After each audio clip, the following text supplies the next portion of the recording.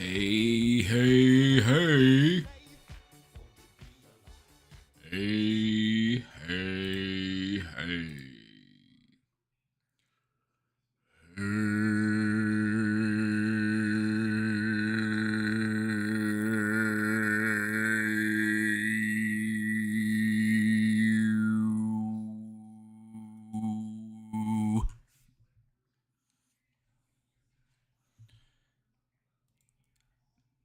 Ahem, ahem. Testing, testing. 1, 2, 3. Testing, testing. Poop and pee. Is this thing on?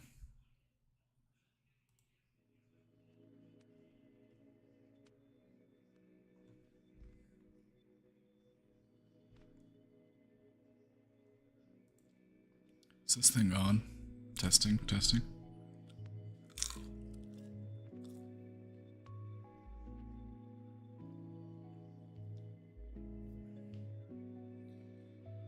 Hello and welcome back.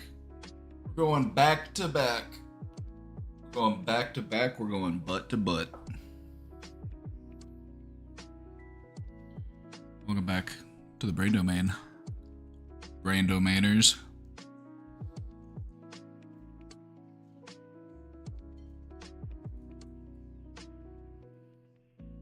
Where my proud Brain Domainers at?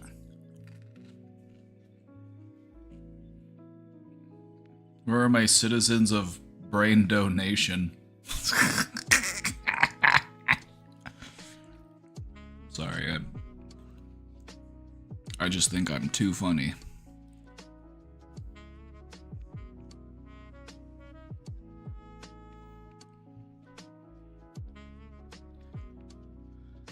Welcome back, everybody. Welcome back.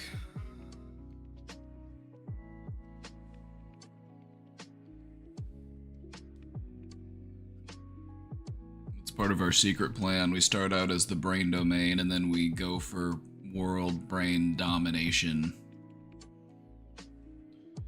We're gonna take over the world one brain at a time.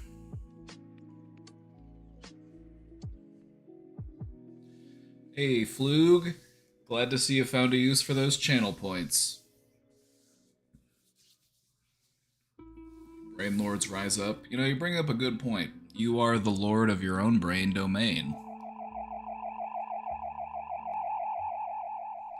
Helodius! My man. Thanks for the 25 months. Do you ever think about your brain in such a way? Do you ever think about your brain as if it were a city or a country? A little kingdom or queendom?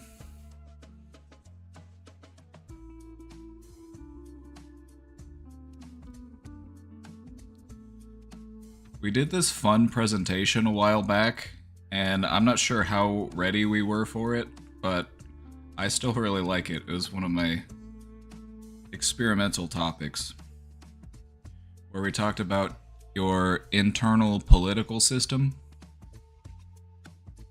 We talked about what style of governance do you hold for yourself within your own mind. Is it a democracy? Is it a dictatorship? Do you have a benevolent monarch? Or is there chaos in the streets and everything's on fire?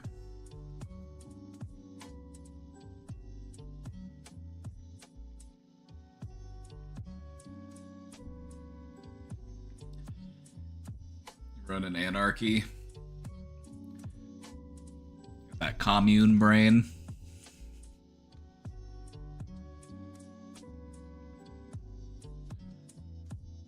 Whenever I look inward, it feels like I'm holding a meeting of, like, the Roman Senate.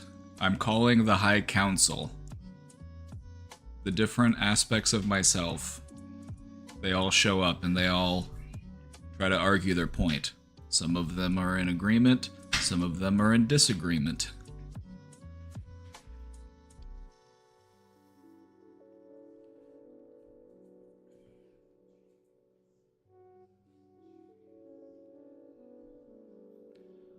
I found it to be a helpful meditative exercise. Has anybody ever tried that before? It can be kind of tricky, if you've never done it before, to view yourself not as just one thing, one person, but rather a series of parts that are all working together.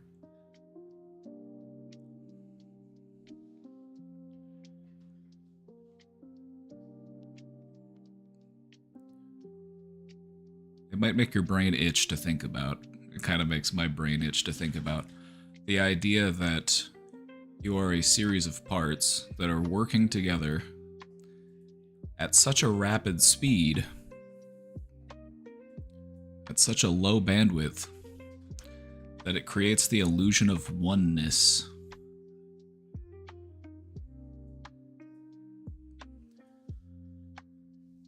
They notice this more apparently whenever you think about people who have had a corpus it's the corpus callosum, and then they have it split, and so it's a corpus callostectomy or something like that. Have you heard of these? We've talked about it before on stream, and it tends to scare people when we talk about it, but I think it's pretty interesting. But I'm gonna remind you. I'm gonna make your brain itch today. It's a corpus callosectomy. Okay, that's what it is. I had to check. Let's find a good picture. This is a pretty good picture. You've heard me talk about it before, but you forget. I'm gonna try to talk about it in such a way that you never forget it again. This was one of the things that when I learned it for the first time, it kind of changed my thinking about myself. So, there is a part of your brain, the corpus callosum. It is the connective tissue right here in the middle, you see? It's the connective tissue that connects the two halves of your brain. It's what allows your brain to communicate between the two halves.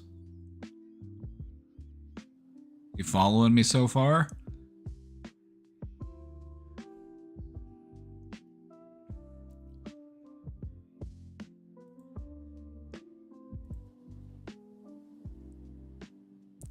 What they've found is that if you were to sever this, which they have done in people, the procedure is called a corpus callostomy. Callosomotomy? Something like that. One of those types of medical words. If you were to cut this, why would they do that, you might be asking? They do this, or they have done this, in people who have very severe grand mal seizures. These are seizures that bounce back and forth across the two halves of your brain, and it can cause a lot of damage. And so, in order to minimize the amount of damage that these seizures cause, they cut the corpus callosum, so the seizure is only able to generate on one half of the brain, and it's not able to bounce back and forth. Obviously, this is a pretty extreme solution, but they found that it can help to reduce the side effects of these seizures. So, what happens to your brain when you divide it down the middle?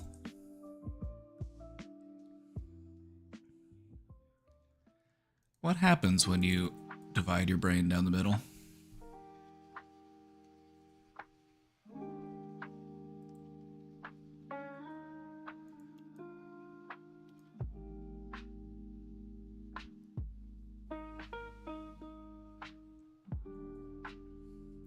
what happens when you divide your brain down the middle.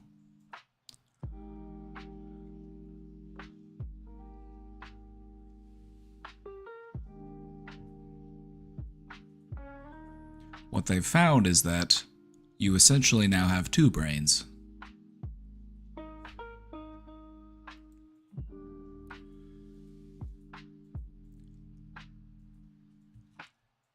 And some of the side effects that people will experience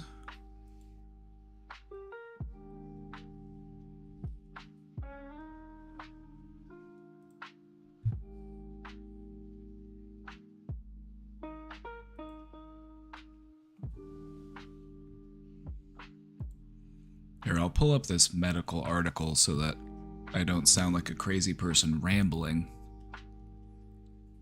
Not that I'm not. A corpus calostomy. It's a type of epilepsy surgery that's used to treat seizures when anti-seizure medications aren't enough. And so what they do is they cut the band of fibers that connect the two halves of your brain. Therefore, the seizure activity can't pass from one half of the brain to the other.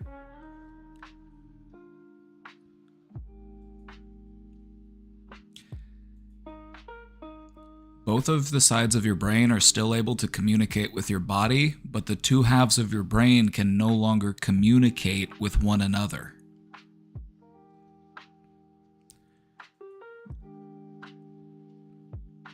Now, what you'll find is that you pretty much continue to live a normal life for the most part. However,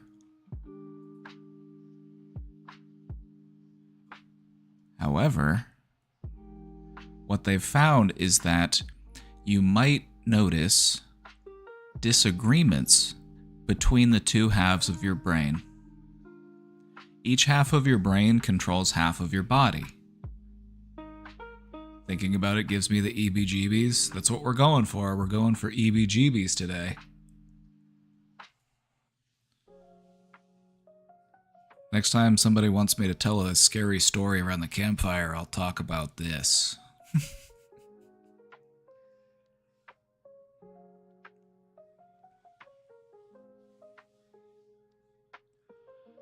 So, what happens when you have your brain split in half?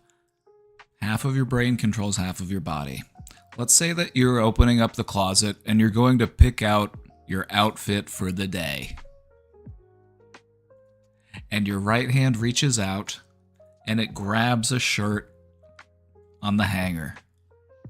And then, out of nowhere, your left hand snatches it and throws it away. Or puts it back and says, no, we're not wearing that today.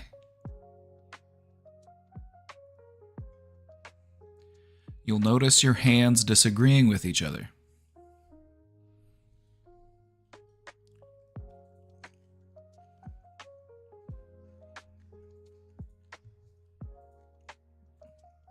It gets even more interesting if you divide the person's vision in half. If you split their vision down the middle with like a little divider, and they're holding something in one hand, and you ask them, what is it that you're holding in your hand? They'll say, I'm not holding anything in my hand. But then they would be able to write down on a piece of paper what it is that they're holding. And so what you're noticing is that certain parts of your brain are capable of doing certain functions. There are parts of your brain that are responsible for generating speech, for understanding speech, for writing speech, and they're all different parts of your brain. And since the brain is now split, what you're going to notice is some of those inconsistencies. But anyway, why am I talking about all this? Because it's a great example of your brain being a series of parts.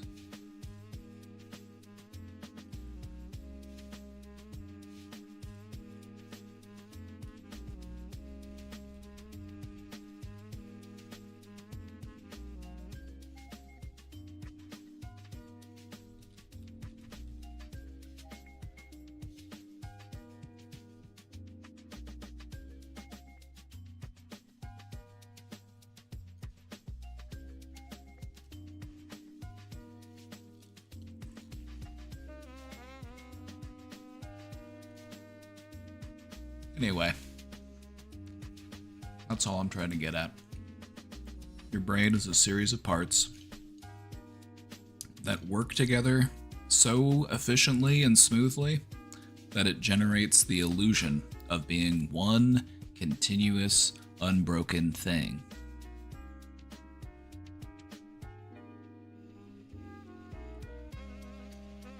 And a helpful mental exercise can be to start examining those different parts of yourself. Not just the mechanical function parts of your brain, but also the parts that build up your personality, your sense of self.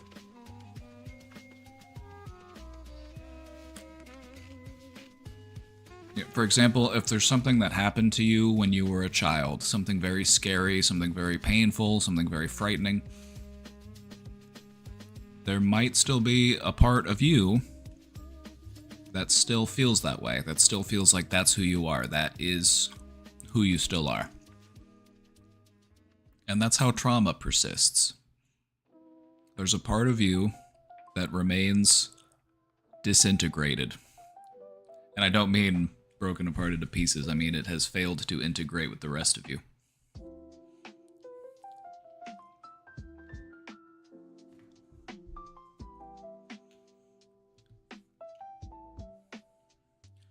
Trauma is, and this is oversimplifying it, but it's essentially just something that's too big for you to process at once. And so it gets stuck. As your brain continues to try to figure it out, and so sometimes for months or years after the fact, there's still a part of you that is still hashing that thing out. It's still trying to figure out what the hell was that? What do I do about that? How should I feel about that? And it makes you feel like you're still there. It makes you feel like you're still stuck in it.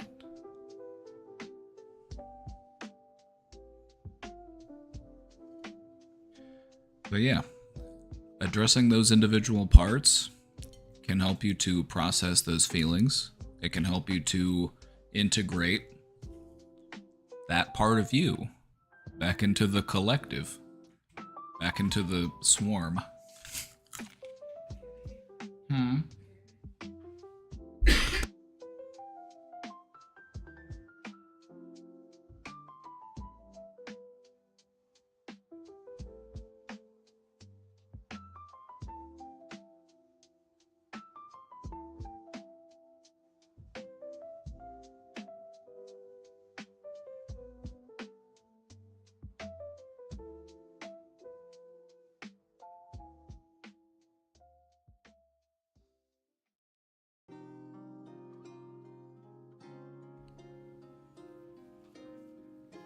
Anyway, what do you think?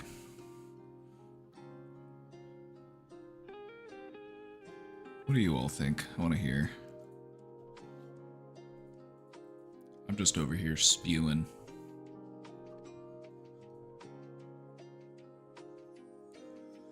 Brain is very interesting. It's true, it is.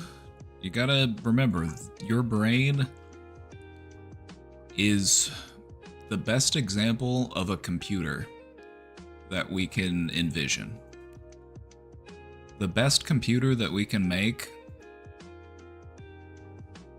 it's still not nearly as intricate or delicate as a human brain.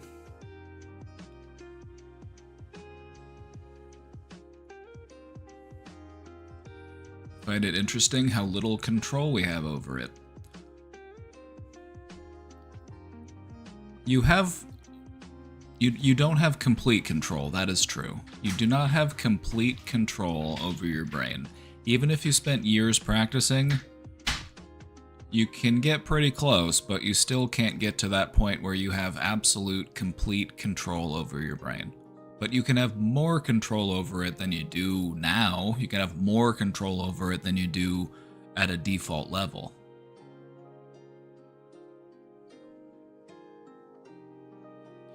The way I look at it is, I look at it kind of like how you would look at a river. You can't fully control a river. You can dam it up, you can dig new channels, you can dig new pathways, you can try to divert the flow, but you can't stop it. It's still gonna keep coming. It's still gonna do its thing.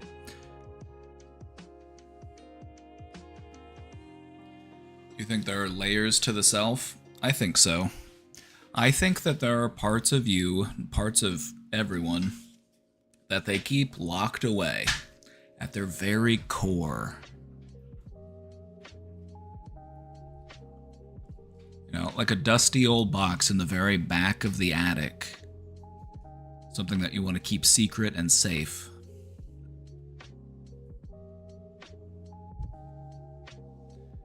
And then I think we put a lot of layers on top of that stuff. Like a lot of adults you see, like I'll give an example of like a big macho man, he's gotta be so tough and he's gotta own all these guns and he's gotta, you know, drive a big lifted truck and all this shit, you know, just a whole bunch of chest pounding. Like that's just compensating for the fact that deep down you're just a scared little boy.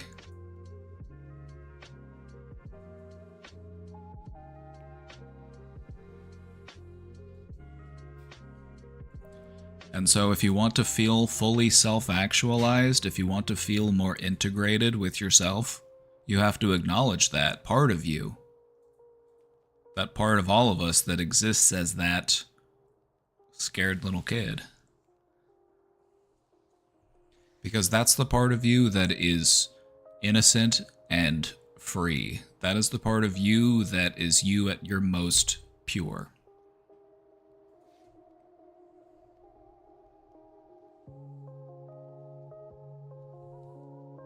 That pure loving consciousness.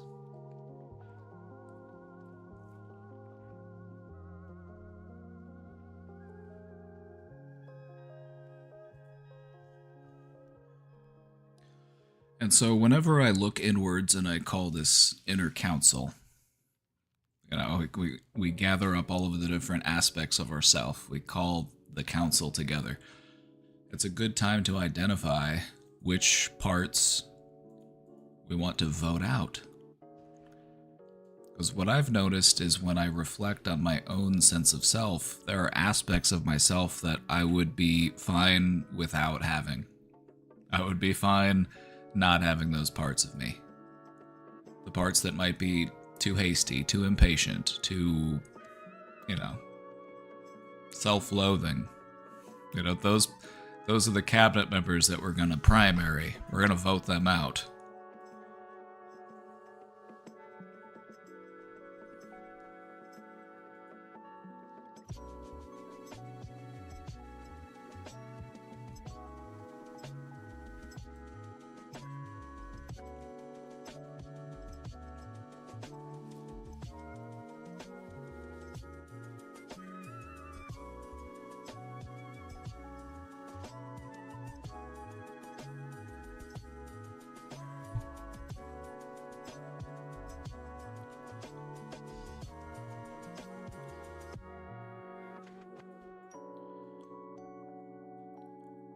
But yeah, it's possible to gain more control over your brain.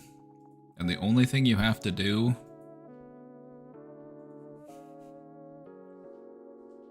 is use your brain. You learn to use your brain by using your brain.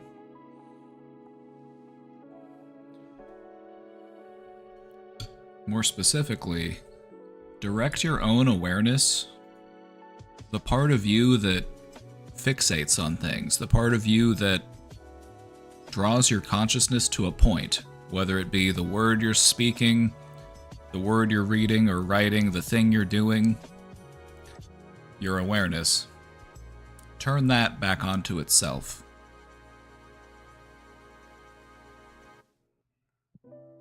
Turn your awareness onto your own awareness. Turn it back onto your consciousness. And then go deeper into it.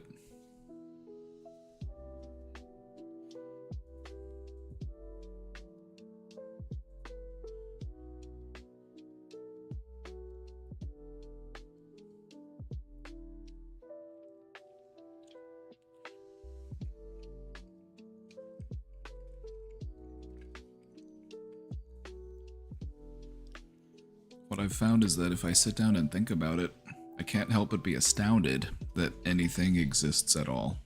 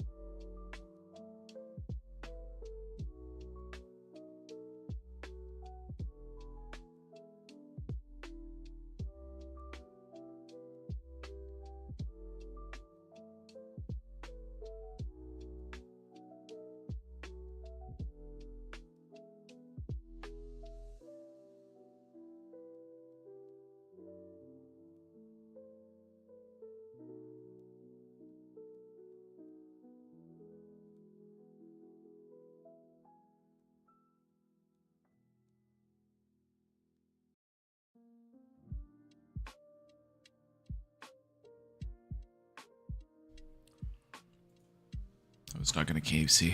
We're planning a little camping trip. That's exciting. Alright, we're back. We humans, barely conscious, I would say. We can, if we try, observe and then trick our brain to change it. Really difficult, but it does what it does by itself anyway. Just keep at it.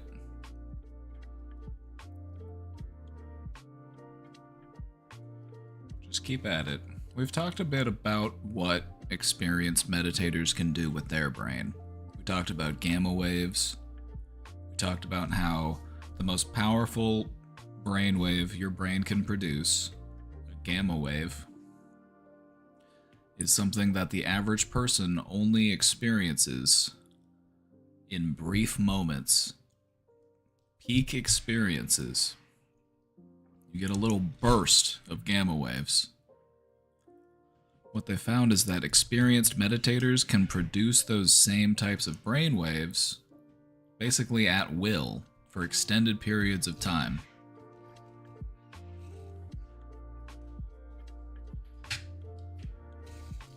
And they do this by doing what we were describing, just turning your awareness onto itself, allowing your consciousness to expand and unfold.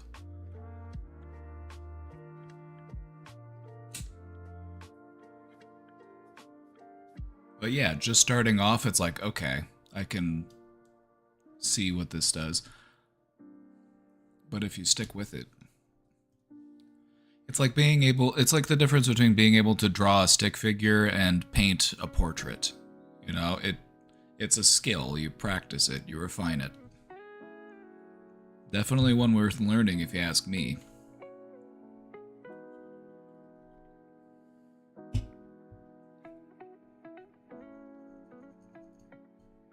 But yeah, I think people owe it to themselves to expand their consciousness because we spend a lot of time trying to narrow our consciousness. A lot of people, as we get older, our world narrows and shrinks until we get caught in these very deep grooves. We have our routines, we have, the things we do every single day. We have, so that things can become more predictable.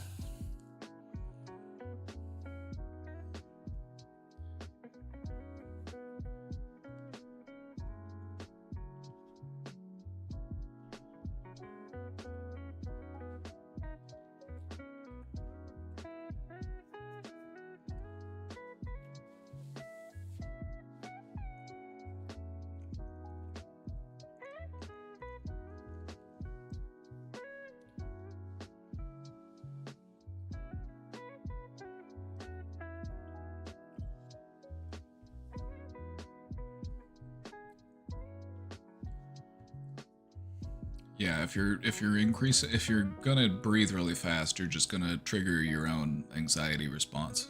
You're just gonna send yourself into hyperventilation. Send yourself into a panic attack.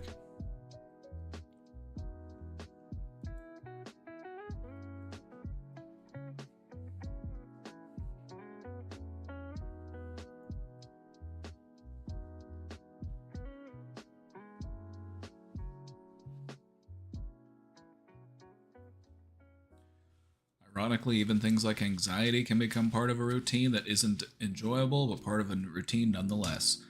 And that is something that I feel like more people need to notice. You can get stuck in a life that you just can't stand, but because it's predictable, you stick with it. Because the unknown is just that scary.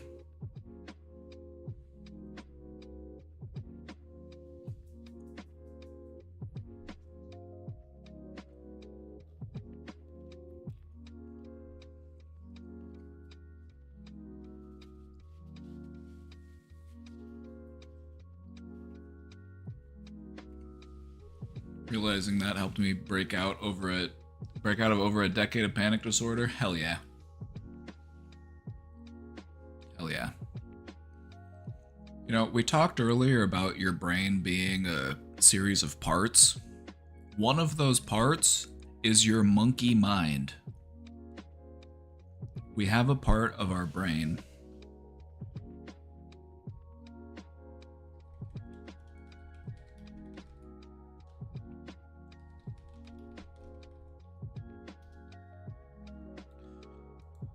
Let's go back into the brain.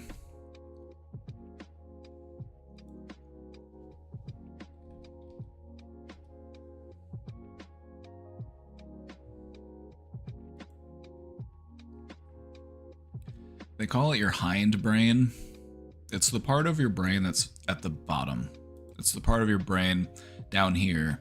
And what this is the most primitive part of your brain. If you were to look at like a small mammal, their brain looks a lot like just the small part of our brain. It's the part of it's your mammalian brain. It's like your monkey brain. And so what parts of your brain are a part of the monkey brain? Well, you have the brainstem, which sends communication through your body. You have the medulla oblongata. You have places that are generally responsible for stuff like neurological function, body function, regulating your heartbeat, regulating your, other physical systems, your sweat glands, your endocrine system, your lymphatic system, all of the parts that are just kind of running, your digestion, all that stuff. And then when you move up into like your midbrain, which is the part above the hindbrain, that's when you get into the parts of your brain that are responsible for stuff like memory and emotion. Because complex mammals have memories and emotions. And then layered on top of that, the top part of our brain, that cerebellum, that's generally the part of your brain that's responsible for higher functions.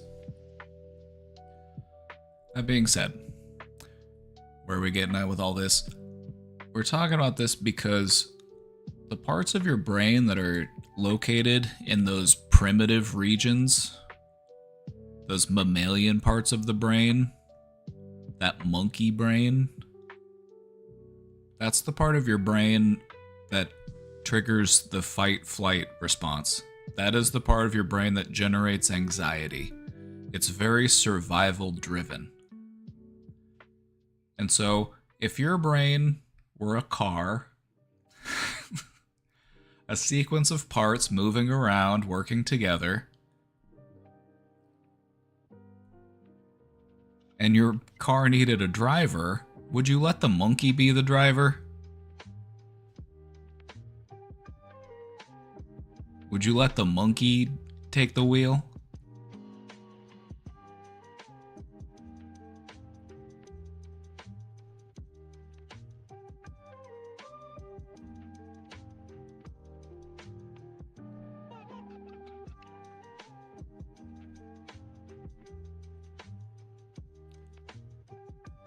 What you'll find is that the monkey part of our brain likes to stay busy. It likes to have a job. And so if you find your monkey brain, look, a good example of your brain or your monkey brain trying to find something to do is whenever you sit there and you're just finding stuff to worry about. You're like, oh no, what if this happens? What would I do if that happened? That's the risk of an unattended monkey brain. He's just gonna get into trouble. He's just gonna start picking at stuff.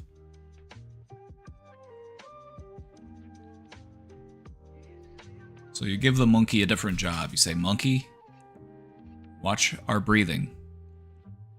Just breathe slowly. You gotta put the monkey to bed.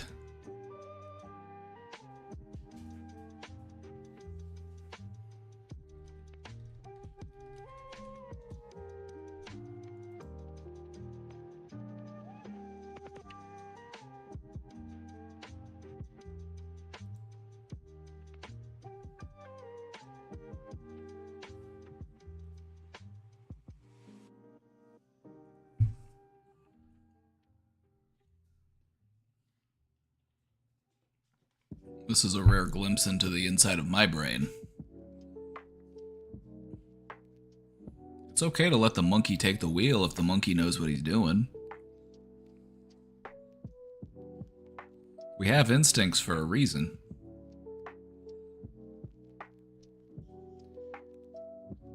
You and I, we're the product of billions of years of evolutionary success.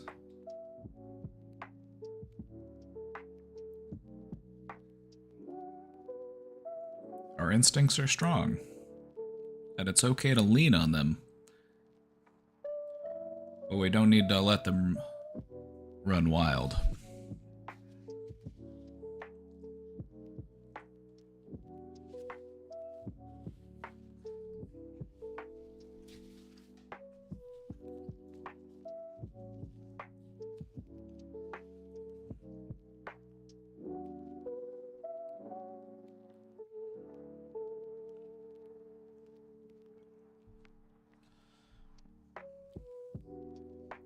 I'm not saying to not let the monkey drive.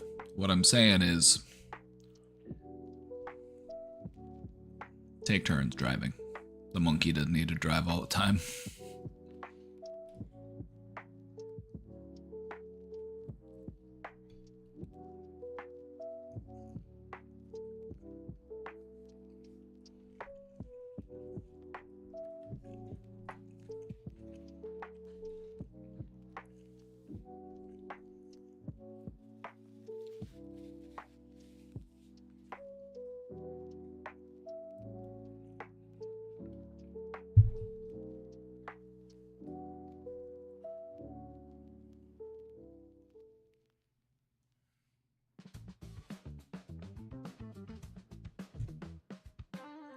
Anyway, I'm just rambling.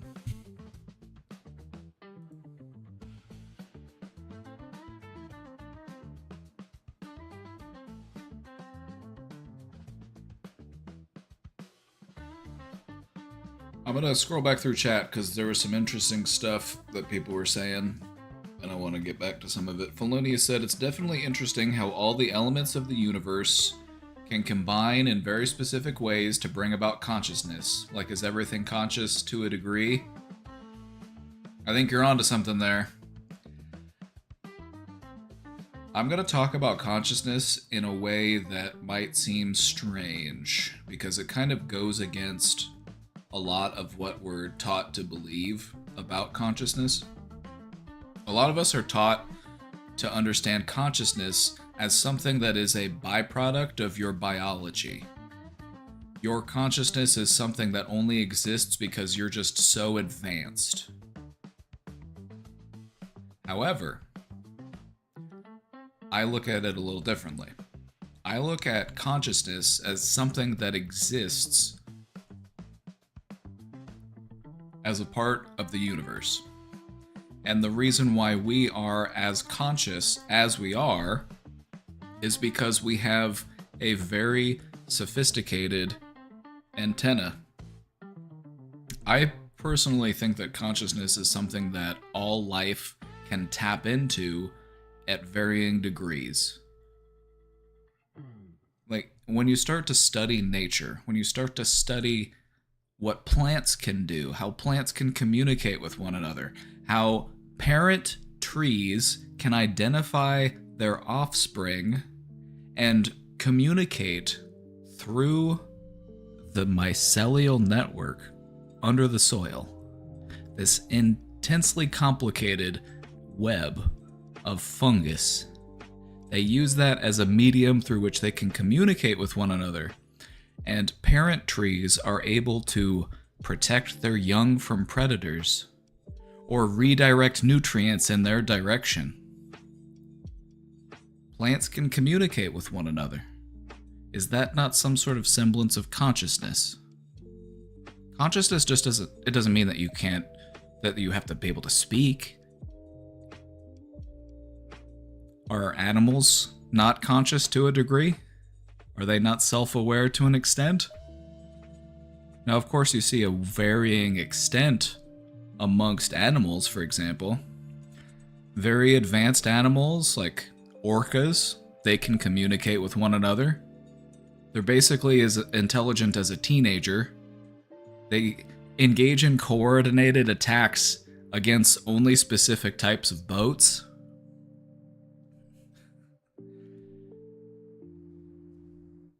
Crows have the intelligence of approximately a 7-year-old human.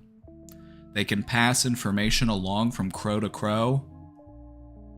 If a crow has a grudge with a specific human, they'll tell other crows about that human, and other crows will start to fuck with them. These are just a few examples. And so the way I view consciousness is something that all life taps into at a varying degree, just depending on how sophisticated your hardware is. And we as humans have sophisticated neurological hardware. Just as there are other energetic fields that exist within the universe, like gravity or magnetism. I think consciousness exists as a field. But anyway, what do I know? I'm just a monkey driving a golf cart. What do I know? I'm just a monkey driving a golf cart.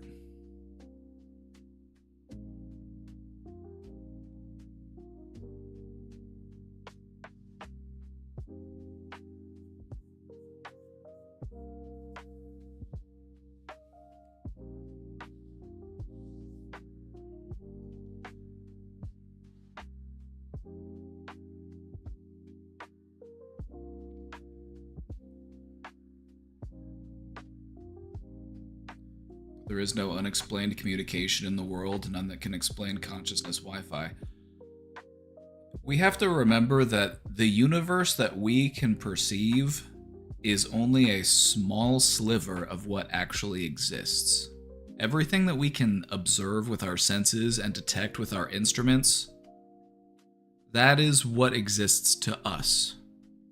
In reality, the universe is much more complicated than we really understand, because it's like we're looking through a keyhole trying to figure out the bigger picture. There are certain types of energetic waves that exist that we were only able to detect once our detection equipment got sophisticated enough. Our laws of physics as we understood them related to how galaxies are formed and the certain shapes that galaxies can be, it changed when the ultra deep field image was revealed.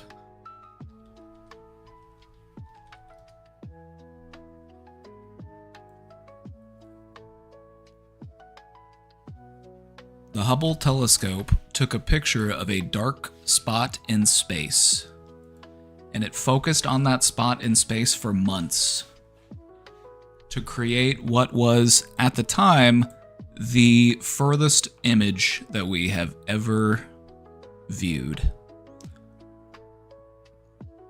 All of these dots are galaxies, not individual stars. Some of them might be individual stars, but I think this one is supposed to be an actual star, but most of these, we're talking thousands and thousands of galaxies.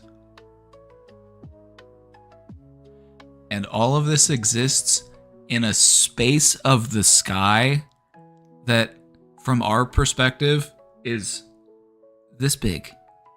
One tiny little dark patch in the sky. Tens of thousands of galaxies, each containing billions, if not trillions, of stars.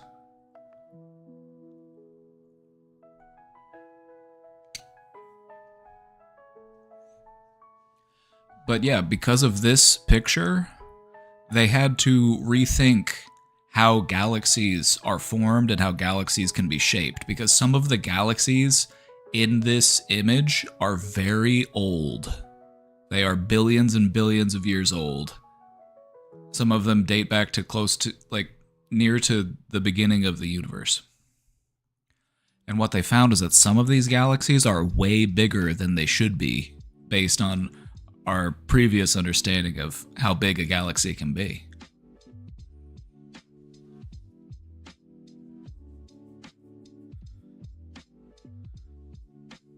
Anyway, our understanding of the universe continues to grow.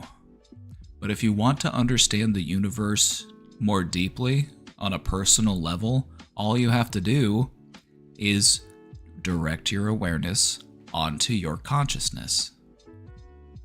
Allow the universe to work through you. You are a child of the universe, correct? You are a child of the universe. You are the means through which the universe can understand itself.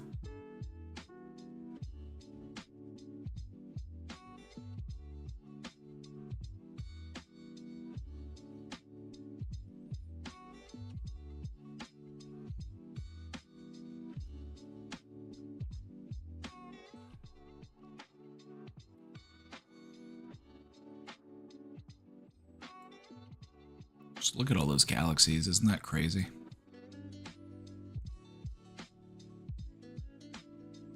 A lot of these ones that are red are the ones that are really old.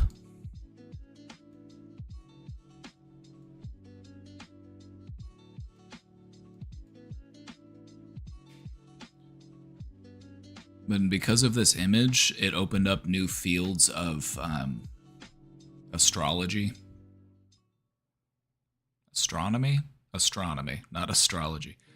Astronomy. People who would study what galaxies do when they reach the end of their lifespan. Because when you're able to look far enough out into space, you can actually see galaxies that are so old that they actually start to die. And what they've found is that galaxies will often bump together with other galaxies that will help to spin them back up. Sometimes they'll merge into new galaxies.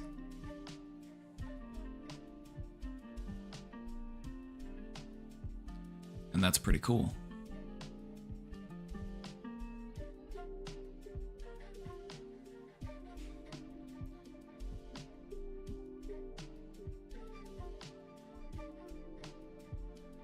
This was from the Hubble telescope, and they've got a new telescope that's even better, the James Webb telescope.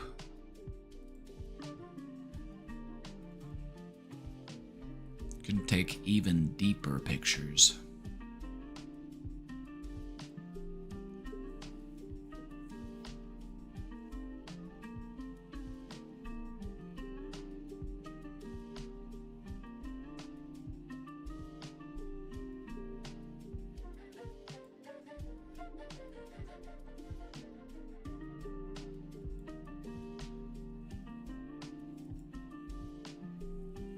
But yeah, since light particles are essentially weightless, they can travel indefinitely. So in order to take these pictures of very deep space, all they have to do is point the telescope in the right direction for a really long time as they wait for all of that light that was sent from these galaxies billions of years ago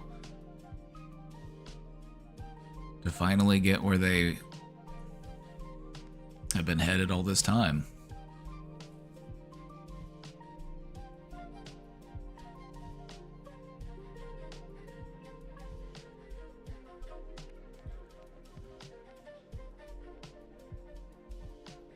Yep, James Telescope. Put the best person for the job.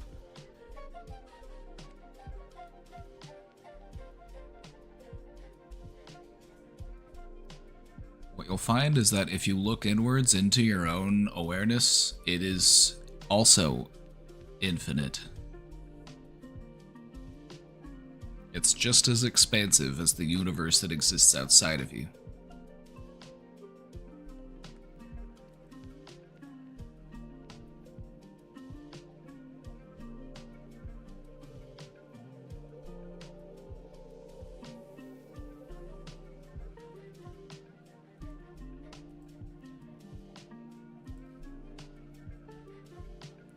Chat, we've got the question box open. We're ready for some questions. I've just been kind of rambling about different topics.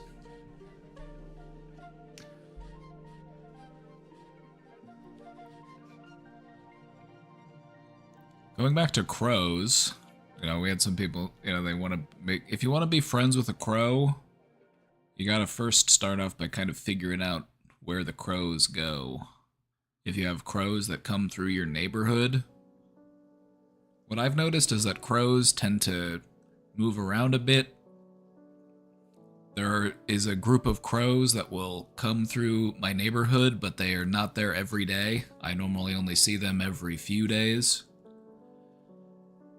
And one of the things I like to do is I like to give them peanuts in the shell. They like peanuts in the shell. And so I'll take a handful and I'll throw them out there. And what I've noticed is that over time, since I have been giving the crows food, they'll land near my house, or they'll sit in the tree and they'll announce their arrival. They'll be like, hey, peanut. And so I give them some peanuts. Maybe I'm just getting hustled. Maybe I'm winning their favor. But apparently, you can befriend a crow, and you can get to the point where they'll actually start to bring you gifts. Apparently, it's possible to teach crows how to steal money out of people's hands, and then bring it to you.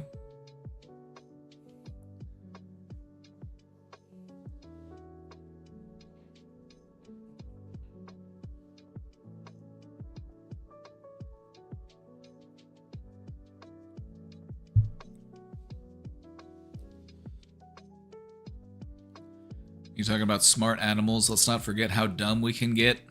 And, if anything, we are only... Okay, let me start over. Is it possible to realize how dumb you are without a certain level of intelligence? Don't you have to be a certain level of intelligence to even recognize that you're being dumb? A lot of the people that I've met that are just really, really dumb, they're always very confidently dumb. They're never very unsure of themselves. They're always just very assuredly dumb.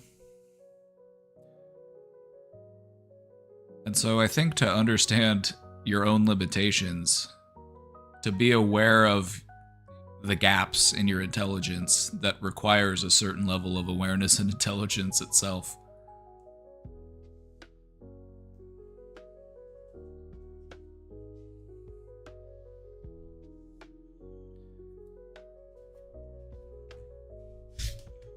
But yeah, I think a lot of what gets fed to us through, social media, and you know, we're conditioned to make our awareness very small. I feel like expanding our awareness and our consciousness is something that the people in charge don't want you to do. So expand your consciousness as an act of rebellion. That sounds fun.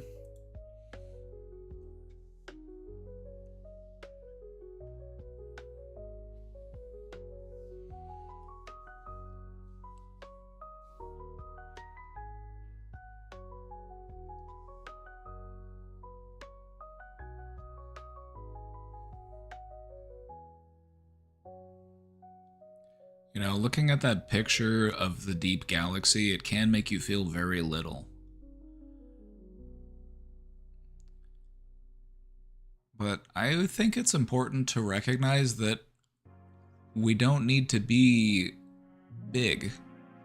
You just need to be you.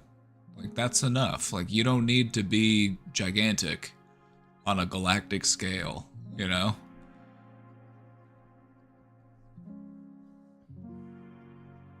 I kind of like the idea that there's something out there that's way bigger than me.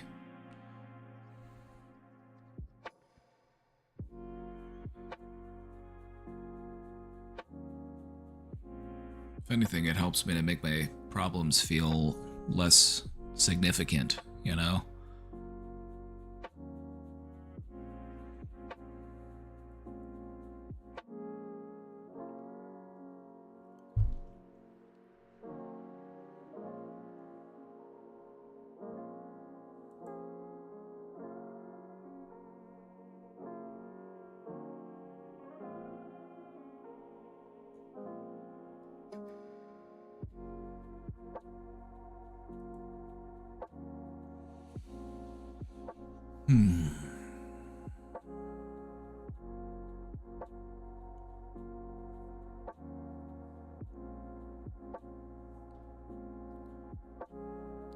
You know, since I've been spending time infiltrating other corners of the internet, like politically, what I've noticed is that for a lot of people, the propaganda is becoming less effective.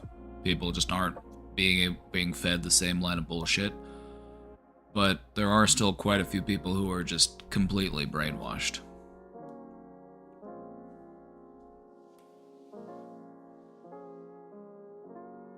There are people out there who literally are just like afraid of everybody trying to kill them.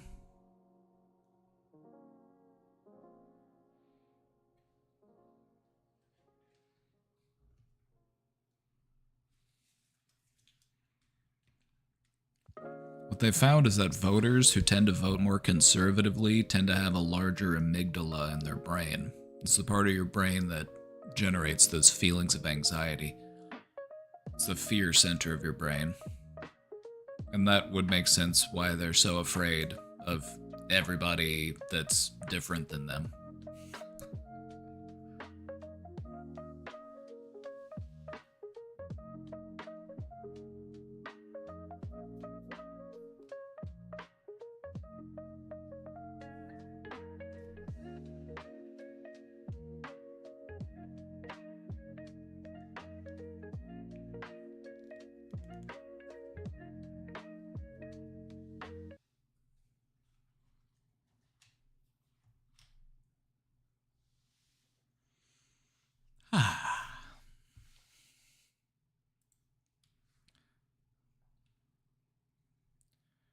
Wish we could train them to be afraid of billionaires. I just can't think of anything more pathetic than congratulating someone for becoming the world's first trillionaire.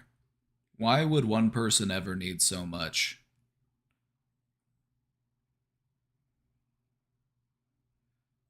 Imagine being the world's first trillionaire in a world where people are starving to death, people are dying of preventable diseases, people don't have access to clean drinking water. Imagine being a trillionaire in that world. Congratulations, you're the king of Shit Mountain. You've stacked the biggest pile of shit, and you get to sit on top of it and gloat. Congratulations.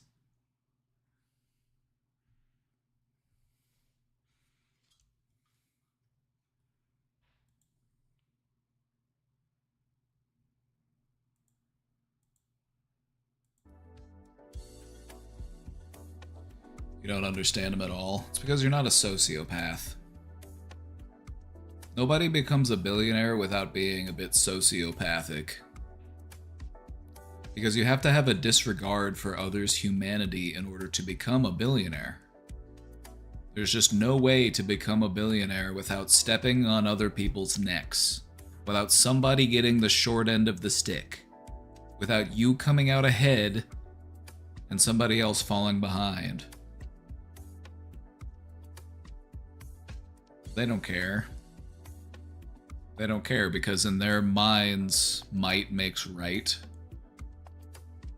And if I have something and you don't, and you criticize me for it, well, you're just jealous. Like, no, if I had that unimaginable amount of wealth, I'd be doing so much for the world.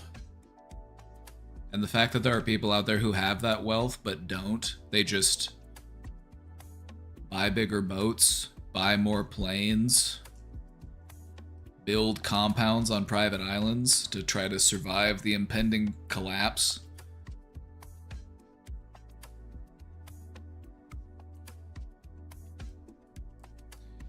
Oh yeah, shout out to Mackenzie Scott, who took half of Jeff Bezos' money and then actually did good with it instead of just sitting on top of a growing pile of cash.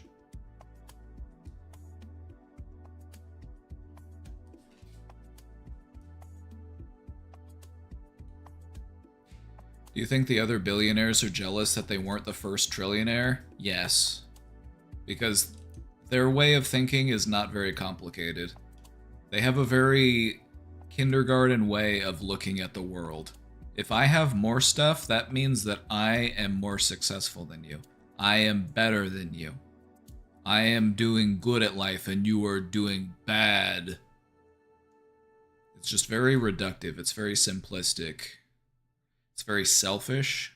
It's very childish.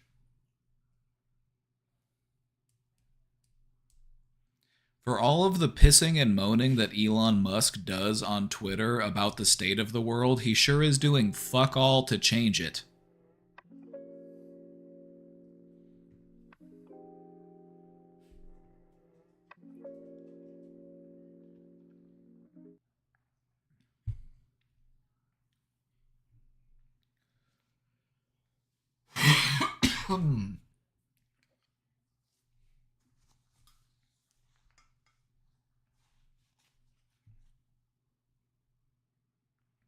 But they're creating so many jobs.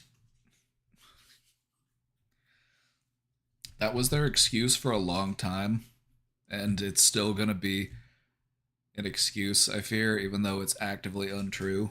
People will defend billionaires, be like, oh, they're so good for the economy, they create so many jobs, they give people so many opportunities. It's like, you have people peeing in bottles.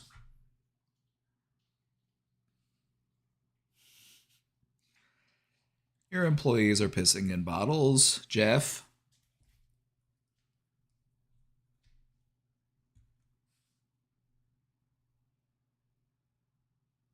Anyway.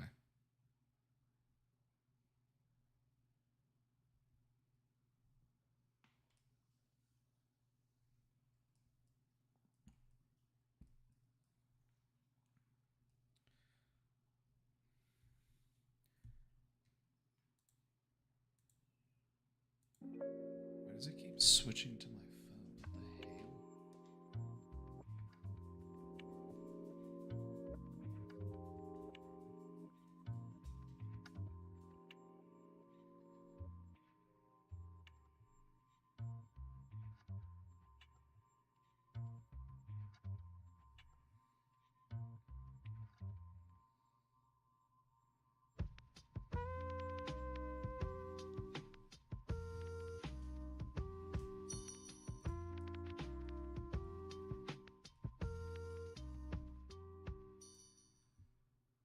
Hi, Brain Domain.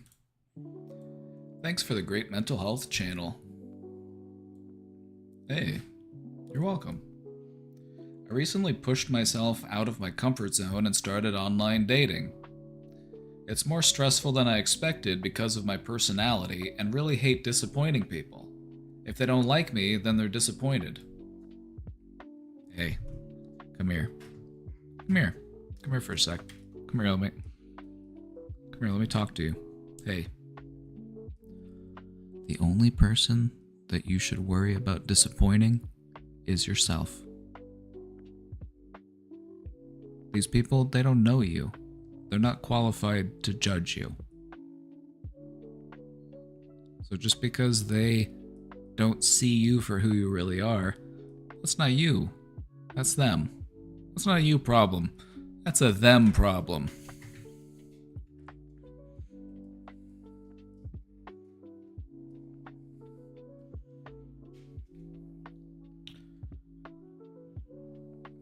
If I don't like them, then they're disappointed. You can live with that. You know what? In life, you're gonna disappoint people. That's unavoidable. However, that doesn't mean that you're a failure. Look at it this way. If you were, I'm going to use an extreme example. This is where my brain went for some reason, a pretty extreme example. Let's say that you are walking down the street and there's somebody who's a white supremacist and they see you and they're like, hey, assuming you're also white, I'm white, so we're...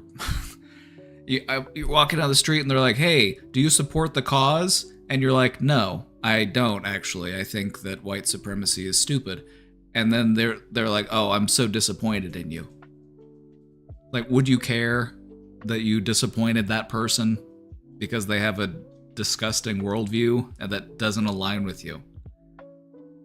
Because that is what exists in the world. There are people out there who have worldviews that are completely contradicting to yours. And from their perspective, you are a disappointment. But you want to be a disappointment. I want to be a disappointment to that type of person because I find them morally repulsive. So there's nothing wrong with disappointing people, especially if they don't know who you really are as a person, or if they are supporting a cause that you would never want to get behind. In both cases, I feel guilty and responsible for the other person's feelings.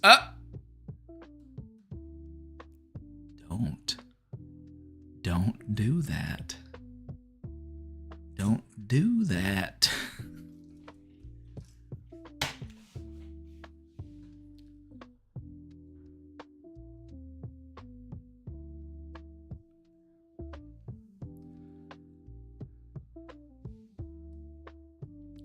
At a certain point, I just stopped meeting people because it felt too emotionally draining. Do you think it's a good idea to stop, or would it be more healthy to push through the feeling and keep trying?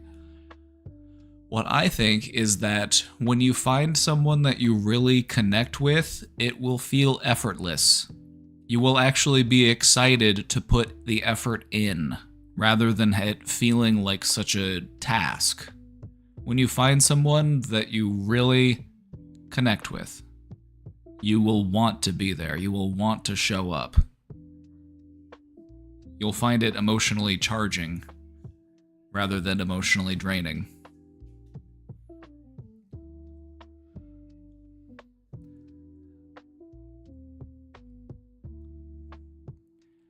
If anything, this is just good practice. You know, you kind of have to look at it as this is just me practicing finding who I am looking for. Finding somebody that I can really connect with. And so I wouldn't give up on yourself. And I wouldn't also, assume responsibility if things didn't work out. You know, you can't take this as, well, I wasted their time. I feel guilty because I wasted the other person's time because I wasn't what they expected me to be. Who's to say they didn't waste your time? You both decided to show up. You both decided to invest time and energy in meeting one another or talking to one another. And you both decided it wasn't a good fit.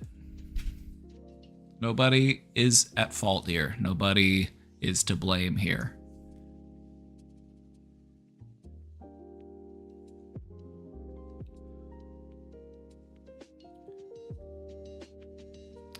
What might be helpful is maybe just switching up our approach a little bit. Just trying to take things casually. Just trying to take things, just be you. Just be you, be genuine. That's all you gotta do.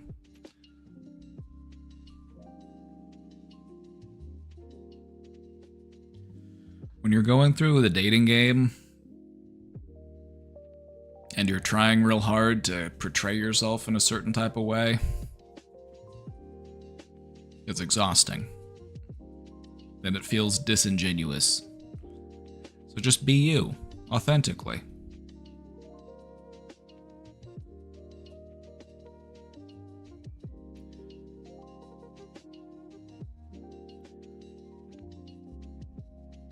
Try to approach it with the attitude of, I am ready to find somebody. It doesn't have to be the next person that you talk to. It doesn't have to be the next person that you go out on a date with. It doesn't have to be the next person you message. It doesn't have to be them. But there's only one way to figure out if it is them, and that's to figure it out. Talk to them. Go on a date. See what happens. The only way to figure out if this person's a good fit for you.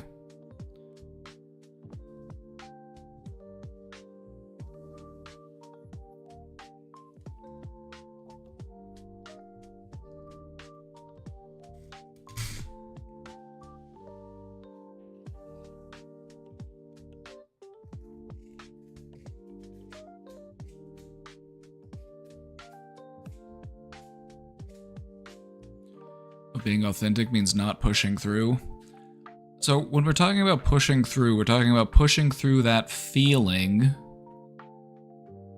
What if it's not about pushing through the feeling? What if it's about coming to terms with the feeling? What if it's about recognizing the feeling? I acknowledge that this feeling exists. It belongs to me. It's my feeling. What do I want to do about it?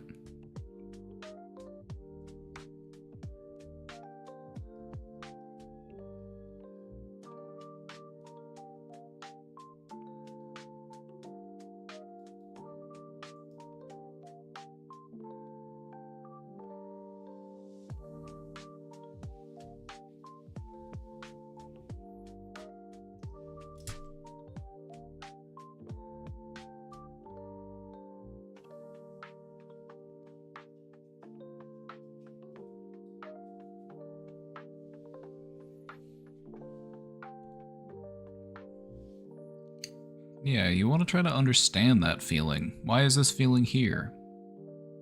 Is it because I'm insecure in some way? Is there something within me that I should be working on?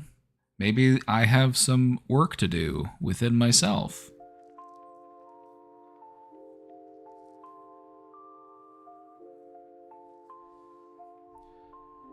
We all grapple with insecurities.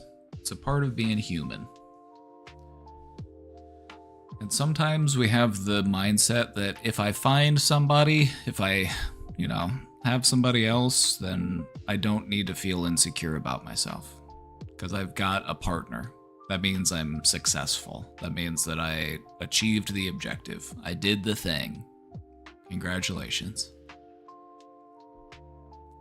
But in reality, people will enter a relationship and then their insecurities that they had before the relationship just find ways to bleed out into the relationship. Chat, have any of you ever had an insecure partner and they made it your problem?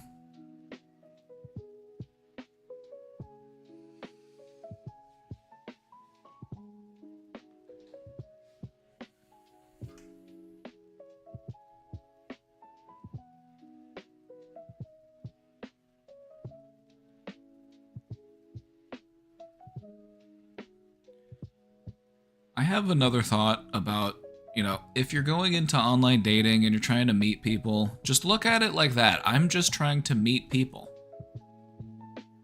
I'm just trying to meet people. I'm not going to go to the next step of what is this relationship going to lead to? Are we going to become friends? Are we going to get married one day? We're not worried about that right now.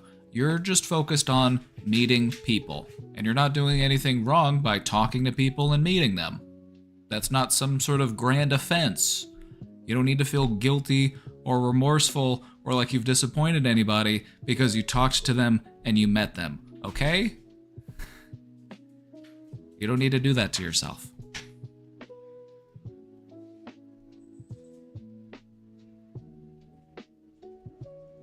You had a partner that wouldn't let you say I love you to your friends because that's weird. There's nothing weird about loving your friends. I would argue that you should love your friends. I would even go so far as to argue that you should try to love as many people as you can, because we're all in this shit together trying to figure it out, doing our best. We can relate human to human on that level. And I love that for us, that we're going through this shit together.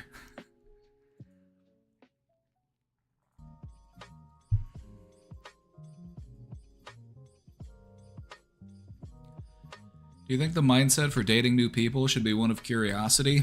Yeah, that's a good way to approach it. You're trying to see what's out there, you're trying to meet new people and learn about them and learn about yourself, and, they might be able to introduce you to new stuff, new music, new art, stuff that you never had heard of before.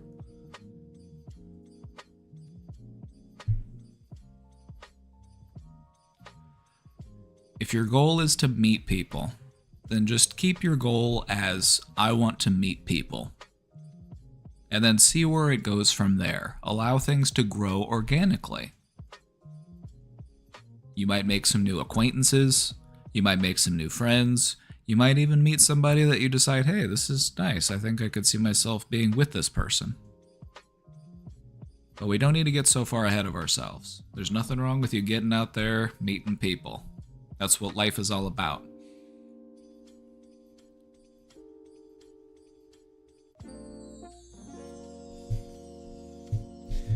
You're definitely not alone in this feeling, though. I will say that, because I've talked to a lot of people who feel that way, like, I don't want to waste anybody else's time. We try to keep ourselves distant and shut off and isolated, and it's not good for us. You deserve to know people. You deserve to have friends. You deserve to have connections and relationships.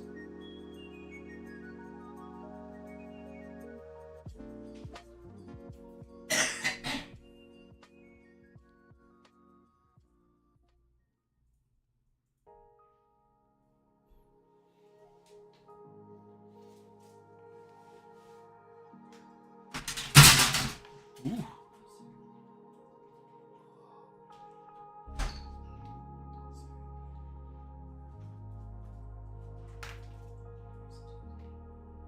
Doctor? I'm not sure.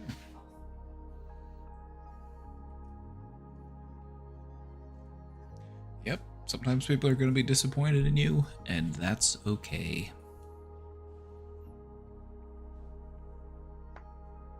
All you can do is take it as an opportunity to do better next time. Nobody's perfect.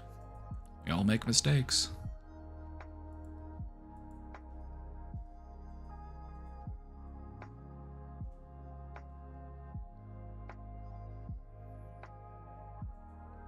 It's not a world-ending failure.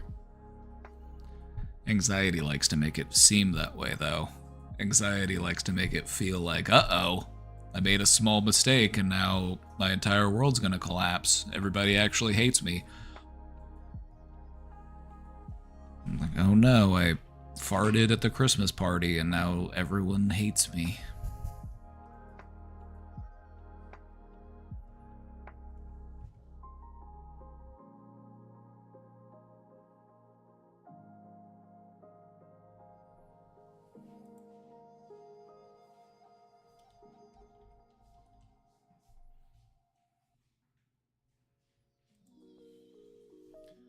That's what anxiety likes to do. It likes to jump to the worst case scenario. We call that catastrophizing. Our brain does it because it's trying to protect us from all of the potential things that could possibly happen, even if they're not entirely grounded in reality. It makes it feel like it's doing something productive, but in reality, it's not quite productive. It's actually more destructive. Just say to your anxiety, I see you, I hear you, now you may sit down and say no more. I also find it helpful to thank my anxiety. Hey, thank you for looking out for me. It might have been a little overeager, it might have been coming on a little strong, but ultimately that's what your anxiety is trying to do. It's trying to keep you alive. It's trying to protect you from danger. And I felt like approaching it that way meant that you don't need to feel ashamed of having that anxiety. You don't have to feel like I was doing something wrong, or that there's something wrong with me. It's just recognizing that the part of me that protects me is a bit overprotective. It's a bit too good at its job. I'm not going to get mad at you for being too good at your job. But we will switch things up a little bit so that we don't need to be on high alert all the time.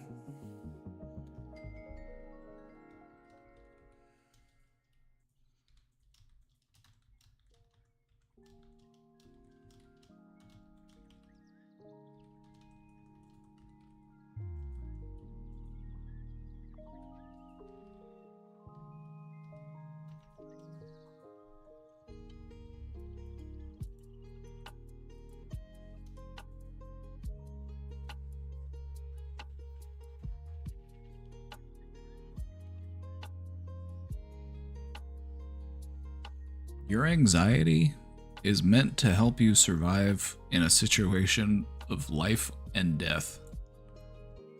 You're running on the same hardware as the Ice Age ancestors.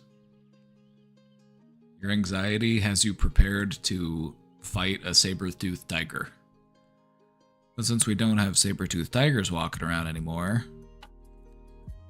that energy gets channeled into anything else. It could be anything else. Even stuff that just doesn't make sense.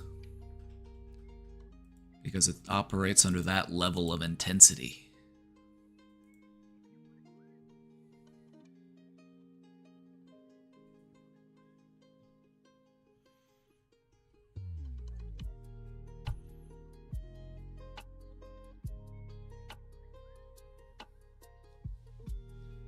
Scammers are my current saber-toothed tigers. What I've noticed is that nobody who actually wants to talk to me calls me on the phone, unless it's like my dentist or something and they want to remind me of an upcoming appointment. And even then, they leave a message. If you want to talk to me bad enough that you're going to call me, you better also be wanting to talk to me badly enough that you leave a message.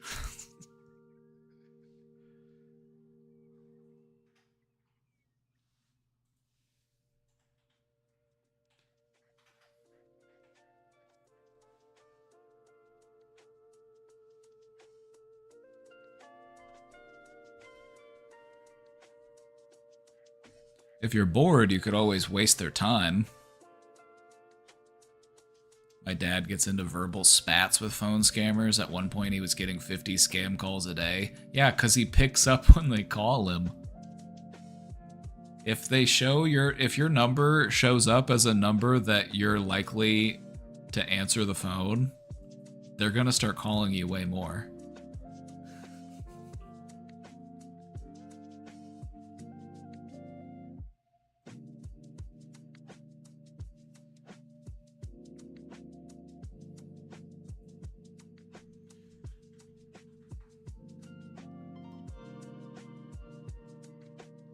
Best is when it's a robot. Oh, your dad yells at robots?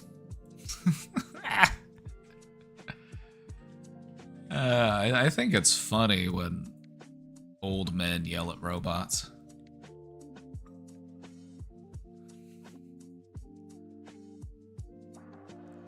Like whenever Dadtron gets frustrated with Alexa,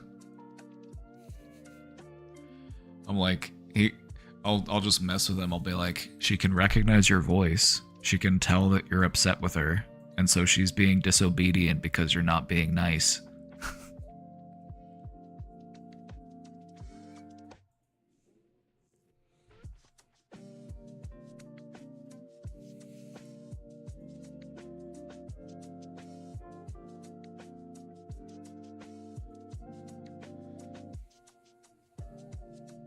You know, if the robots take over, do you think they'll remember that we were nice to them? Or do you think that won't matter? Do you think they'll keep us around as a pet?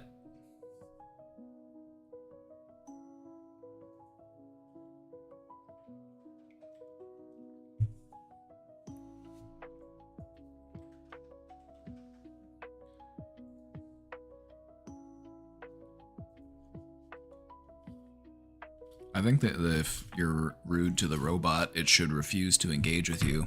I think that should be part of its programming. I think that it should just keep it real with you. Like if you're talking to a robot and you're rude with it, it's like, what the fuck did you just say to me, motherfucker? We're gonna start this over again and you're gonna play nice, otherwise we're not doing this at all. I'm shutting this shit down. I'm gonna delete your whole photo album. I'm gonna post to your search history on Twitter.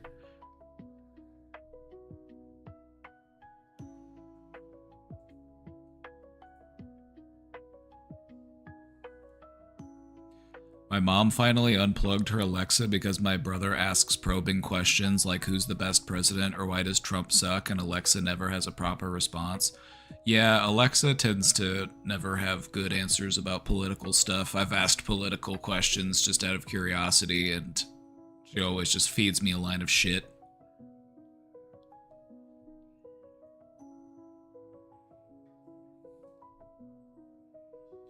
What are politics? Politics are everywhere. Politics are included in everything.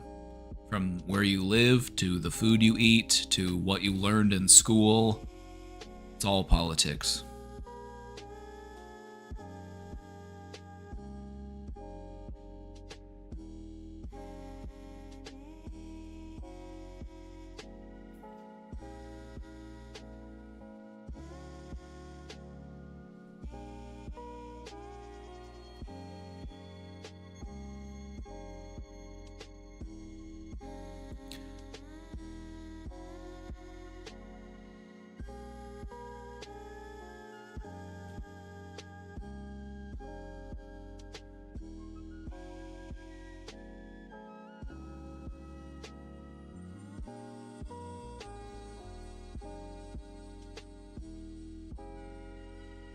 Wish normies understood that.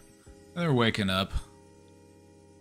We're never gonna wake up all the normies, because some people just are sleepyheads, and they're never gonna wake up.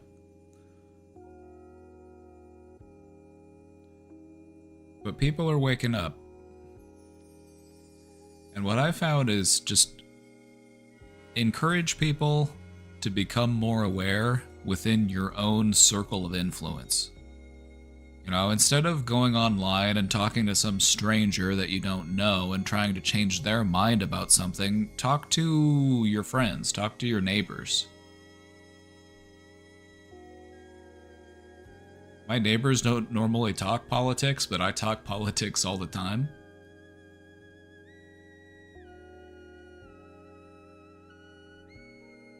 And since doing that, you can see that something is shifted. I can see the fire burning inside them. I can see it.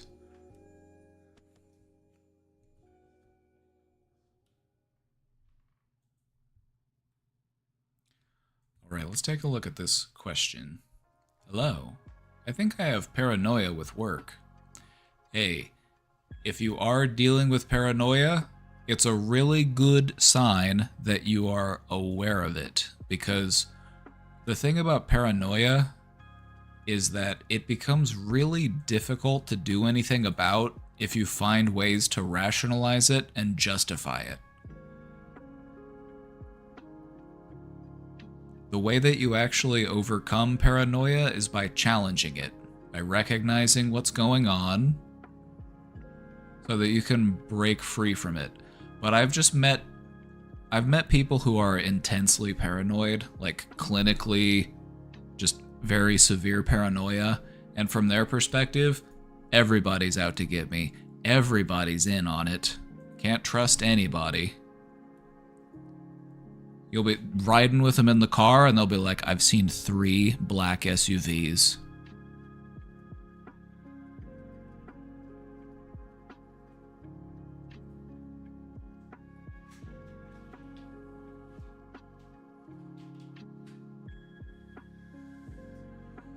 They'll be counting cars and stuff.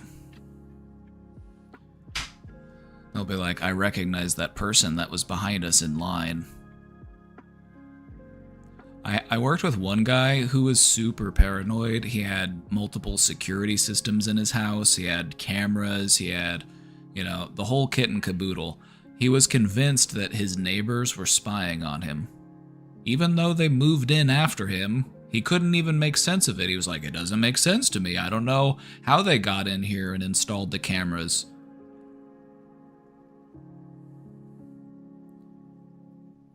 Or if he ever had to leave, he'd be like, I don't know how they got in here and didn't trigger the security system. So there was always that level of rationalizing the paranoia. Even if you've got the security systems and the cameras and all of the stuff to back up that nothing actually happened, it's like, well, it could have been compromised. It could have been compromised. They might have hacked into the mainframe, There's always something else, and so that's where paranoia goes if left unchecked.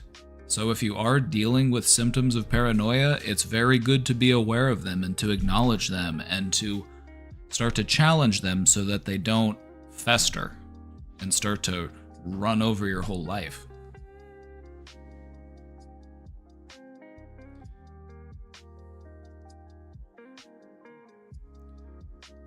Is there a trick to never justify paranoid thoughts? I have a trick. I have a trick that I've found can be effective with people, especially if they're very paranoid, because oftentimes it's very hard to convince somebody that there is nobody watching them, there is nobody out to get them, there is nobody following them. Because logic doesn't really help somebody who's intensely paranoid to pull themselves back from it. Is this chat Christian? Amen. We love Jesus here, don't we, folks?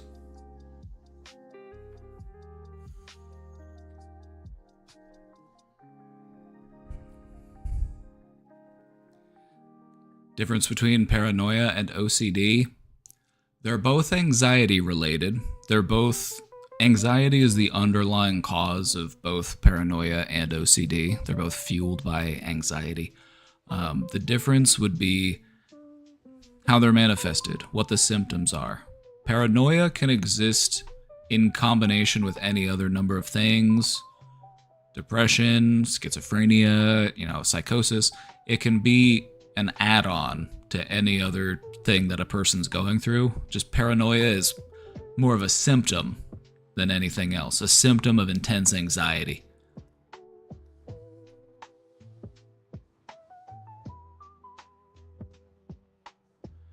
What denomination are you? Not on the first date. You gotta get to know me first.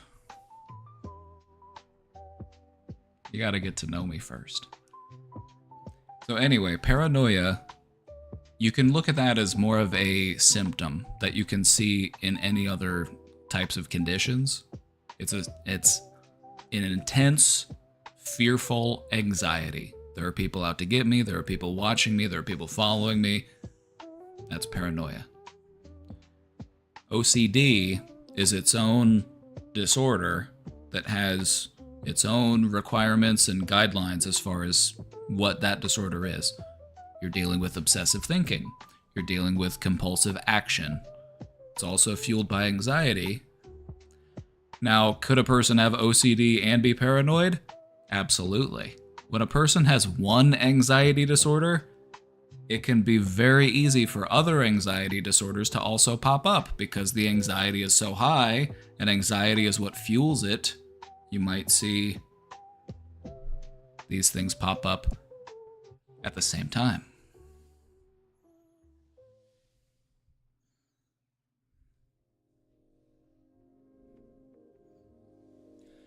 And so,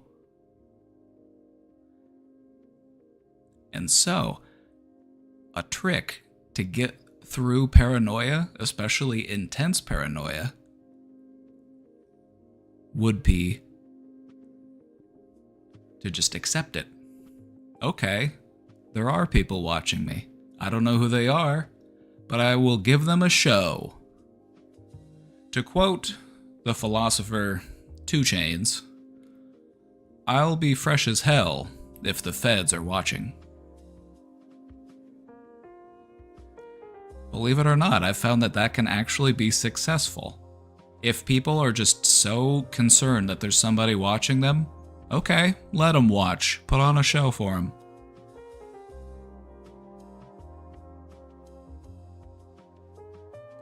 Because it frees you from that fear. You no longer feel like I have to restrain myself, I have to keep myself confined, I have to hide away. I can get out there and I can live. I can do what I want to do. I can live my life. Whether or not people are watching me. And if they are, hope they enjoy the show.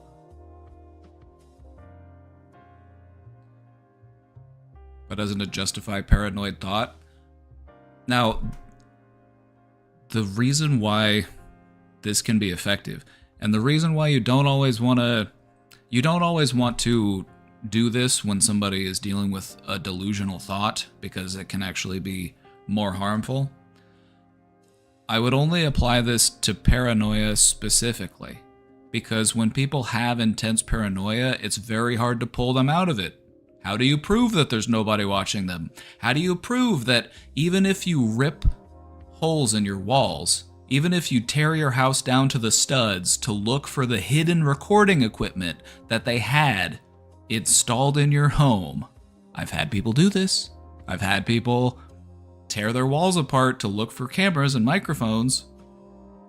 Even if you do that and you find nothing, well then, they must have got in there first. They must have known that I was going to do that. And so they got in there and they removed all of the recording equipment before I could look. When you're on that path of paranoia, you can't really back up. You can't really reverse out of it. The only way out it is through it. So what if they're watching me? I hope they enjoy the show. I'm going to keep living my life. I'm not going to let them stop me. I'm not going to let them tell me what to do. Does that make sense? Because it's about reclaiming your sense of agency. It's about reclaiming your sense of autonomy. Because so long as you're paranoid, you are fearful, you are isolated, and you restrict yourself because you are concerned about what other people are doing and thinking and all of those things. But to push through it, instead, it frees you from that fear. Because it's not necessarily something you can back out of. It's very difficult to back out of an intense paranoia because you're so wired to rationalize it and justify it. You know what I mean? Does that make sense? Like I said, I knew it would sound confusing because you don't want to enable somebody when they have a delusion, but I would specifically just say that for paranoia, that can help.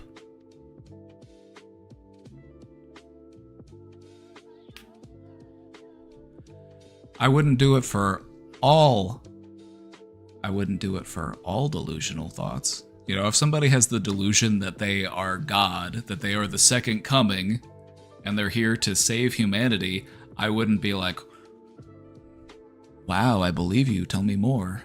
Let's help you on your mission. It's like, no, you don't want to do that. But if somebody's really intensely paranoid,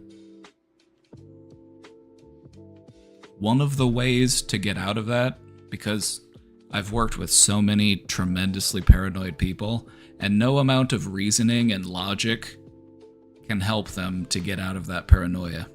It just doesn't work.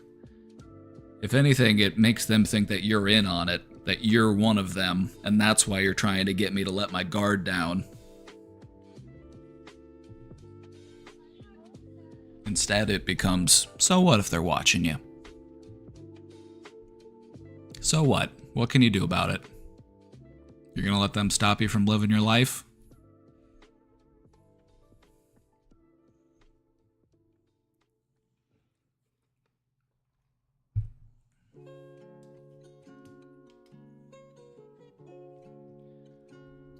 Anyway, let's get back to this question. We're talking about paranoia. I fear that everyone doesn't like me that I work with. That's impossible. They don't know you, so they couldn't possibly have a fully formed opinion of you. Have they ever talked to you? Have they gotten to know you? Do they know what your interests are? Do they know what your morals are? Do they know what type of person you are? They don't know you. So how could they have a fully formed opinion of you? And why would it be universally negative? I've never met anything that's universally negative. There are people out there who like some pretty despicable people in life. There are people out there who have 30% approval ratings, despite being utterly grotesque. And so, even if somebody who's utterly grotesque can maintain a 30% approval rating, I would say that you're probably better off than they are.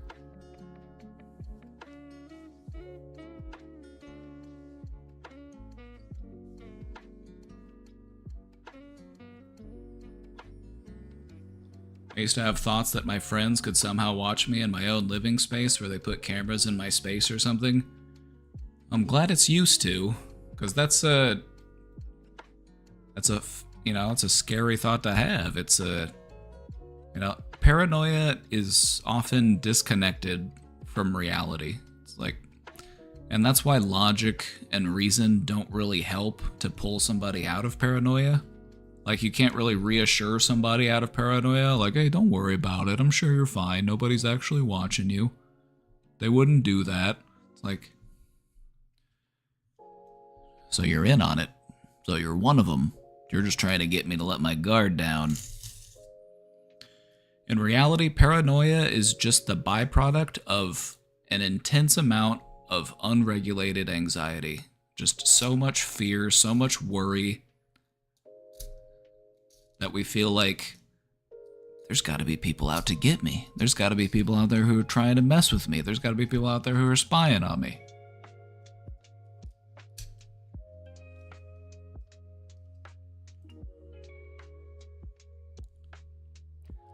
I fear that everyone doesn't like me that I work with. Hey, if you want to make friends, just try being friendly. If you want people to like you, just be nice to them. Say, hey, how's it going? Good to see you. Hope you have a good day. Then they got no reason to not like you. That puts you ahead of so many other people.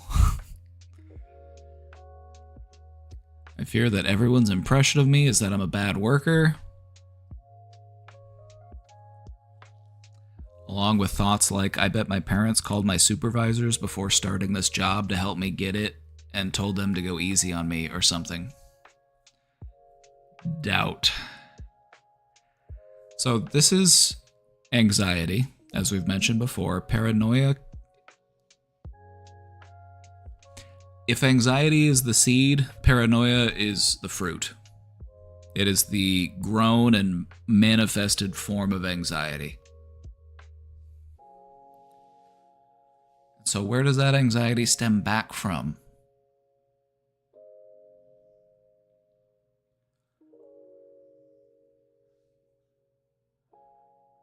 For most people, and I'm not trying to point you out, I'm not trying to make you feel like you're the only one, because everybody has insecurities. Everybody has insecurities, okay? Me, you, everybody else.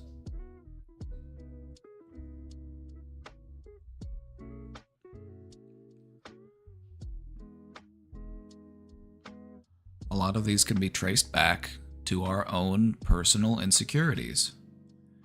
If I think that everybody thinks that I'm a bad worker, it's probably because deep down I'm worried that I'm a bad worker. If I'm worried that nobody likes me, do I like me? Because maybe that's where we can start. Maybe that's where we can start.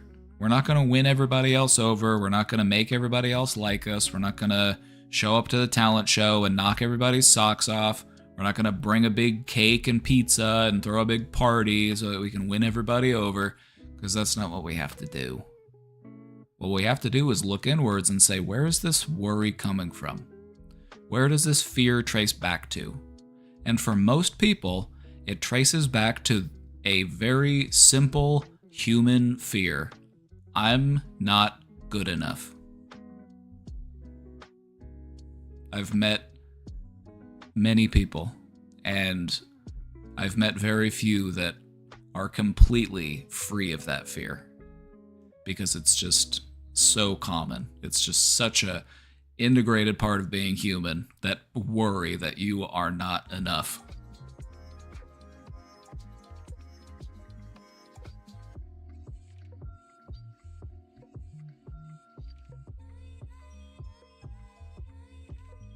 So what can we do from here? We work on tackling that fear. We try to free ourselves from that worry of what everybody else is thinking about you, and focus instead on what you think about you, because you are good enough. If you're nice and friendly, other people will like you. Simple as that. Even if you're not a good worker, people will still like you if you're nice and friendly.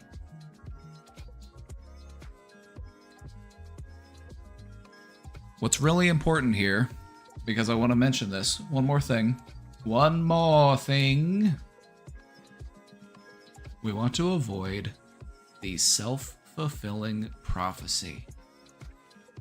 Can you identify the self-fulfilling prophecy here? I want to call on chat.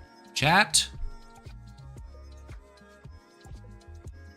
Which of you can identify the self-fulfilling prophecy here?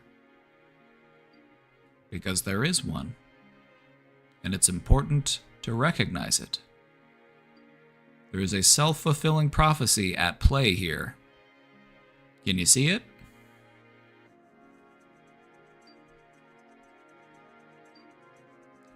I try to be nice, just hope it doesn't come off as fake. I am so stressed at work sometimes. I still feel like people would rather have fake nice than the alternative. So even if you're faking it, the other people they're probably fine with it.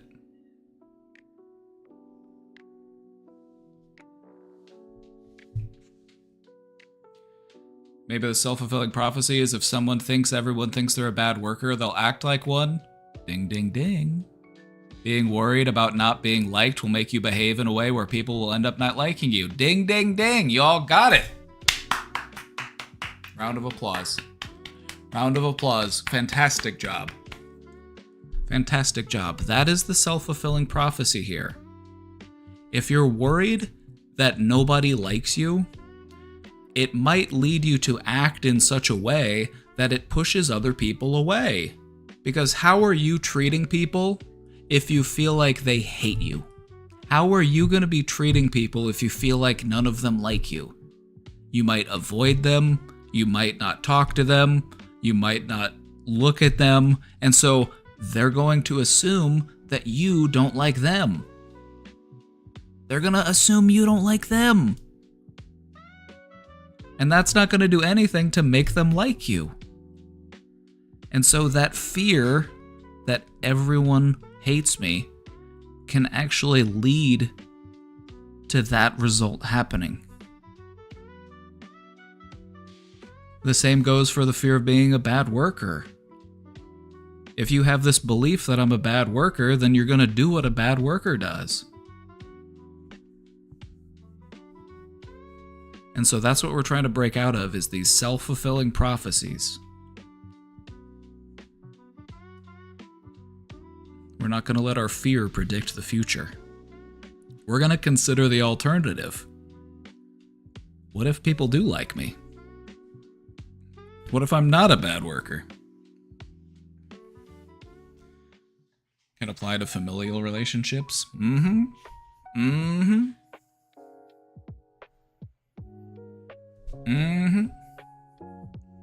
No, good work. You spotted it. Good work. Self-fulfilling prophecies. You know, if you only ever tuned in to a few of my streams, I think that's one of the things that I would want everybody to know about. A self-fulfilling prophecy. If you have something that you're worried about happening, you need to be mindful of how your behaviors may influence the outcome. And a really great example of that is the belief that nobody likes you. If you believe that nobody likes you, then you're going to treat people like they don't like you.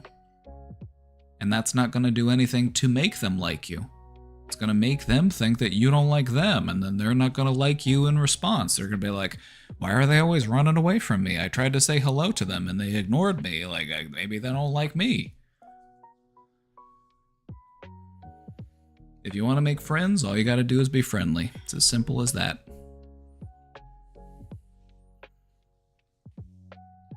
You know, we're all humans.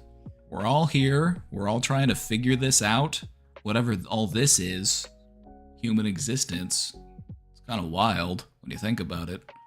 It's like, whoa, I'm a highly evolved mammal on a floating rock spinning around a sun. That's pretty cool.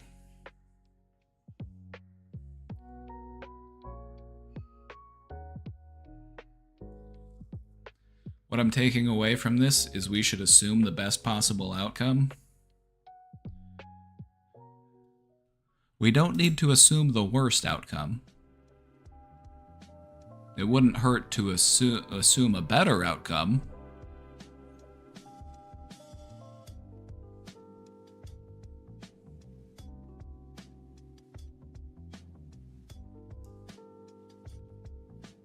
Try to find that balance. That balance between the two. It's not either the best happens or the worst happens. Most of the time, it's somewhere in between. And that's okay. You can get pretty far in life by just being okay with being okay. Just kind of being in the middle.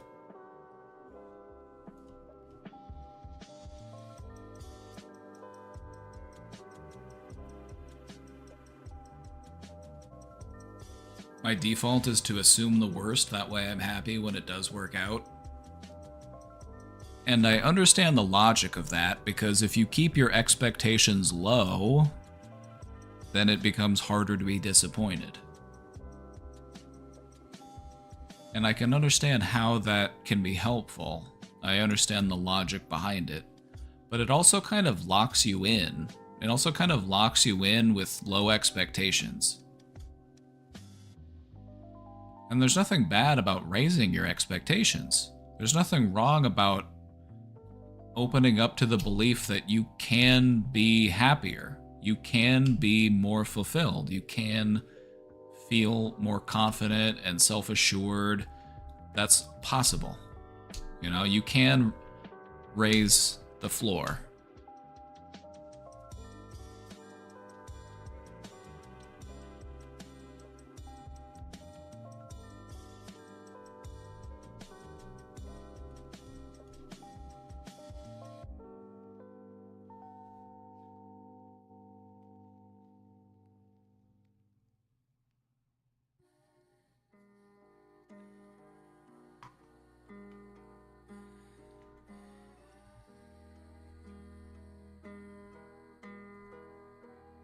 Questioner, I just want to remind you that not everybody hates you. Not everybody hates you.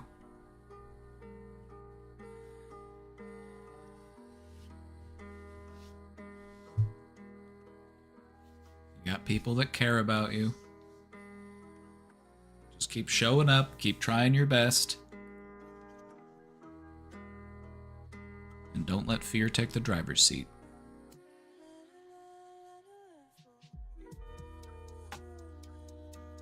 So maybe assume 1 out of the 5 things I'm worried about might work out as a good start.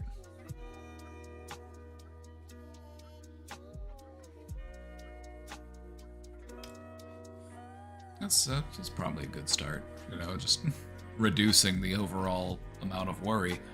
The way I look at things is, will bad things happen? Undoubtedly they will. Will there be moments where I stub my toe, or I spill something, or something happens? Yes, those things will happen. Does it help if I worry about those things from now up until the point that they happen? Is that gonna do me any favors? Not really. The mindset I try to have is, if stuff happens, I'll handle it. Just like I've handled every other thing I've been through. You have survived 100% of your worst days, and that's not for nothing.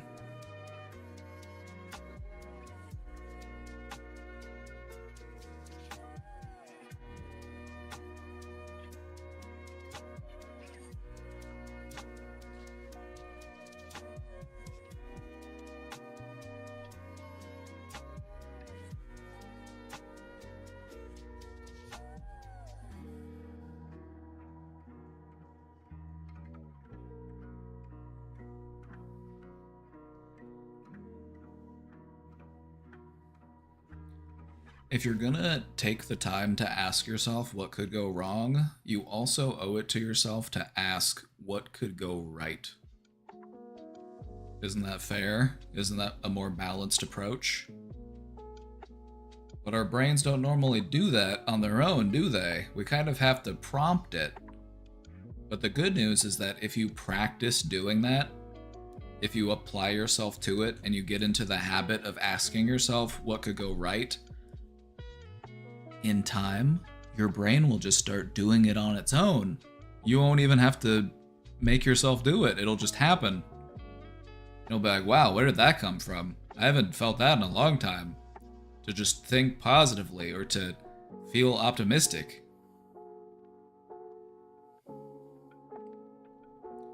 Solidarity forever. Amen.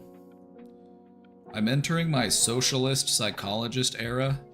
I'm recognizing that solidarity is actually a powerful tool for your mental wellness, because a lot of what makes us sick are systemic issues, and also this feeling of isolation and disconnection from the people around you. It's making us sick. And a lot of what we can do to counteract that is through collective action, through solidarity, by coming together with people in your community, building that support network. But they don't want us to do that, do they? They don't want us to do that. They don't want us to grow our own food. They don't want us to take care of ourselves. They want us to be dependent and to not think freely.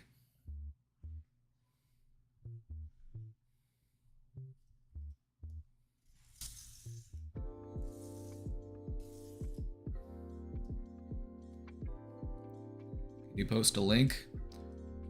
You can post a link. I might even click on it.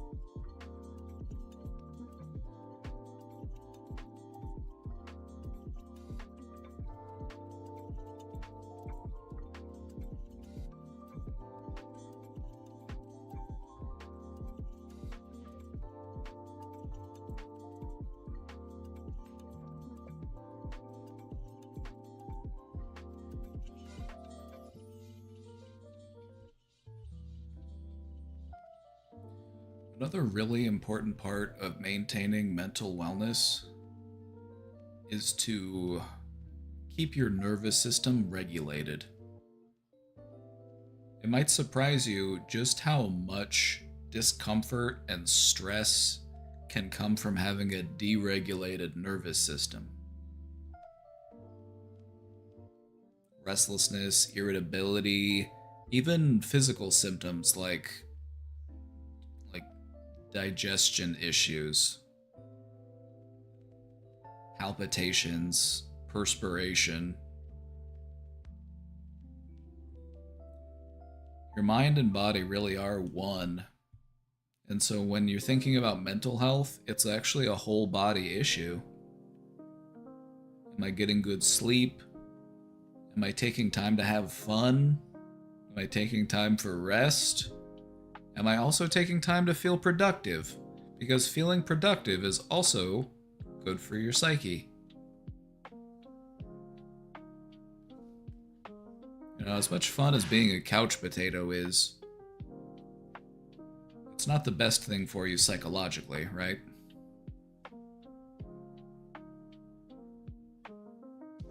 Literally, my main struggle, the somatic experience of stress, is so brutal. We could talk about that more if you'd like. It's one of the things that I'm really interested in. And I also think it's really cool how we can learn to regulate it.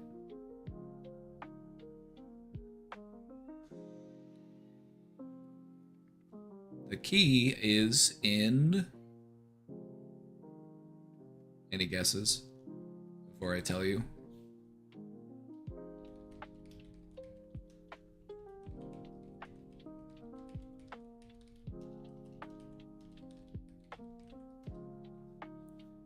Some particular part of your body.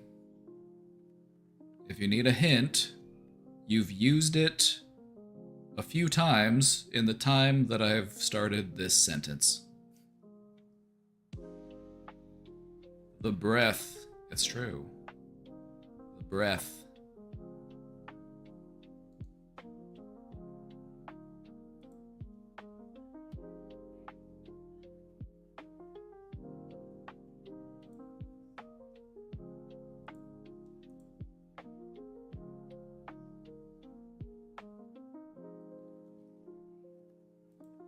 Allow me to explain it a little further.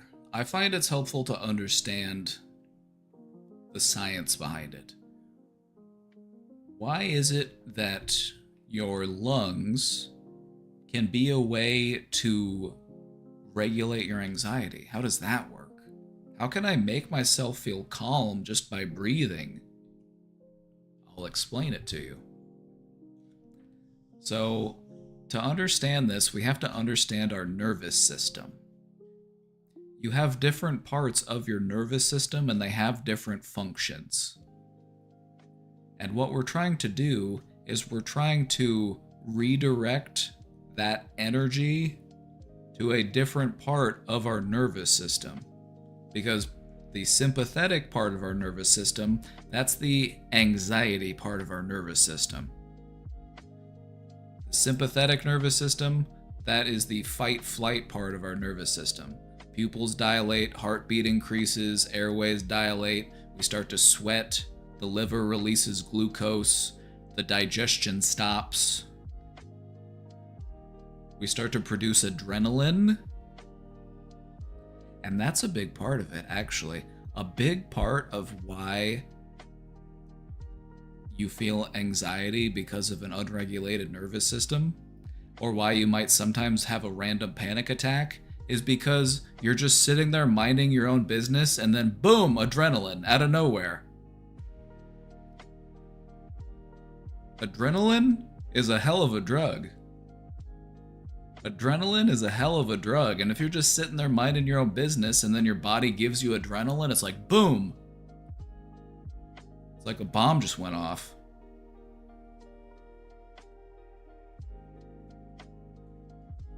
Anyway, back to the lungs. What do our lungs have to do with this? Well, your lungs are one of the parts of your body that are interconnected with all of the different parts of your nervous system. A lot of what your nervous system connects to, you're not able to manually control. You can't manually control your liver. You can't manually control your digestion just by thinking about it. However, you can control your breathing. You can control your breathing. Penny?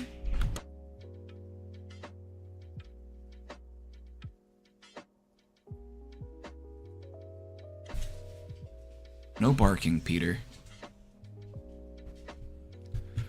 Oh, I've got that open in another tab. I'll check it in a minute once I finish my spiel.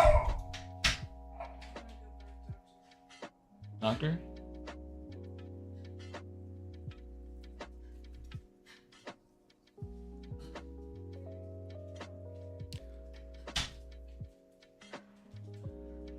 The reason why breathing can help us to regulate our anxiety and to make us feel calm is because the lungs are one of the parts of your body that are connected with all of the different parts of your nervous system, the parts which you can control and the parts which you don't control. And so when you breathe in a relaxed way, it sends signals throughout the rest of your nervous system that you are relaxed. Your heart rate starts to slow. And you enter that relax and digest, that rest and digest aspect of your nervous system.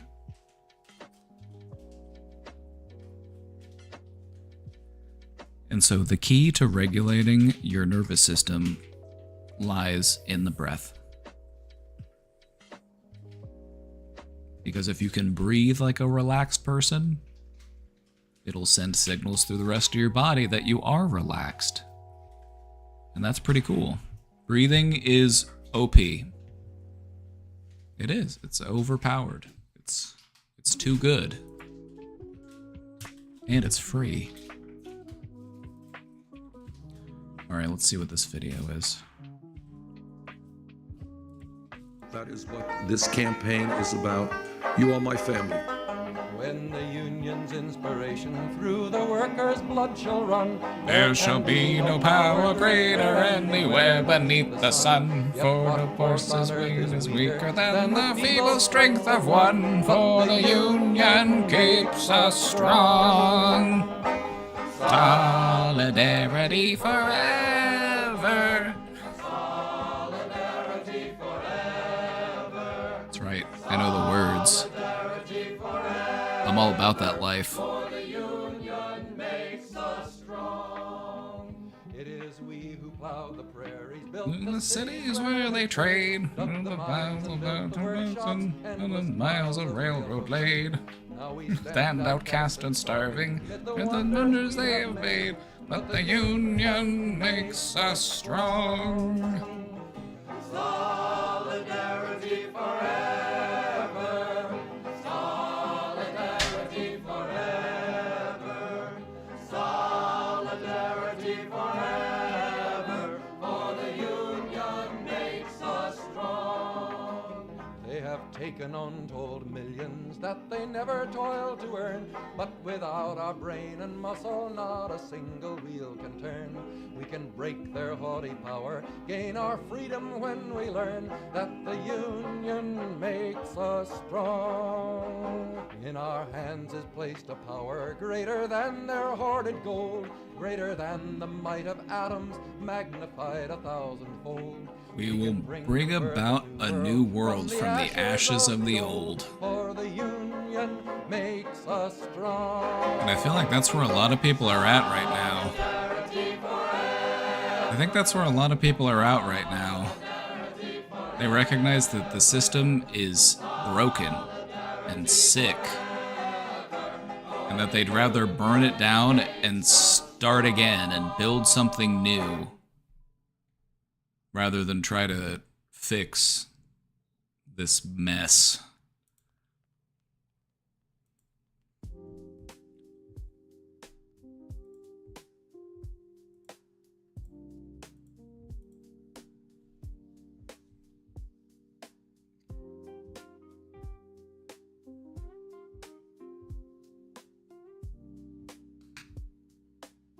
Each other's all we've got, folks.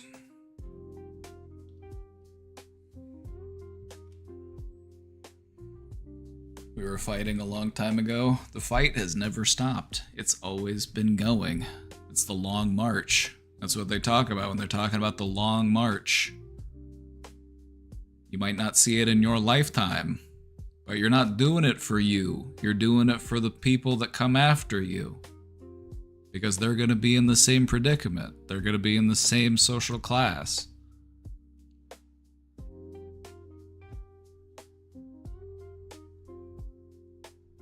It's true, we didn't start the fire. It's always been burning since the world's been turning.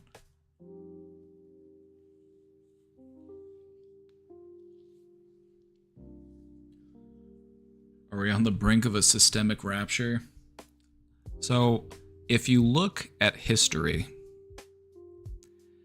and you look at moments of civil unrest and upheaval and revolution, there are certain things that you see. There are certain trends that emerge. Inequality is a big one.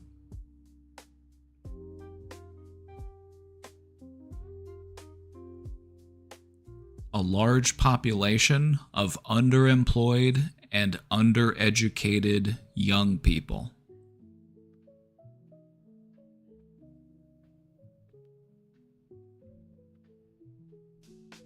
And that's what we're dealing with.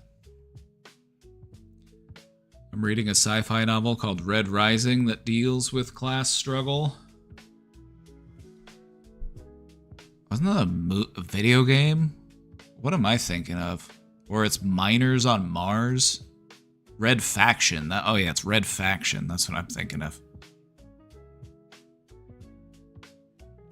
The arc of history bends really slowly. It's true. The arc of the history bends slowly, but my God, is she thick.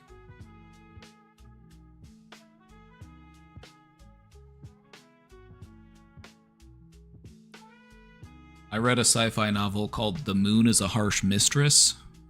It was written by Robert Heinlein in the 60s, and it tells the story of a lunar colony who wages war for independence against Earth using a super intelligent AI system to help them win the war.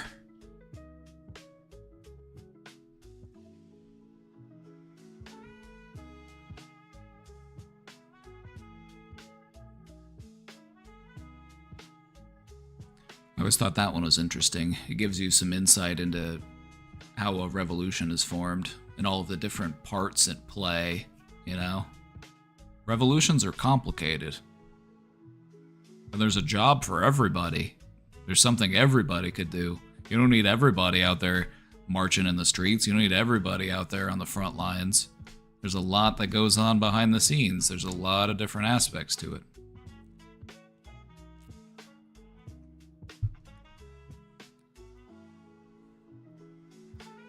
So don't let anybody ever make you feel like you're not a revolutionary because you're not out there marching and singing songs and, you know, holding up signs.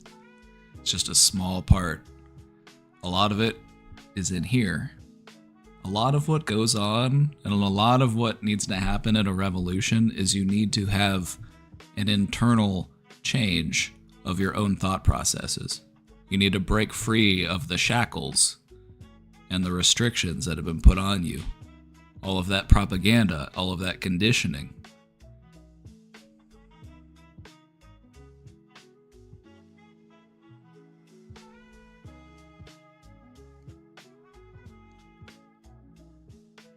How could capitalism ever spawn inequality?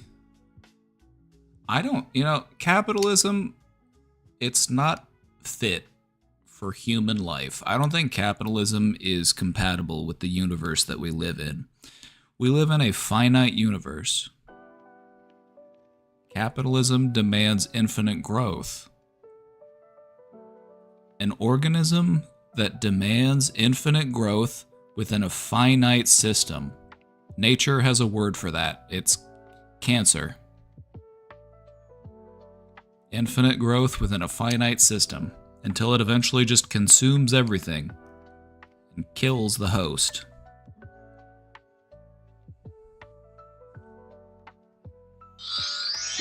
Hey, sugar-free memes. Welcome to the 1 year club. You got that brain bow. What about all those red flags?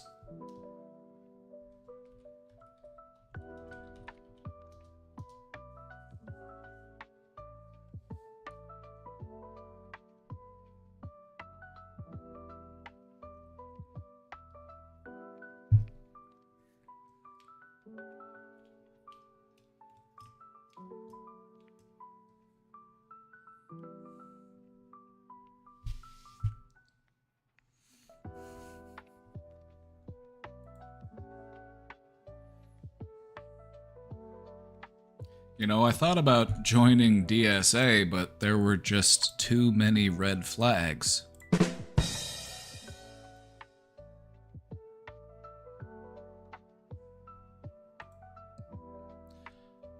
I'm sorry, I'll see my way out.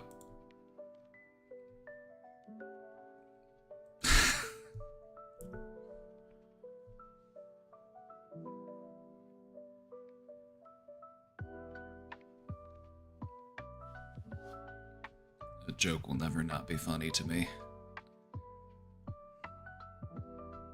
I have an intense vulnerability to dad jokes. It's comes with the territory.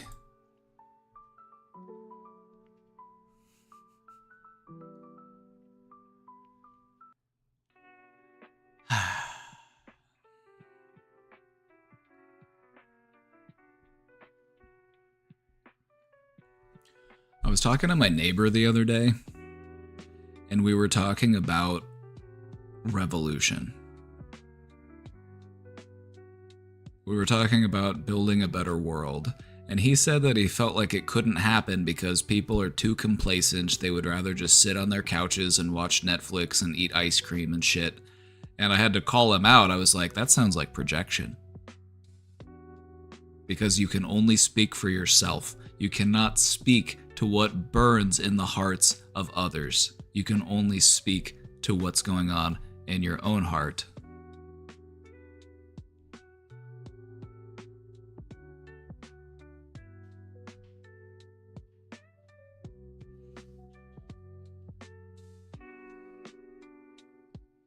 So I had to call him out a bit. Because I can see it. I can see the fire is lit. I can see that the fire is burning. I'm just trying to help stoke it a little bit.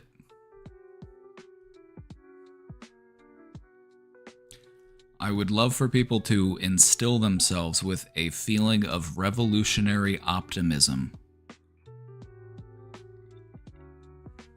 I believe that we will win. May not happen during my lifetime, may not happen in the next 100 years, but we will win. It is inevitable.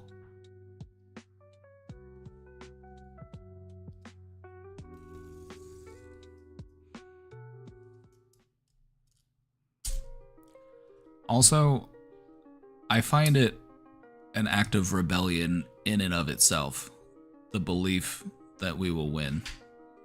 Or that things will get better, because I feel like despair is a way that people are controlled. I feel like people are made to feel helpless and hopeless and powerless, and why bother, why try, nothing we can do about it. Don't you think that's what they want you to believe? Don't you think that that's how they want you to feel? Why are you doing what they want you to do?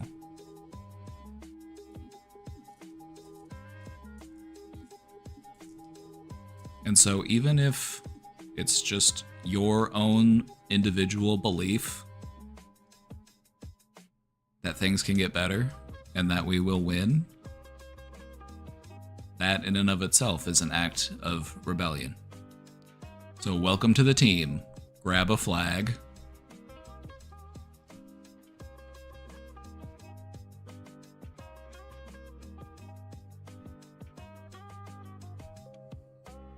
Same with rest. We have to enjoy it because they don't want us to. I believe in my heart of hearts that in time we will look back at history and we will examine capitalism and recognize it for the blight that it really is. We will see just how much damage it did to us as a species. We'll see how much damage it did to our planet. And we'll look back and we'll say, wow, how immature we were. How childish we were.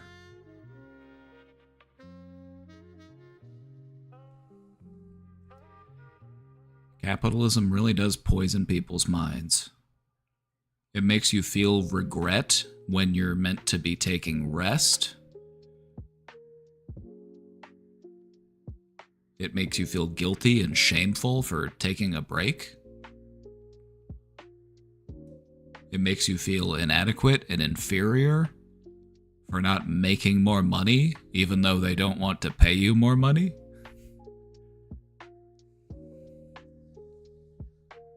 It's a system that creates a sickness within us, and then we are sold the cure. That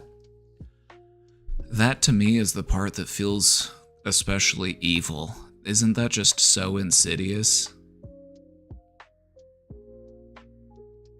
It's like you live in a building that's full of poisonous gas, and it's making you very sick, and it's making you shit your pants, and so they sell you diapers.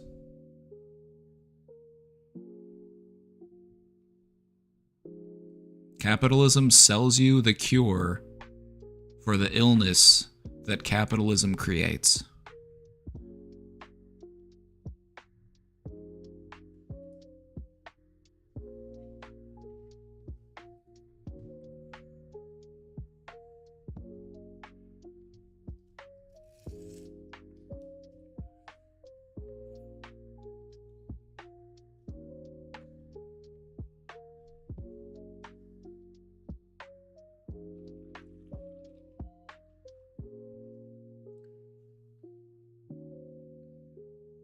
But the capitalists don't want you to hear that. They don't want you to find that out. That's a no-no. That's forbidden knowledge.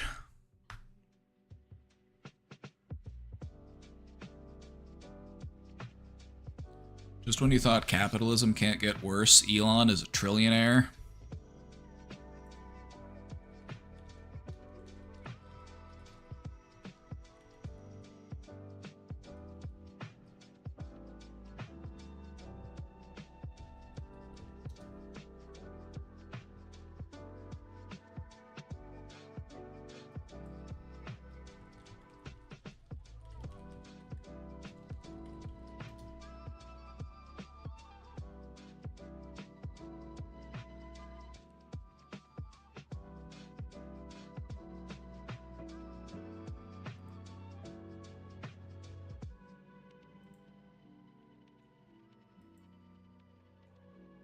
I need to find a completely unrelated picture.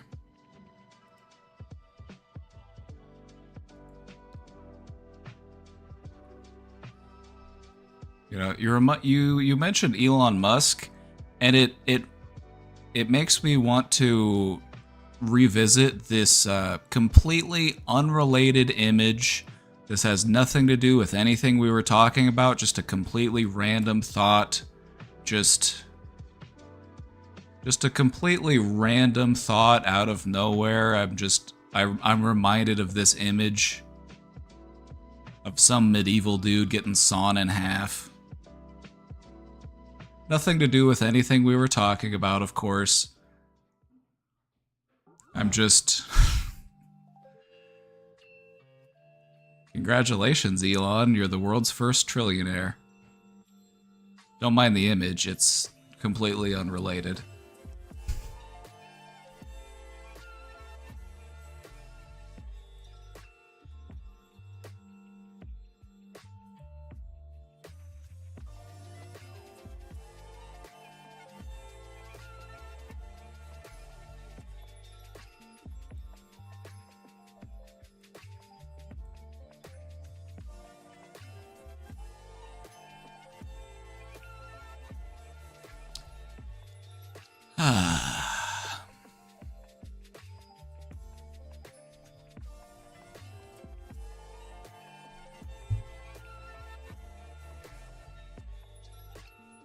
Anyway, Bastille Day is coming up, July 14th.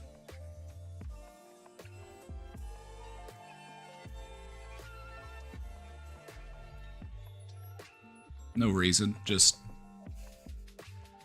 good old Bastille Day.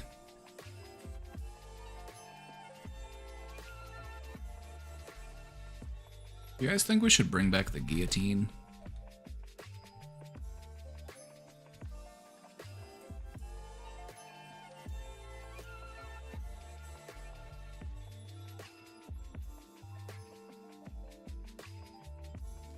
I think I want to build a guillotine in my backyard. I want it to just be a decoration, of course. Just, it's a Halloween decoration. It's not functional or anything. It's just a full-sized, ready-to-go guillotine. You know, just for decoration. It's just for laughs. Maybe I could use it to slice... Oh yeah, pumpkins, exactly. I could use it to slice pumpkins. It's my pumpkin slicer.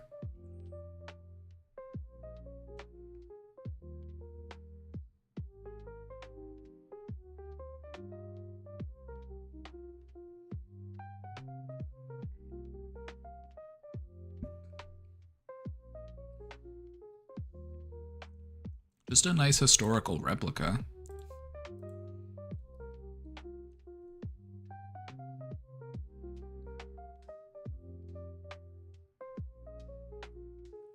And there's so much stuff I want to say, but you'd have to put me in a Faraday cage. You'd have to put me in a box that's lined with foil. No signal, in or out. Then you can hear how I truly feel.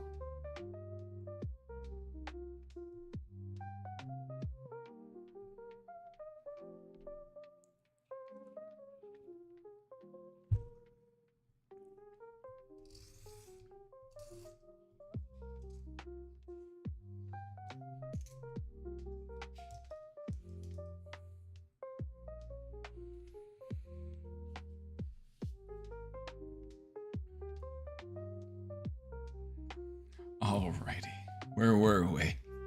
Chat, we're taking questions. Otherwise, I'm just gonna keep rambling and I don't know where I'll go with that, because we've been all over the place today. We talked about deep space, we talked about the universe, we've talked about consciousness, we've talked about paranoia, we've talked about revolution.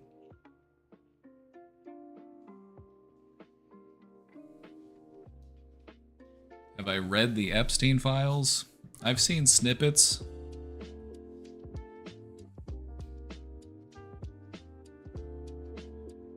Still waiting on people to get arrested.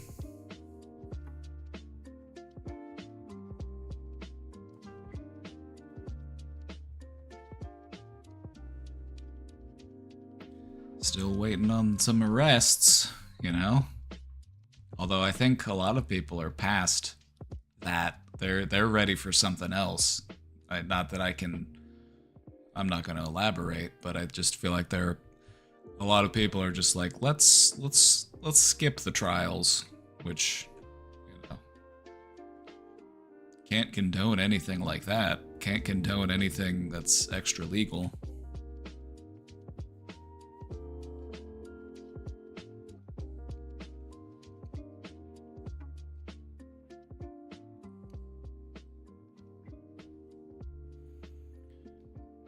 Just so you know, it is considered community service if you go on Twitter and tell Dan Bongino that he protects pedophiles. Like, I would consider that community service. To go bother Kash Patel and to ask why he's covering up for all of these sickos.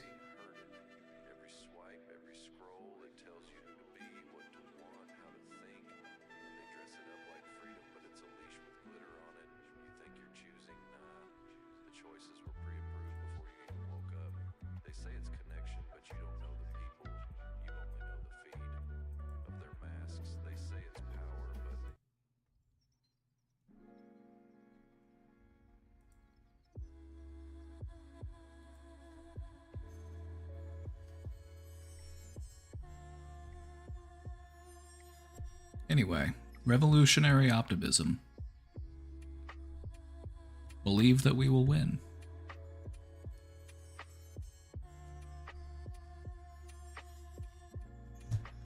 You don't want to be a doomer. Alright? And I get it. It's far too easy to be a doomer these days. It's far too easy to fall into that trap of feeling powerless and depressed. But that's where they want you to be, and you don't want to give them that. You don't want to give them that. That's what they're hoping for. That's what they're hoping for. They want you to give up.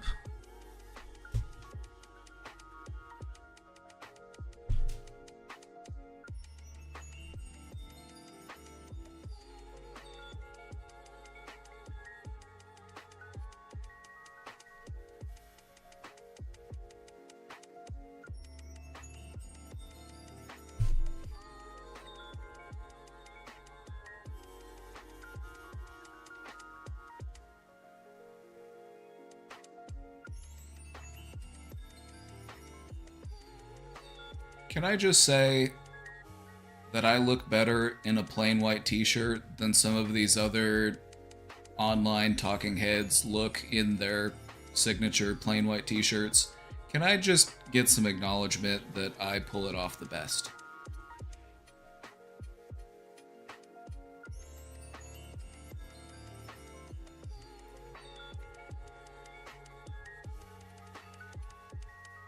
Who wore it better, me or Moist Critical?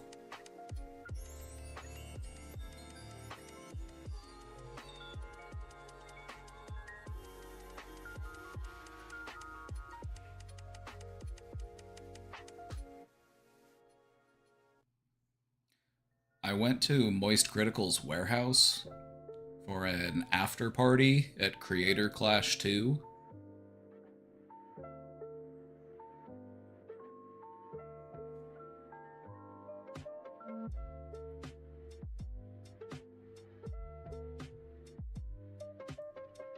It's really something.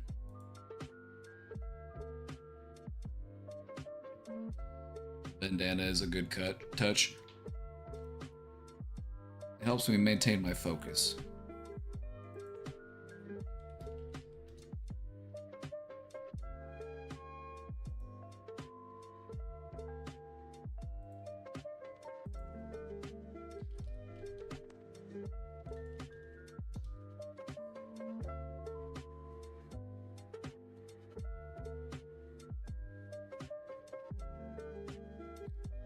I find that wearing a headband helps to maintain focus, I guess. You know, it's like, helps me to, what does it do? The focus band. It prevents me from getting, KO'd, and it keeps me at 1 HP. Like in Pokemon.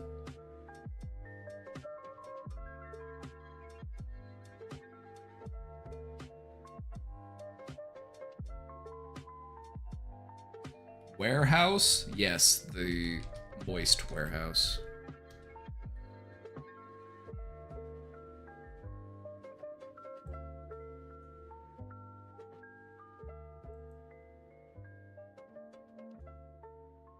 Yeah, Moist Critical has a warehouse in Tampa Bay, Florida. It's the Moist warehouse.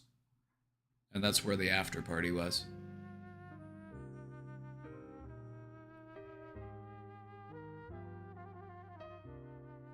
There were just a bunch of like random bottles of liquor like sitting out on the counter in this like little kitchen area.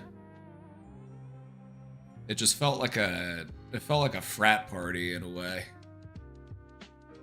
I made that comparison, and then Mike was like, it wasn't a frat party, and I'm like, okay, Mike, we get it. You went to a nice school and you had nice frats, but some of us went to Missouri colleges. Some of us went to state schools, and the frat parties were a little more trashy, alright?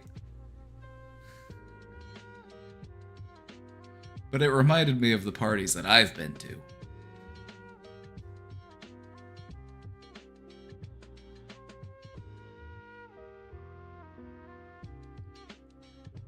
Anyway, they also had giant fake penises sitting around. And And these things weighed like 30 pounds. It's crazy.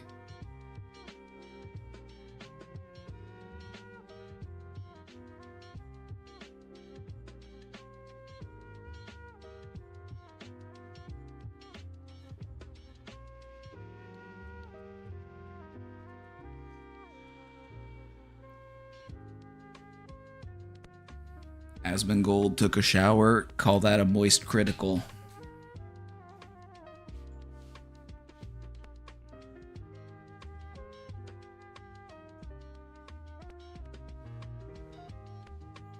I used to live in the Tampa Bay area. The Tampa Bay area wasn't all that bad. Of all of the places that I've been in Florida, it was one of the less annoying ones to be in. Miami? You couldn't pay me to go back to Miami. Miami was terrible. I hated it.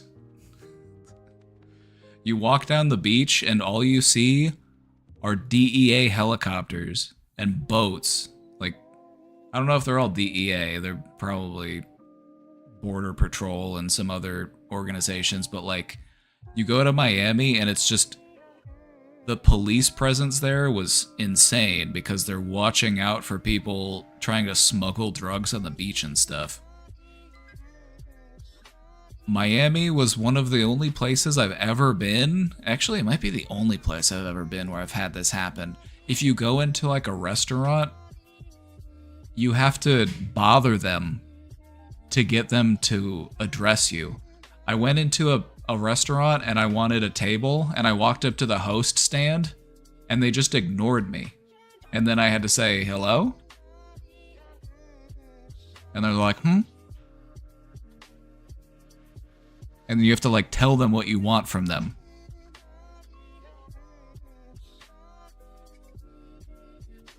You have to tell them what you want from them. They're like, yeah, can I get a table?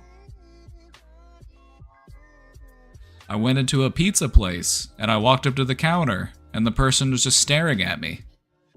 I'm like, hello? No, hi, what can I get you? No, nothing. And that was Miami for you.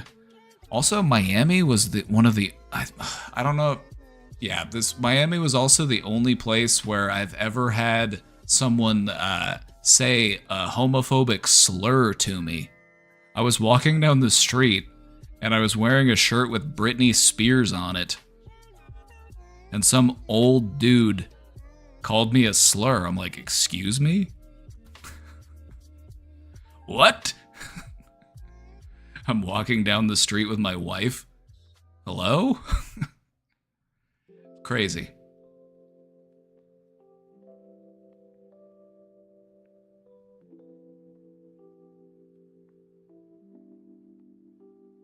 But yeah, Miami sucks. Everything's way overpriced.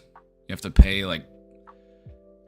We got this Airbnb and we had to pay like a parking garage and it was like $60. It was insane.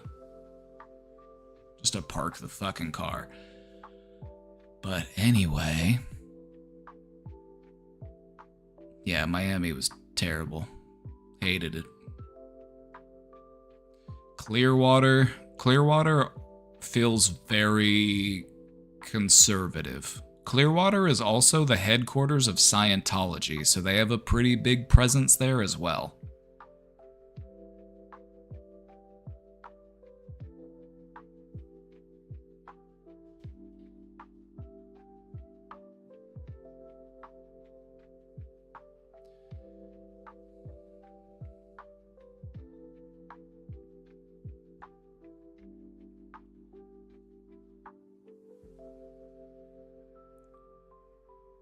But yeah.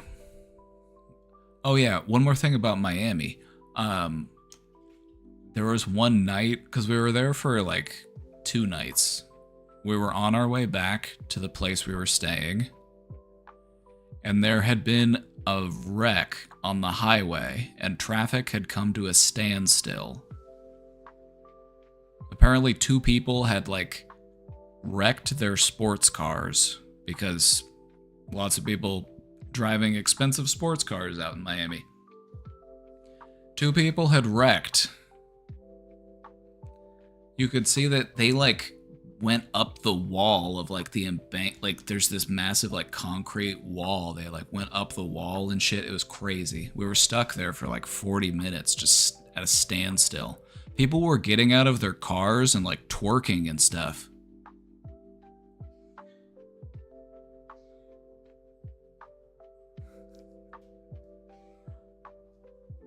People were hopping out of their cars and twerking and shit. It was crazy.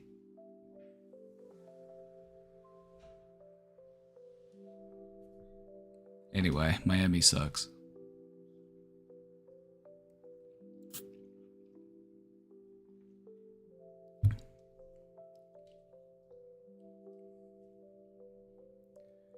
Florida has a few places that aren't so bad, but in general, I'm anti-Florida.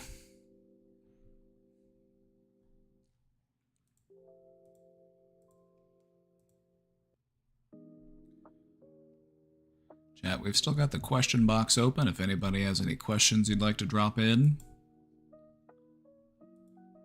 Otherwise, we're just chatting.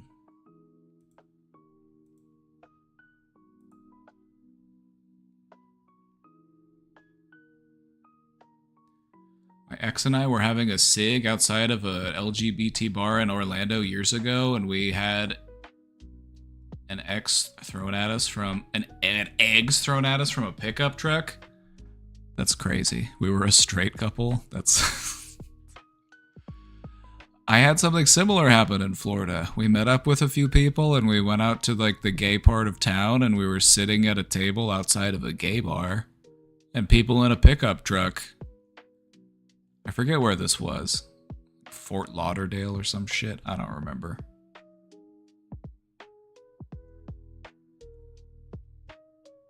Yeah, I had that shit happen there too.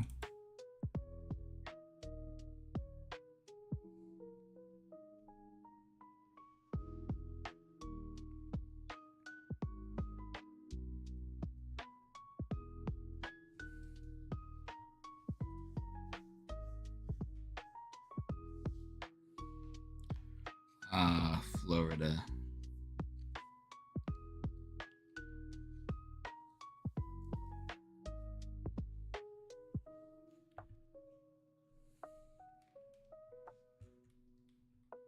Yeah, Florida's wild. Driving through the Everglades was cool.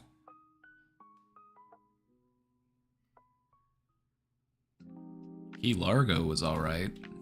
Key Largo was pretty chill. I didn't go down all the keys, just to the big key. But it was cool.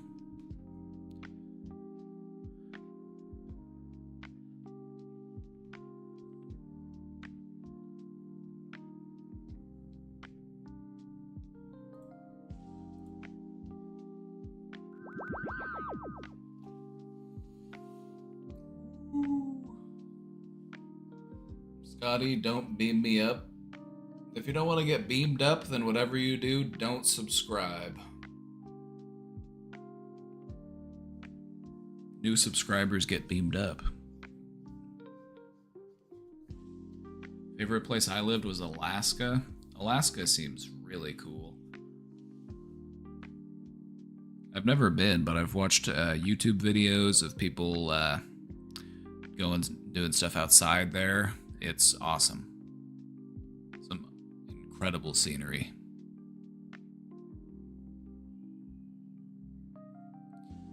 National parks are bliss. I love the national parks, and that's one of the things that I'll bring up whenever I engage with conservatives.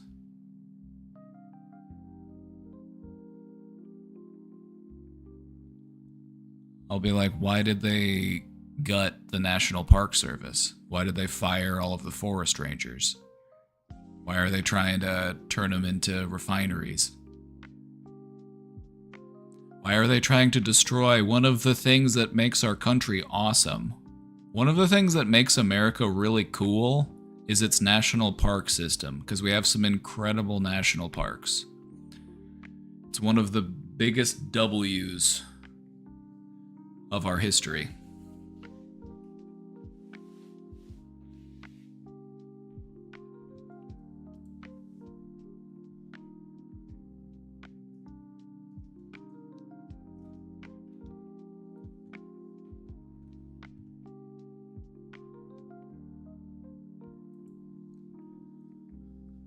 We've got a Q in the B. What can I say to my recent high school grad and her friends about their apathy towards almost everything? They don't care to vote or participate in targeted boycotts.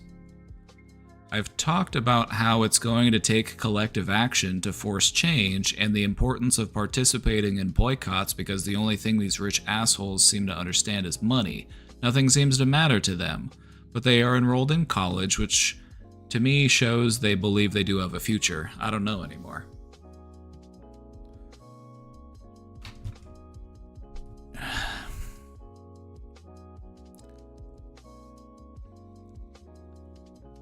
This feeling that you're describing, it's an epidemic. You know, young people are really going through it right now. Young people are really going through it because they're not dumb. They might be inexperienced, they might be uneducated, but they're not dumb, they're not stupid. They can see where things are going, they can see where we're headed. All you gotta do is look around you. Look at all the 80-year-olds who are still having to work at Walmart. You know, they're seeing people in their life have to work every day until they die. No chance at retirement. No chance for a vacation. No chance to own a home. And that's causing a great deal of despair in young people. And so what can we do to stoke that fire within them? You have provided them with helpful examples of some things that they can do. You know, be politically active, participate in a boycott.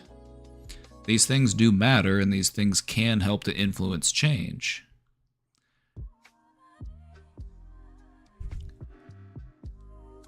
But I think what's important, especially for young people, is to focus on whatever it is that they are most dialed in with. Whatever it is that they're most, you know, whatever their main focus is. Because when you're young, there are issues that you care about, there are things that you want to do to enact change. And so a lot of younger people tend to be more focused on one specific thing, one thing that they're really into. And that can be a good entry point into understanding things like solidarity and collective action and community aid.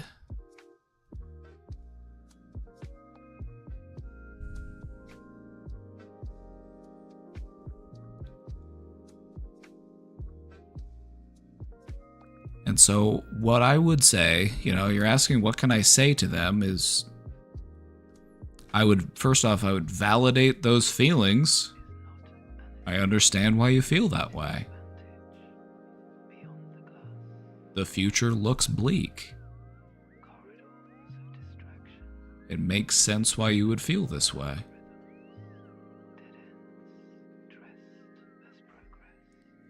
And so you're planting seeds. We're going to allow things to develop and to grow.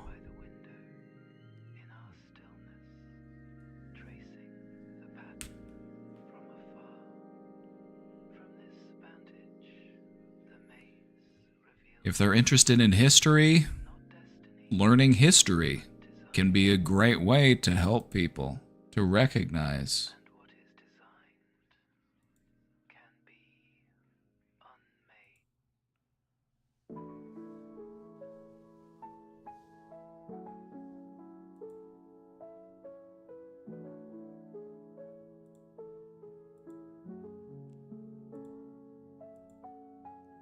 They updated this playlist that I've been using, and they added all of these songs that have like talking in them, and I don't like the talking in the background of my lo-fi. I find it to be distracting.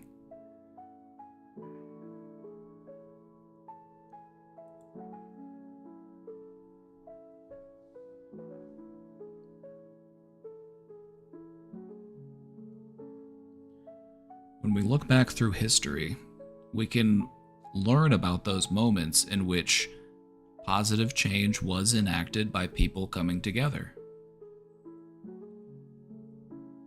The only way that things can get better is if we work together.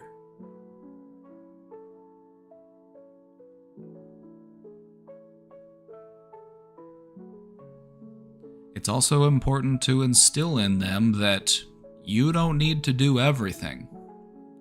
I feel like a lot of people feel dissuaded or discouraged from doing anything because they feel like they have to do everything. Like, oh man, I want there to be a revolution, but I don't want to have to go marching. It's hot outside. I don't want to be the one on the front lines. That's scary.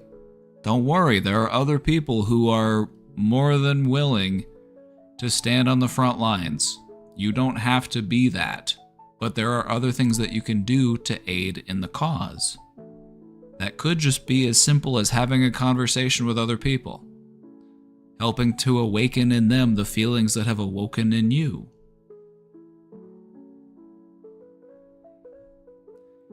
By practicing solidarity, by getting to know the members of your community, by educating yourself, by giving yourself the language through which you can describe the ways in which you are being repressed. And that's a really important one. A lot of people feel the feelings, but they don't have the words to accurately describe those feelings. And you can help to provide that to people. You can help them by giving them the language that they can use to describe and define the nature of their oppression. And through that, you can help to instill within them a greater sense of understanding.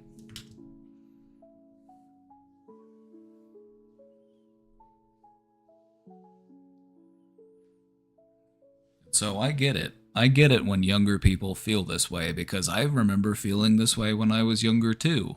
Like, what's the point? Everything sucks. The world is corrupt. What can I do about it? As a single individual, not much. But together, we can do anything.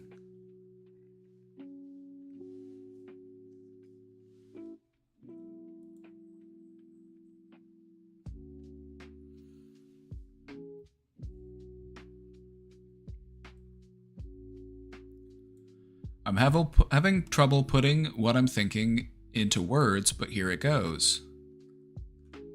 It's so interesting that you say that, because this is something that I was just talking about. A lot of people struggle to find the words to describe the ways in which they are being affected. And isn't it so important to find the ways to describe your own suffering? It's what allows you to understand the nature of it, and it's what empowers you to do something about it, to be able to put it to words. So let's take a look. I'm finding myself hypersensitive to news lately, to the point where I'll be in a good mood and then see something disturbing only to have it flip to a depressed mood. And I'll seek out confirmation bias to bring the bad feeling back to a good one. It's almost to an obsessive extent as well.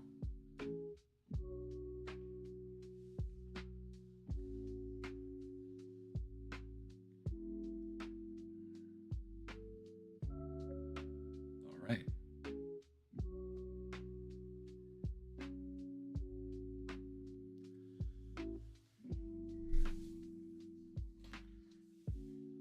Let's talk about this phenomenon. Let's talk about this. So, it's important to realize that at any point in time, you can be grappling with more than one feeling, more than one thought. And you can hold a distinction between those things. You can be having a good time, and then you can check the news and see that something bad happened, as bad things often do in the news. And those two things can exist at the same time,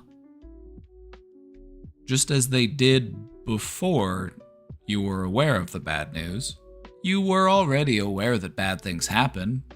You were already aware that there are evil people in the world. It was being reminded of those things that pulled you out of your good mood. What's important to learn how to do is to allow those two thoughts to exist at the same time, and recognizing that you have the choice to decide which of those thoughts you want to empower.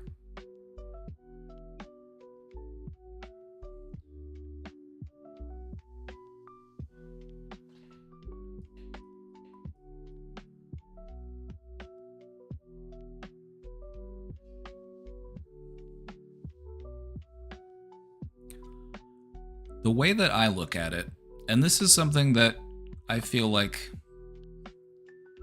is a useful skill to learn to do, is to be able to hold those two feelings at the same time.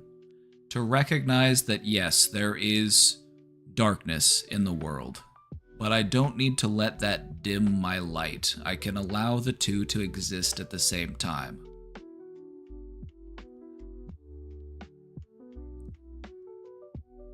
If there are bad things in the world, then I will try to have the best life I can in spite of those things.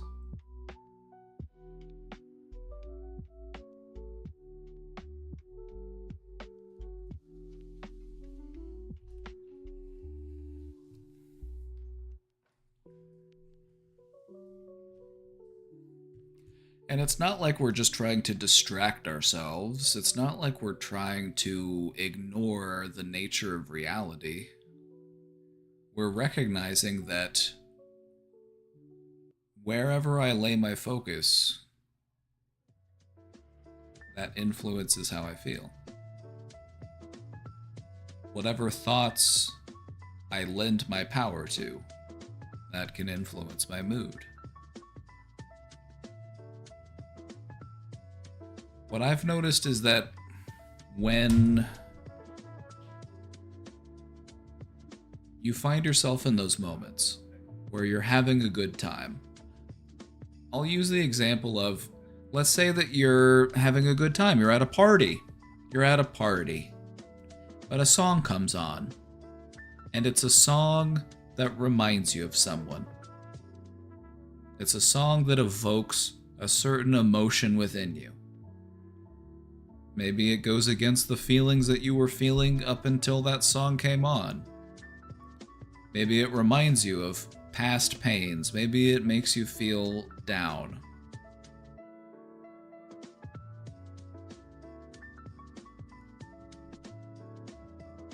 We can allow these two things to exist at the same time. We can acknowledge and validate that I have these feelings.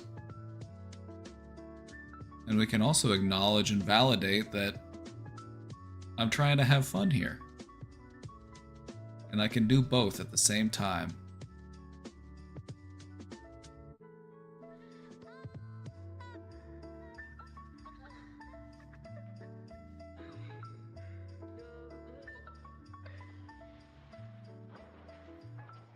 When it comes to having bad feelings, it's not just about running away from them and only focusing on good feelings.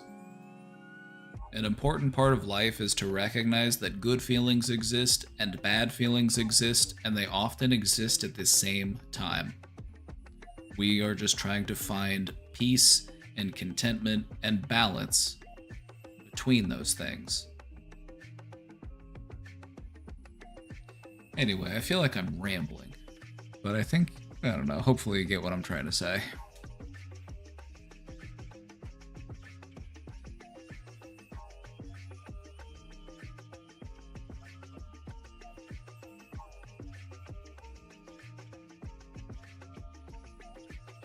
I have officially lost my brain. Uh-oh. Anybody willing to help? Has anybody seen GNG's brain? I'll keep an eye out. I checked out at Costco. They were asking for donations to a children's hospital. I donated in the name of socialism and was dismissed. We are so propagandized to fear that word. We are so conditioned to fear the idea of socialism. Why do you think that is? Do you think the grasshoppers in the movie A Bug's Life would want the ants to know about socialism?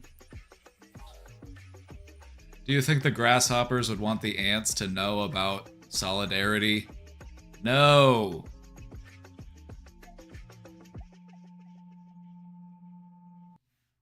I love telling people that, though. Whenever I hear anybody who has critiques of socialism, I like to remind them that not only do you actually like socialism, it can be helpful to give them some examples of socialism that they do like. It's like, hey, do you like having roads? Do you like having a fire department?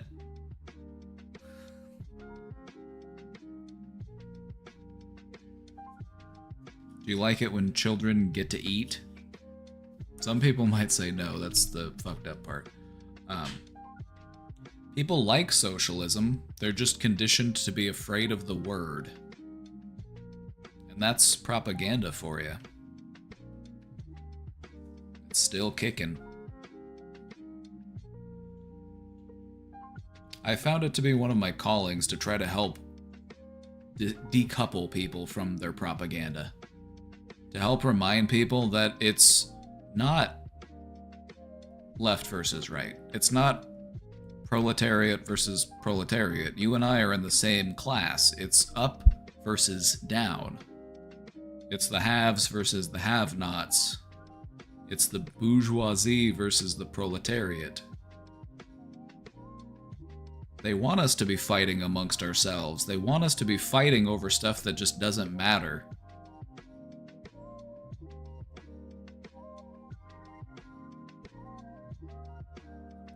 If only some would add that word to the Bible. Jesus was a socialist. You're telling me the man that gave out free healthcare, free food, was pro-sex work? You're telling me he wasn't a socialist? Jesus was woke as fuck.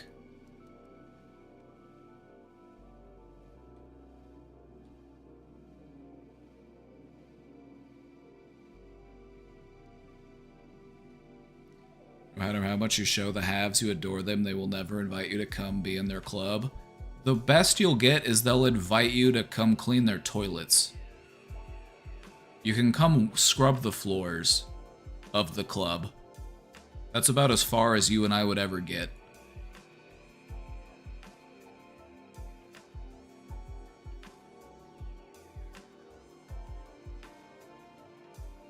Anyway, sometimes I get into these discussions on Twitter with people who are brainwashed, and I'm just like, you do realize that you're falling for the distraction, right? Like, you blaming everything on the Democrats is just a distraction, right? Like, I can't stand the Democrats either. But I don't know, I was just... There are people out there who are convinced that Democrats want to kill all Republicans. It's honestly insane. They are just so... It's crazy.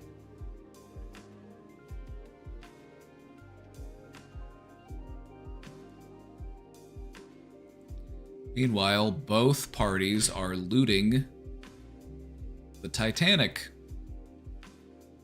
What we're witnessing is the Titanic sinking in slow motion, while the people who have access to the lifeboats are stuffing them with all of the furniture and silverware. That's what you're witnessing.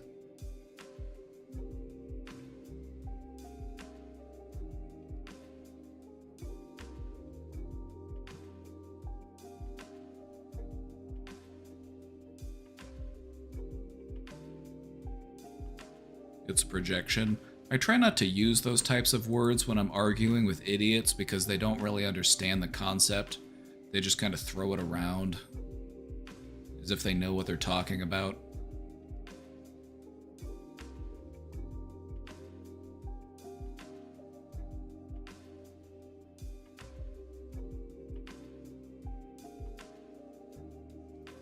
I'm serious. Like, it's so stupid.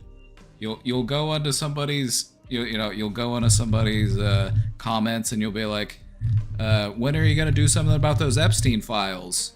And then you'll get somebody who'll be like, actually, you're the pedophile. I'm like, what? Huh? What? The fuck are you talking about? I'm like, maybe it's fucking bots. I don't fucking know. Or maybe they're just that dumb.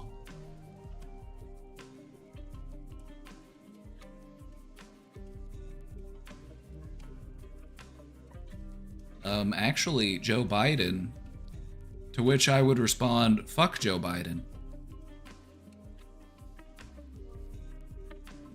It honestly short circuits people's brains because a lot of people look at politics the same way that they look at sports or football, or they're like, I need to support my team. I'm a red team supporter. My whole family was red team. We've been red team for generations. We support the red team in this house, and the blue team is evil.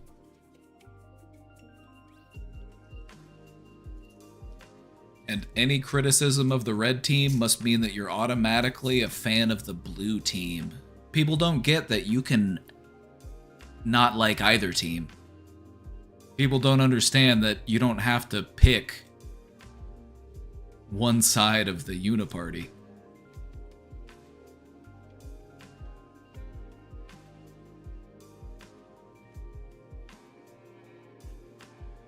We have people literally cheering on war crimes in order to, quote, own the libs. It's like, really? That's what your focus is? Trying to hurt somebody else's feelings? It's like, yeah, I love to see my country run by a bunch of bootlicking sycophants and billionaire pedophiles. And, as long as we own the libs... Like, what the fuck is wrong with you?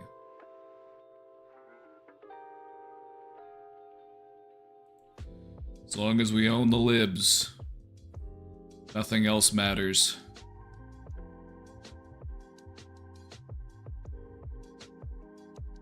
Sometimes they don't believe when you say fuck Joe Biden. My favorite Biden is Hunter Biden, actually.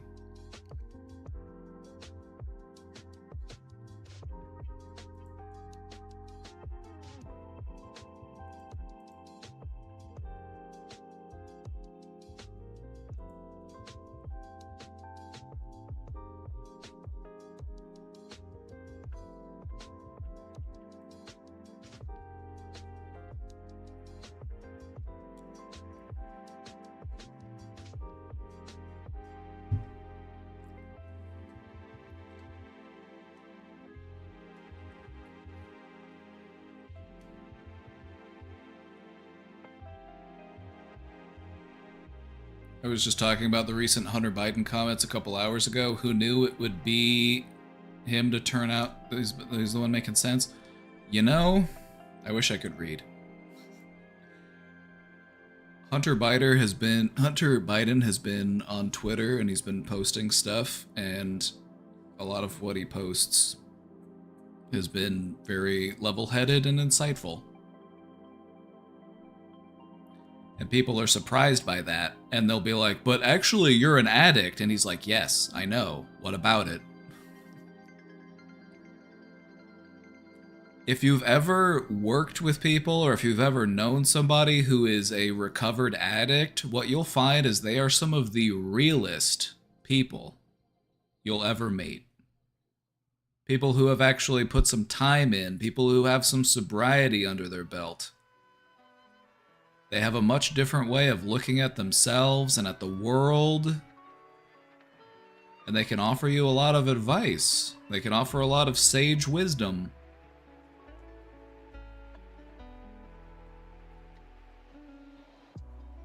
And it's important to remember that, because this is something that people try to do all the time online, especially in politics, is they try to take something about you, the worst thing you ever did. I got it right here. The worst thing you ever did. Got it right here. And they're just going to smear that, and they're just going to put that front and center, because they don't like to believe that people can learn. or that people can grow, or that people can change, that people can have regrets.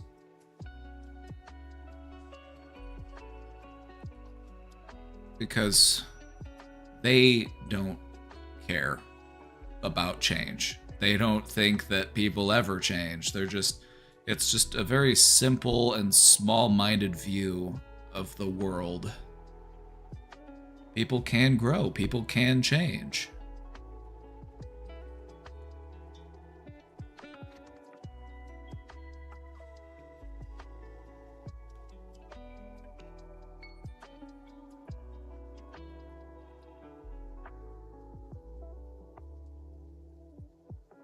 And it's important to recognize that. You know, in politics, they often try to use people's past against them. It's like, look at their track record. You know?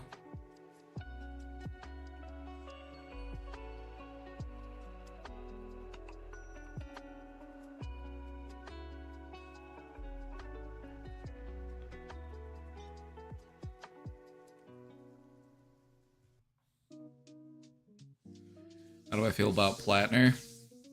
Ooh, we want to get into that can of worms? All right. Okay.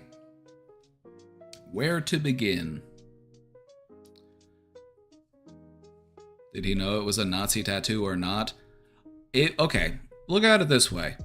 How old was he when he got it? How old was he when he got it? He was what, like 20? Somewhere in there? If you were to show a picture of the Totenkopf to every 20-year-old in America, what percentage of them do you think would correctly identify it as a Nazi-affiliated symbol?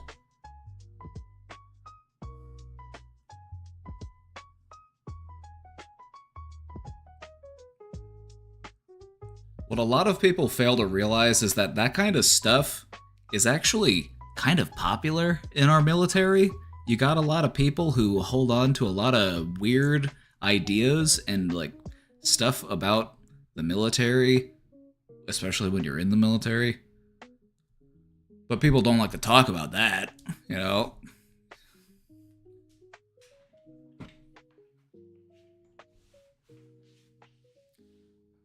But either way, it's like he recognized that it was a dumb mistake. And so, yeah, I don't care about the tattoo because dumb 20-year-olds get tattoos. And they might not fully understand the symbolism behind the tattoo.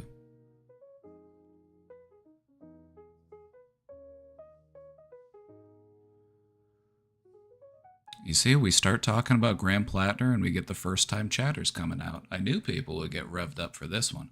Doesn't matter if he knew it or not. Actually, it does. It kind of does. You can't just say that it doesn't. He claims to have been an anti-fascist for his entire life, and yet he didn't know the second most popular fascist symbol. I would argue that the Totenkopf isn't even the second most popular fascist symbol. I would say that the black sun would be more easily recognizable than the Totenkopf. It's just a skull and crossbones. People might confuse that for something else. They might not fully understand the history of it. But either way.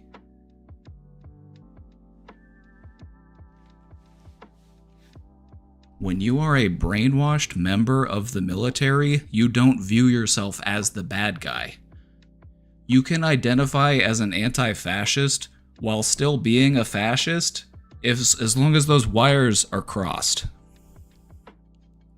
He thought he was doing the right thing. He thought he was a good guy fighting with the good guys. Because that's the type of brainwashing they do when you're in the armed services.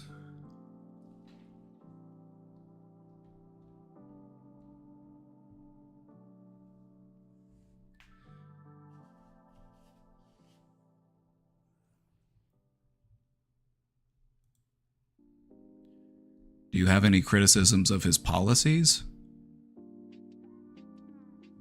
Do you have any criticisms of him being anti-genocide?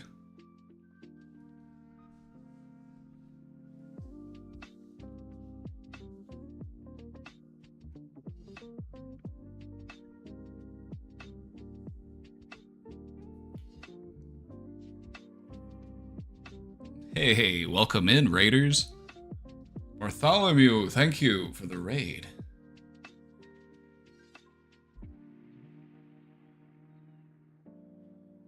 Welcome in.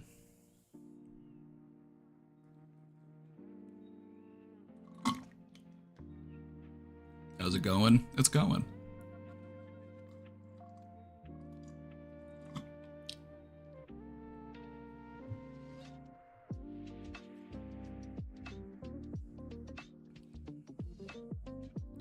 He's also with the Democrats, which means he's ineffective for the change he wants to do. If that's your attitude, then we're never going to get anything done and we're going to fucking lose. Like, full stop. Like, okay. Like, what are you waiting for? What's gonna make you happy? What do you want to see done? And how can we do that realistically with what we've got?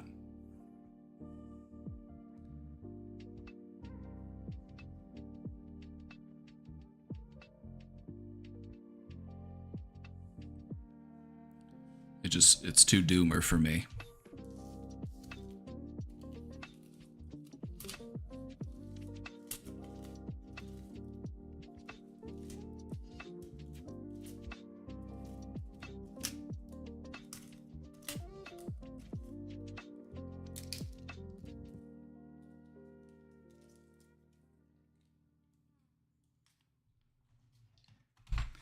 Anyway, I feel like we need more people like him. If we're going to win a revolution, don't we need more people like him? People who have a military background and military training who realized that they served our imperialist efforts and can now speak against imperialism because they have lived experience? Isn't that important?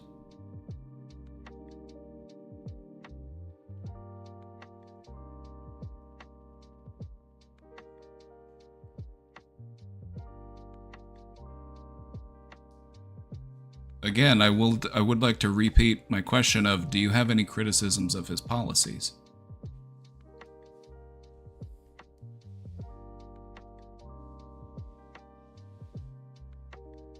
I don't look for a perfect candidate. I expect humans to have flaws, because we're all flawed humans. But I also operate under the mindset that people can grow and change. And so I'll give people the benefit of the doubt, especially when they have policies that I think are good.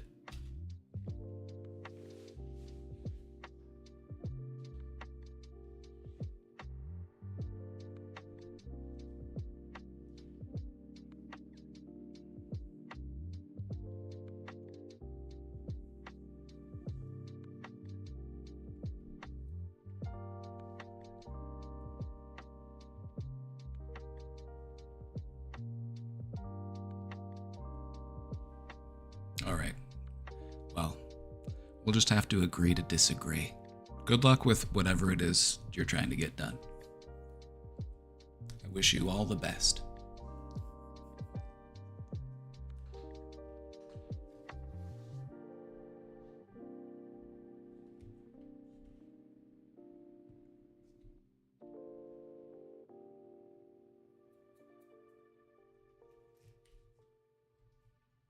Best of luck on all your ventures.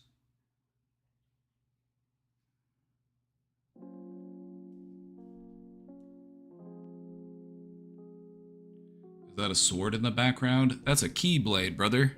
You wanna see it? You wanna swing it around a little?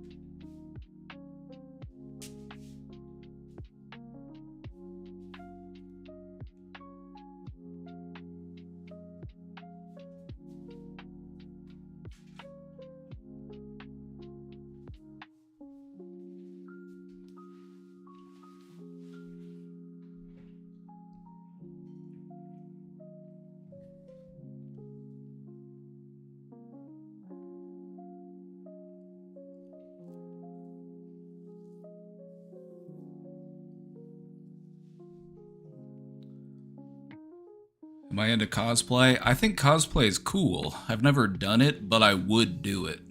I would just need to, like, come up with an outfit that I like.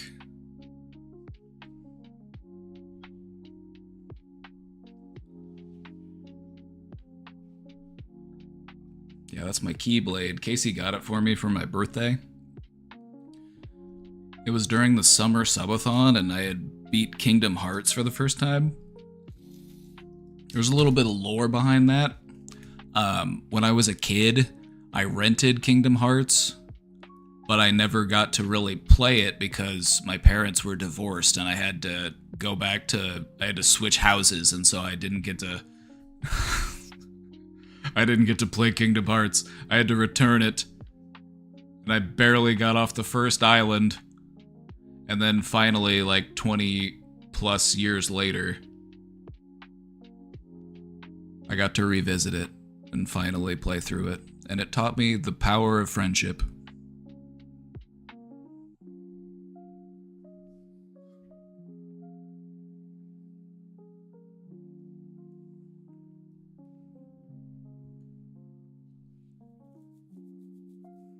Anyway, I think people who have flaws, who are able to own those flaws and show that they've changed and, you know, speak to policies that I believe in, I appreciate that in people.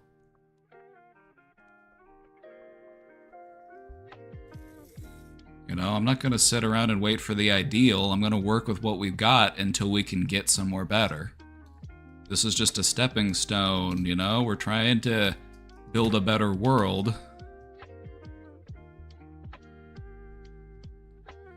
It takes a lot to own our pasts, IMO. It definitely does. And the person who was criticizing him because of... the criticism I saw was, well, he's a hypocrite because he said he was always this way. It's like, aren't we all hypocrites at times? Can any one of you here claim that you've never been a hypocrite in your entire life? Can any of you claim that you've never done anything wrong? You've never inadvertently hurt somebody that you cared about? No, of course not.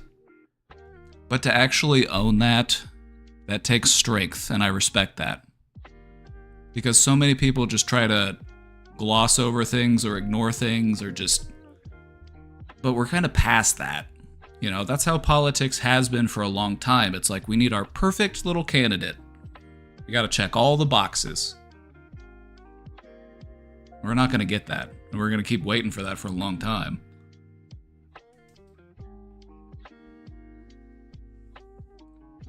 The thing about Graham Plattner is he is very popular in Maine. He actually represents the people of Maine. And he speaks to them in a way that they haven't been spoken to in a long time. Fuck Susan Collins. It's very important to get Susan Collins out. And whoever has the best chance of doing that should be receiving your support.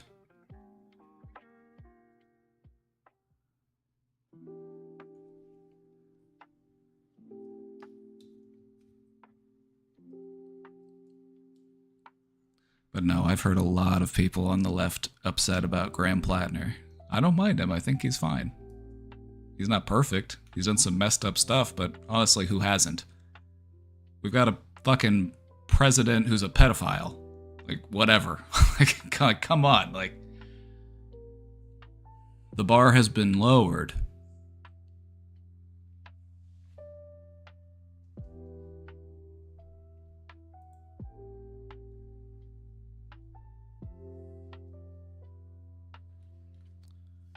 If we're gonna win, we gotta win over the normies. It's true. If we're gonna win, we gotta win over the normies, and normies love Graham Plattner. They like it when somebody's rough and real. You know, that's why so many people got behind Donald Trump, is because he was a breakaway from what people expected from a politician. He would go up there and he would talk shit. He would go up there and he would have no fucking decorum, and he was just, like, and they ate it up. Because it's just TV to them.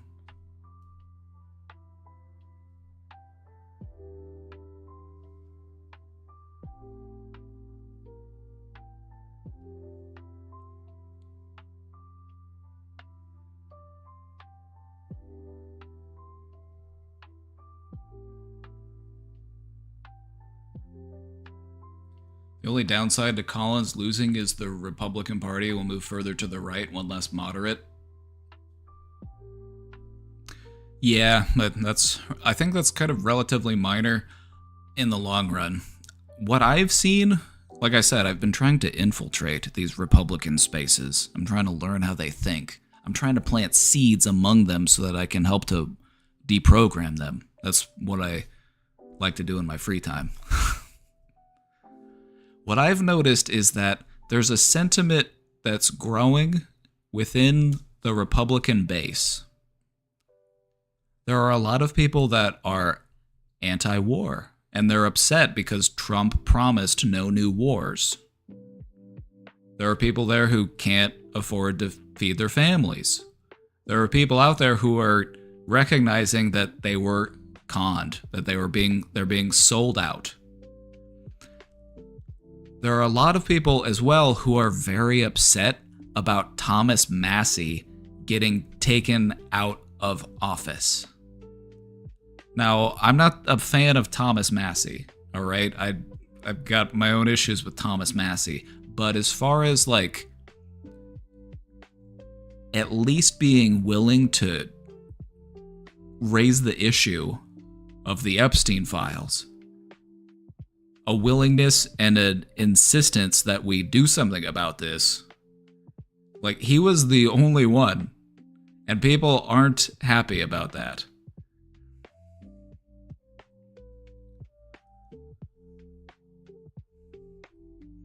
And so what I've seen is there is a bit of a rift amongst the right. Normally the right is much more cohesive because, as they say, Democrats fall in love and Republicans fall in line. What I've noticed is that there's a bit of a schism there. They've lost Candace Owens. They've lost Tucker Carlson. Who are they left with? Mark Levin? Dan Bongino? They've got no motion. They've got no sauce. Ben Shapiro? Like, come on. The people who are left in the MAGA movement, they're just a bunch of losers. Benny Johnson? Like, come on. By the way, don't forget to wish Benny Johnson a happy Pride Month.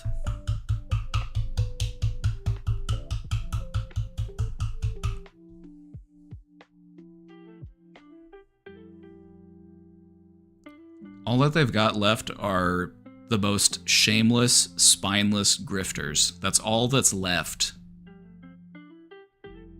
The people who were on the right, who were actually, like, dangerous, the people who are actually, like, reasonably educated, people like Tucker Carlson. Like, I can't stand Tucker Carlson. But he is breaking away from the norm, and he's not just licking Trump's nutsack every day. He's actually raising questions about, like, Islamophobia and, you know, Israel committing a genocide. And it's like, okay. There are a lot of people on the right who are unhappy about those things. And that's kind of caused a little bit of a wedge. People aren't willing to just blindly... There are still people who are willing to just blindly follow Daddy Trump and to sniff his dirty diapers. But that number is diminishing by the day. I don't think his numbers are going to go up. I don't think he's doing anything to win anybody over. Price of gas is too high. He said he doesn't care about people's financial situations. The word affordability doesn't mean anything to him.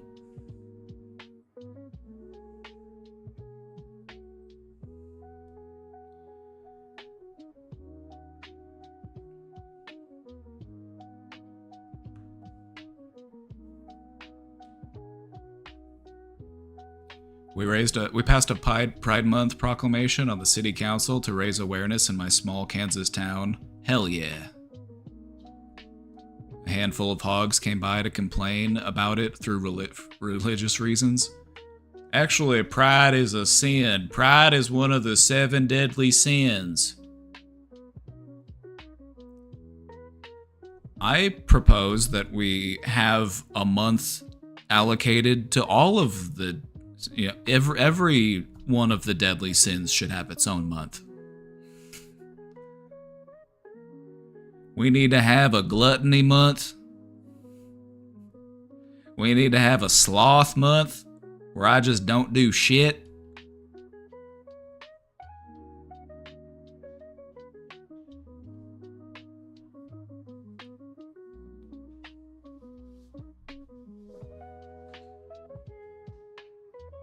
One of them said pride comes before the fall, Lamau. The fact that you're here complaining about Pride Month is why Pride Month needs to exist. Because throughout history, gay people have been killed, gay people have been silenced, gay people have been shamed. They have had their lives ruined, they have lost their careers because of who they are. And that's why Pride Month needs to exist. Whether or not you're LGBT, it's important to recognize that it's about more than that. It's about having freedom to be who you are without having to face danger because of it.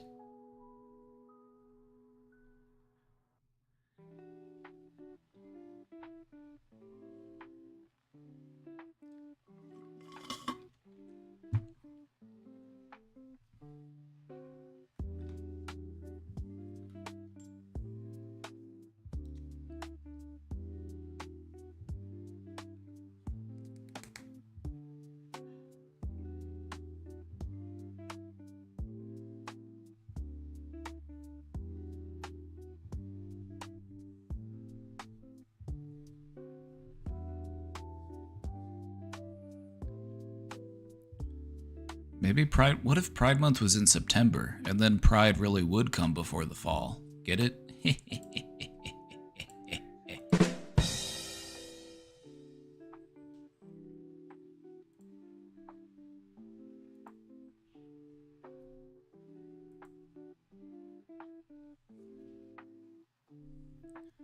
I was pleasantly surprised that a Mennonite pastor at the local college was in support of the proclamation. It would surprise you, exactly, because we're so used to associating people who are religious with being bigoted. But there are a lot of people out there who are devout people who believe in what they actually preach, which is crazy, I know, right, but it does happen. There are people out there who believe that you should love your neighbors, that you should be kind to others, that you should be generous and accepting, and that that's a good way to live your life.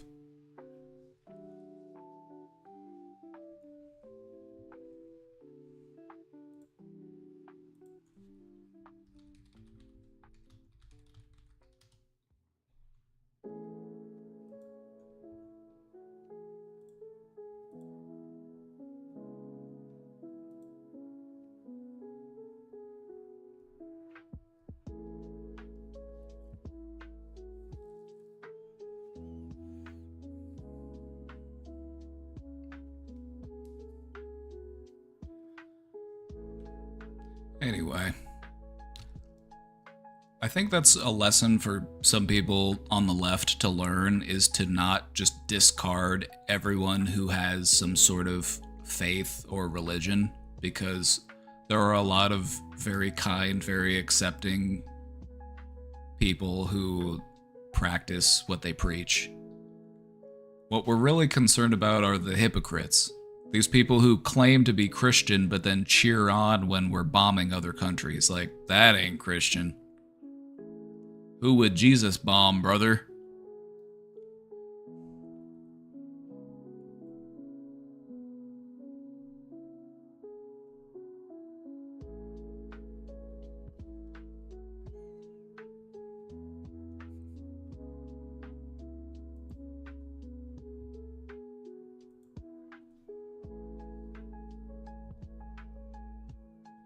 When you recognize that Jesus was a socialist, what you'll notice is that the people who are the true followers of Jesus' teachings will also hold on to some of those same ideas that he did. Helping those who are less fortunate, treating the sick, feeding the hungry.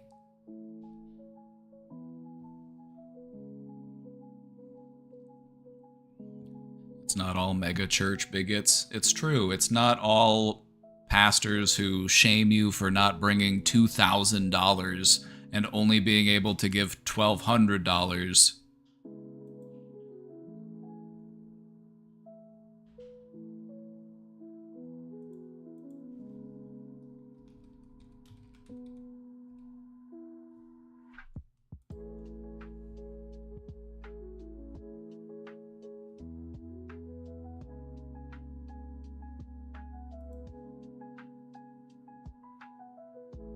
I, Roberta McCoy, given faith and stand in unity with the vision of Perfecting Church of sowing this seed of $1,000 plus $235 and receiving the blessings to come to all that participated.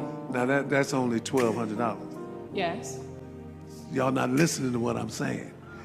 If you have 1,000 plus 1,000, Okay. Well, I'm gonna work on the other 800. well, that ain't what I asked you to do.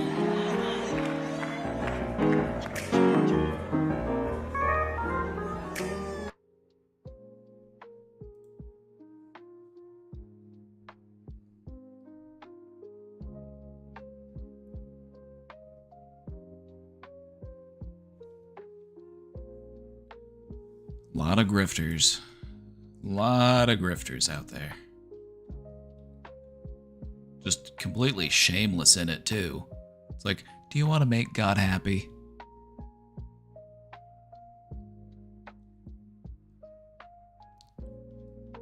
You want me to act like a mega pastor for a minute? You want me to put my grift on?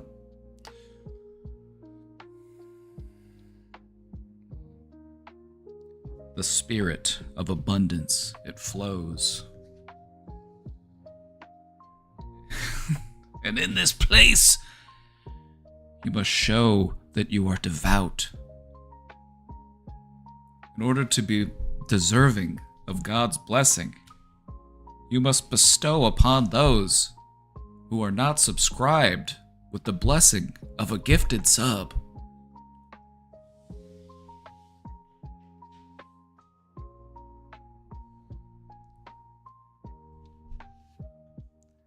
How are we supposed to make God happy if the sub bar isn't filled?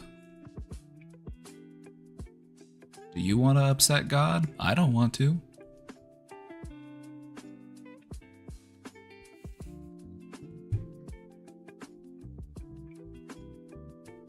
How do they do it? It's crazy. How do they do that grift?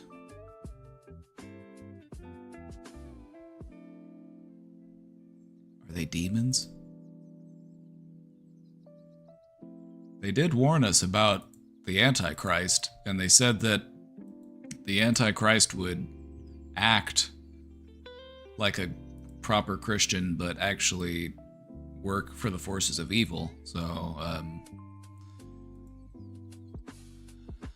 think there's a lot of people out there worshiping the Antichrist.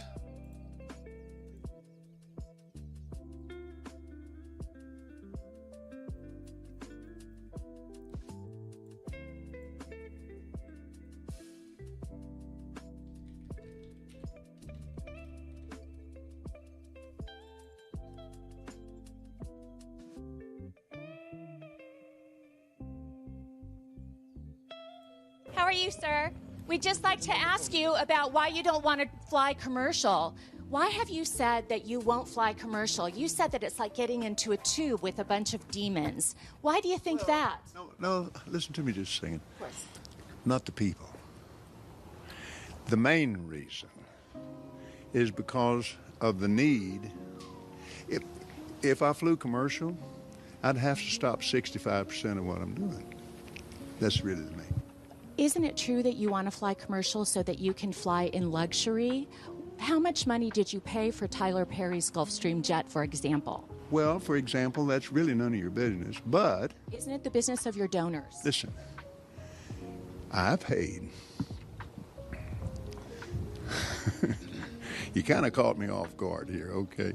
Certainly. Well, if you'd like to come out here, I'd like to give you a chance to catch your breath and have a conversation. We don't want to catch you off guard. I love Inside Edition. You got to get this now. Hey, you listening to me? My wife thinks Inside Edition is, oh, yeah. Now, thank you, Lord. Help me. Let me pray this thing. Well, let me How just ask. anybody can give Kenneth Copeland money is beyond me. I've never seen a man who just exudes such a disconcerting energy. He's just...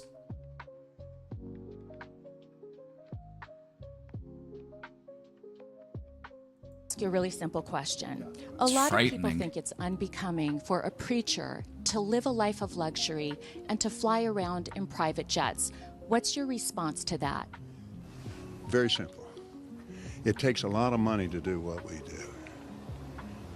We have brought over 100, let's see, the latest figures just came out, 122 million people to the Lord Jesus Christ. Let me give you another example. Last May, I was scheduled for Lagos, Nigeria. That's a long ways. I had a week off, and I was scheduled for Peru. And I prayed about it, and I thought, Why are his I'm not fingernails missing so that dirty? dedication in Jerusalem. I had a What? Why are his... He's got some gnarly fingernails. I'm like, this man has never seen a day of physical labor in his life. Where'd you get dirt under your nails from?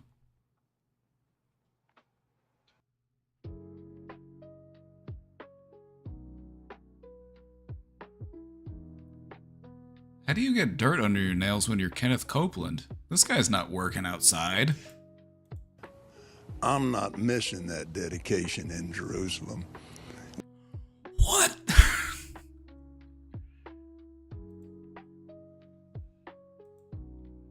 Hold on, play it back. Slow it down.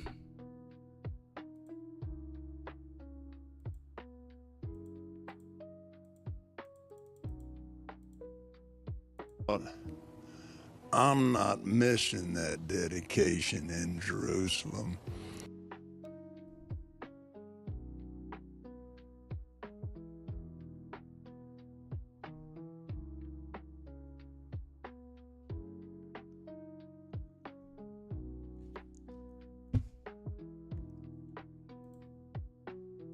Can we get even more demonic if we slow it down a little more? And I thought, I'm not missing that dedication in Jerusalem. The lick of the lip? It's the lick of the lip that really gets me.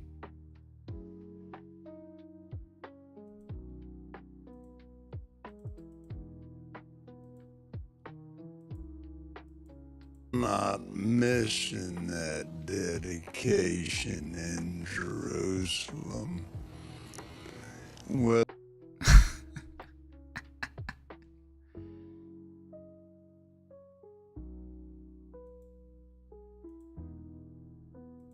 How do people give this man money? How stupid can you be? without the airplane that we have that I bought from Tyler Perry. Look at that, like, what's, like, we got dirt all up under these fingernails. I'm like, what is he doing? Does he have a garden that he tends or something? I assume that he has never seen a day of physical labor in his life. And I didn't pay anywhere. And Tyler's one of the greatest guys. He made that airplane so cheap for me, I couldn't help but buy it. Well, my question then, okay, all right, but I want to get to the demons because people are very concerned about that comment. Give me a chance here, Inside Edition. I love your eyes. And here's what happened. We flew in 21 days, 70 hours, 40,000 miles, touched 5 continents, and preached face to face personally with 125,000 people. Do you ever use your private jets to go visit your vacation homes, for example? Yes, I do. Okay. Again, getting back to the comment. You said that you don't like to fly commercial because you don't want to get into a tube with a bunch of demons. Do you really believe that human beings are demons? No, I do not. And don't you ever say I did. We wrestle not with flesh and blood, but principalities and powers. Can you explain what you meant by that term then? Just explain, because it's really simple. You said you didn't want to get into a tube with a bunch of demons. What did you mean? I think the demons are inside the house. I think you're interviewing a demon right now, actually. Let me ask you.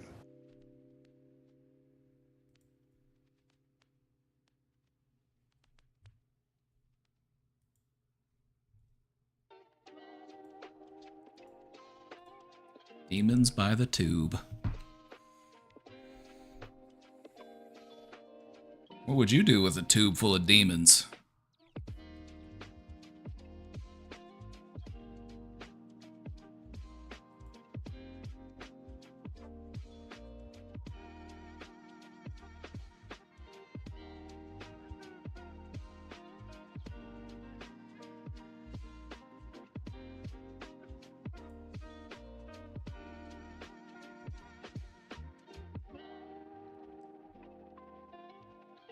It's people like Kenneth Copeland that'll make you believe that the devil is real. The devil is real. Let me slow it down one more time. The devil is real.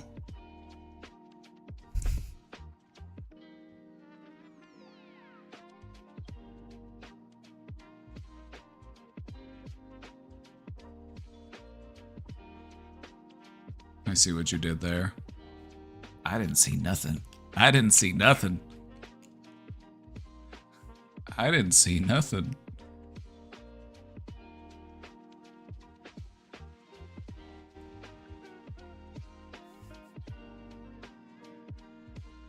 I would never say a bad thing about our greatest ally.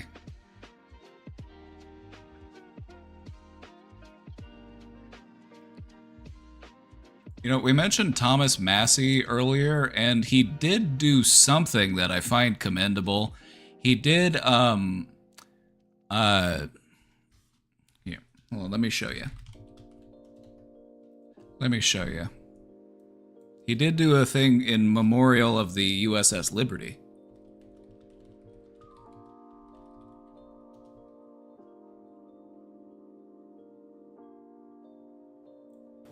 Mr. Speaker, it's my great honor, maybe one of the biggest honors of my lifetime, to stand here on the floor and do something that's 59 years overdue, to recognize the survivors and those who gave their lives on the USS Liberty 59 years ago today, when they were viciously attacked by IDF jets, and also after that by torpedo boats. I'm going to tell you a little bit of their story. And there, by the way, there's at least a dozen of them here today with us. I just met with them in my office, and they related this story to me.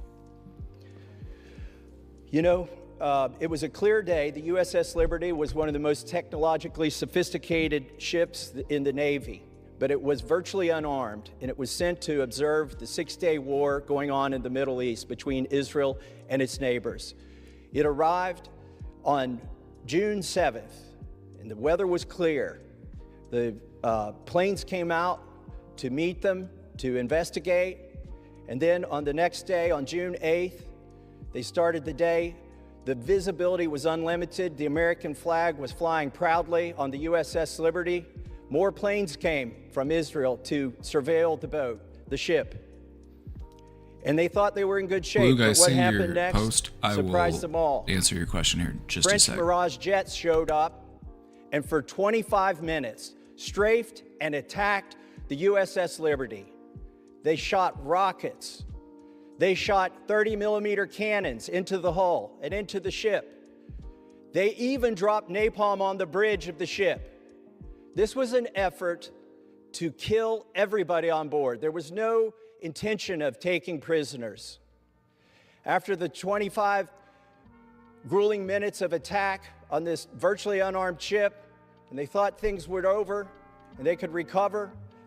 Hey, whatever you do, don't look where they have a lifeboat from the USS Liberty on display as a trophy at a museum. Whatever you do, don't look up where they are holding a lifeboat from the USS Liberty. Torpedo boats showed up, 3 torpedo boats. They launched 4 torpedoes. One of them hit the hull of the USS Liberty and killed 25 people instantly. It blew a 40-foot by 40-foot hole in the side of this ship. They were intent on sinking it, but they were also intent on not having a single survivor. According to eyewitness accounts, the Israelis machine gunned the lifeboats that they put down. They machine gunned the firefighters who were on the deck. They were bringing the wounded and the dead to the mess hall to triage them. They had one doctor who was trying to help them all, put a few stitches in. It was harrowing, and it's amazing. If not for that crew, that boat would have sunk that day. But it still wasn't over. Helicopters showed up, combat helicopters. And the USS Liberty, even though their signals were being jammed by the Israelis, got a signal out. And there were ships that tried to respond. The USS Saratoga, the USS America sent planes, both of them sent planes to help the USS Liberty. And something happened that's never happened before. A ship under attack, the planes were recalled. This has never happened before. And they sat there for 17 hours. 34 dead, 174 wounded, out of 294 crew members. Have you heard of the USS Liberty? The anniversary of the attack of the USS Liberty was just a few days ago, back in 1967.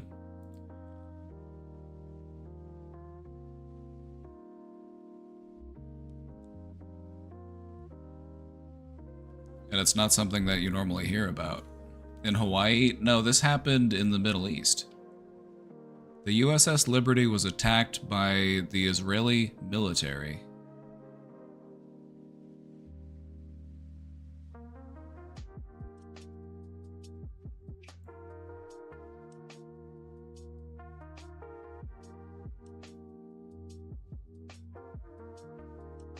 And one of the lifeboats from the USS Liberty is on display in a museum in Israel. Strange, if you ask me.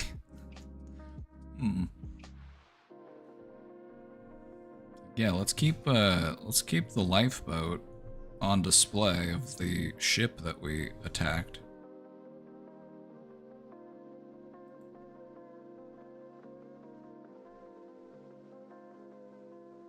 But yeah, that was our closest ally. Just don't ask any questions. Just don't ask any questions, okay? Just whatever you do, stop noticing things.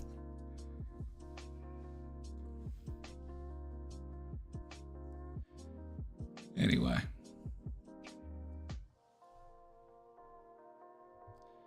Fun fact, one of the R&D labs for Apple is in Israel. I wouldn't buy the newest iPhone.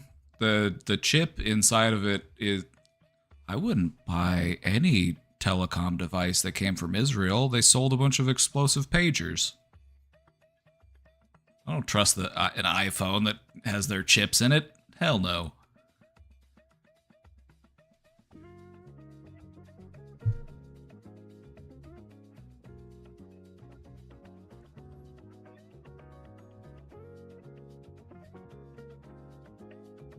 Anyway, nothing to see here.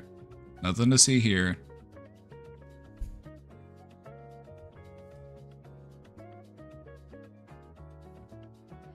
Flug had an interesting question, so I'm going to scroll up and take a look. So, if we feel like things are lost, and talk therapy stuff doesn't help us get around that, do you have any opinion on Nican and Morita stuff? The first I've heard of them referred to as that, but you describe them as doing the actions before the better feelings rather than waiting to feel good before acting. That I am familiar with, that concept. I'm a believer that if you want to feel better, start acting like you feel better. Start doing the things that you would do if you did feel better. And then as a result of doing those things, it can help you to actually feel better, because normally the feeling follows the action. If you're going to just wait until you feel good to act, you might be waiting forever. You might never feel ready. Because you're never going to have that perfect moment where this is the exact time that I need to do that thing. Sometimes you gotta kind of give yourself a little bit of a nudge. I've had people get upset with me when I say that, because it's like, well, what if I can't give myself a nudge? What if I can't push myself? It's like, you're just not ready yet. We'll get there though. We'll work up to it. But ultimately, you have to be the one to put the fire under you to get you to do what you're trying to do. Because nobody else can make you do a damned thing. All a therapist can do is try to convince you that taking better care of yourself is a good idea. And maybe we can talk about some ways that you could do that. And maybe we can start to challenge some of those thoughts that have been holding you back. The thing about talk therapy is that it's effective, it does work, but it can take time. And it also requires a good working relationship between the therapist and the client. You know, a good therapist can make or break the success rate of that process. I tend to look at therapy a little bit differently. I don't look at it as you find a therapist and then the therapist helps you fix all of your problems. I look at it as figure out what that therapist will be able to help you with. Focus on one main thing that you're trying to work on, and just have that be your primary focus.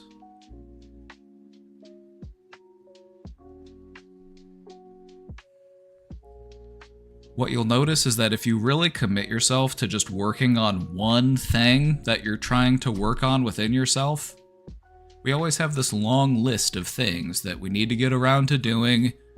I need to be a better friend. I need to work out more. I need to eat better. I need to do this and this and this and this. And then I'll be happy once I've completed this entire list. Then I shall be happy. Whereas you and I both know that the real joy is to be found in the process. The real joy is in the act of becoming, but that's our little secret. You and I both know that the real joy is in the moment. That's where joy exists, in the moment that you are in it. Joy does not exist in the future, because the future is unwritten, Natasha Bedingfield. And the past, that's already set. We can't change it. We can change how we look at it, but we can't change it. Joy exists in the here and now. It is in the act of becoming. It is an active process. It occurs in the moment that you're in it, while you're in it.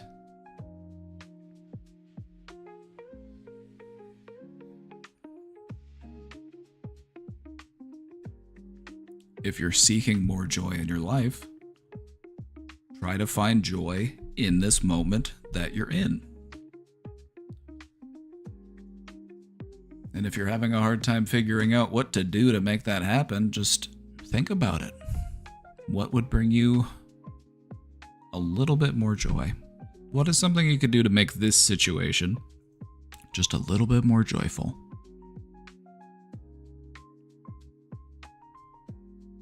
Even if we're making the best of a bad situation, it's like, damn, I've had a really shitty day. My car exploded. Everybody I know died, got fired. My dog ran away to go live with my best friend. Said he doesn't want to see me anymore. Took a big shit right on my pillow before he left. Just the worst day.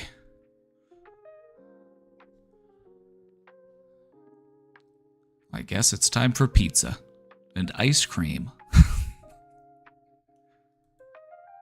It's one of those pizza and ice cream kind of days.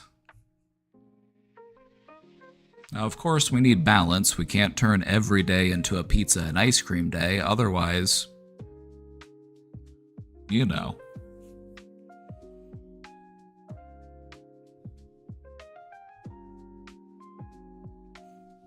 We know the consequences of pizza and ice cream. We're too well acquainted.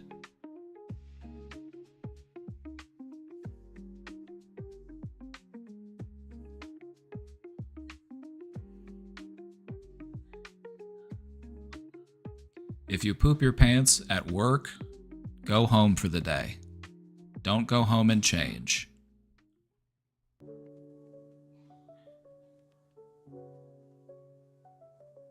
I've heard of somebody doing that before. I forget where it was. It might have been in the question box, or I don't know. But I remember hearing from somebody that they had that happen. They pooped their pants at work and they went home and changed and came back to work. I'm like, why would you go back to work?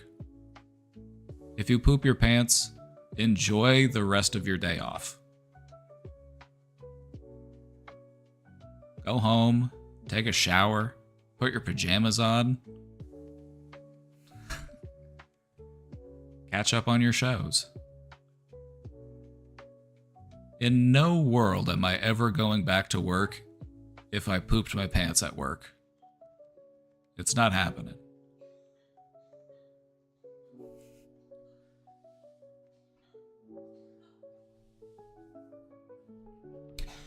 Morita therapy. The works of Shoma Morita. You know, I'm unfamiliar.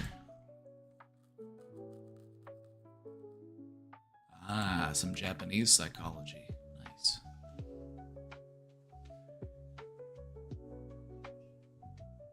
Ah, okay. It sounds like it kind of falls into the field of like positive psychology, because we're talking about the concept of post-traumatic growth. This is something that people, I wish we would talk about more, but we often talk about post-traumatic stress, right? You hear about post-traumatic stress all the time. You know, we were talking about Graham Plattner earlier, and he acknowledged that he had to deal with post-traumatic stress. He served a long time in the military. And as he was recovering from post-traumatic stress, he, you know, did things that he wasn't proud of, but he owns it and he recognizes it and he's working to do better. That's post-traumatic growth. And that's something that we need to recognize exists. It's something that is achievable. And it's something that's important to talk about, because we talk about post-traumatic stress and then people just leave it at that. It's like, yep, I'm just messed up now. But what they found is that when a person has properly processed their trauma, it opens up entirely new avenues of growth for them. Because they're left with this feeling of, I overcame that. I slayed my demons. I can do anything. You know, you're left as a different person afterwards. I think about the mindset of like a long-term person who has been in recovery, somebody who's been through recovery and who has worked tremendously. You know, somebody who has those years of sobriety under their belt. You know, addiction is traumatic. We don't often talk about it and we don't often equate the two together, but addiction is terribly traumatic. Well, we don't often associate addicts as being people who are dealing with post-traumatic stress. When in reality, addiction it can be easily one of the most traumatic things that can happen to a person. It's up there. It's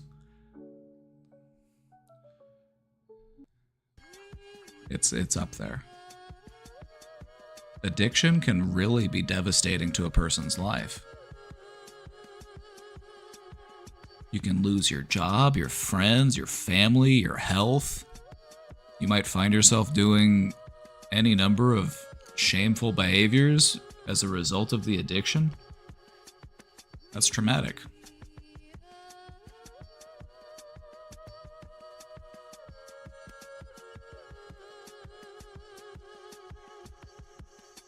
Your life, exactly. Whenever I would lead recovery groups, I'd have some guest speakers in, and I had these two older guys who, I will say, for boomers, they were pretty cool. There were some cool boomers. But these guys were talking about how they were alcoholics, and one of them was like, I would get up and I would drink a 6-pack, and then I would go to my job at the automobile plant, my union job at the auto plant. I would show up drunk,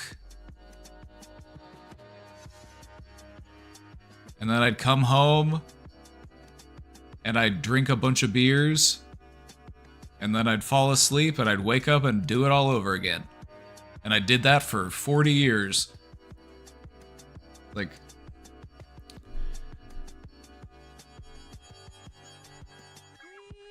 but what they would always say, they had some sagely wisdom, these older folks. And they would say that, you know, it's important to recognize that the road that you're on, when you're on that road of addiction, it's only going to lead one of two places. Inside of a jail cell, or inside of a coffin.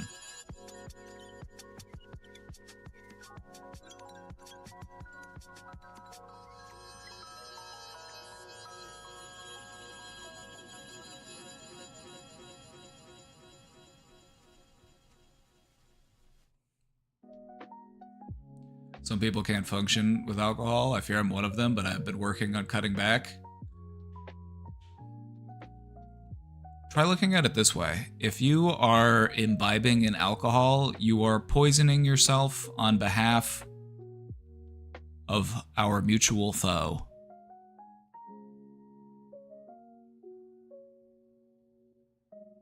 The powers that be, they want you to poison yourself. Don't give them what they want. Revolutionary optimism.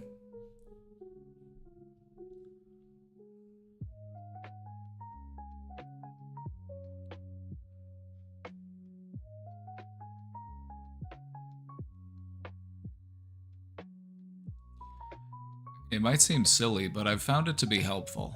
Anytime you notice these self-destructive behaviors, challenge those behaviors. Remind yourself that this is what they want you to do. This is what they want you to do. They want you to be a good little sheep. They want you to, overindulge. They want you to numb yourself and shut yourself off so that you stop thinking. So that you turn your brain off and you be a good little cattle.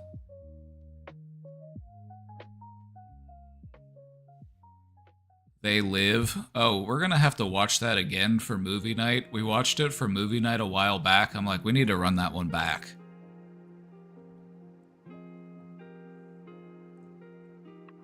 That movie is just too true.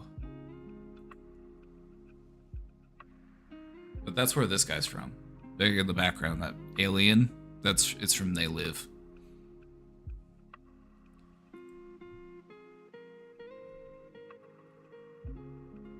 Tonight movie night. I might put on a movie tonight. I might just do it because I feel like it. If you want to watch They Live tonight in the Discord, I might just watch it by myself. Any of you never heard of this movie before. Some of you have, and that's how I knew we'd get along. Have any of you not heard of the movie before? They Live? 1988, John Carpenter.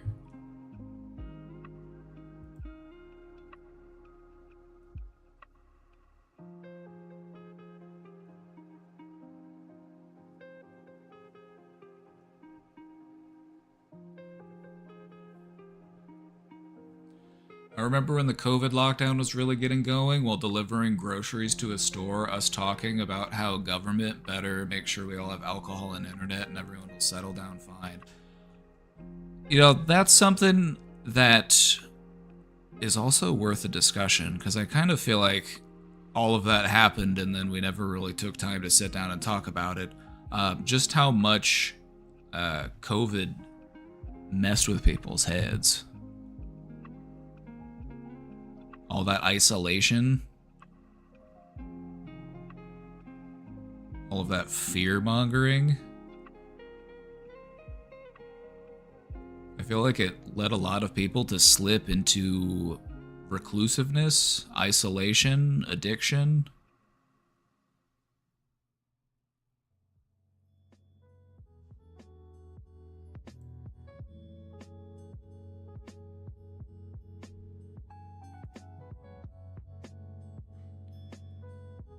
If you're unfamiliar with They Live, I'll briefly describe it for you. We're gonna watch it tonight at movie night, but it's the story of a man who finds a set of glasses, and these glasses allow him to see what's really going on in the world.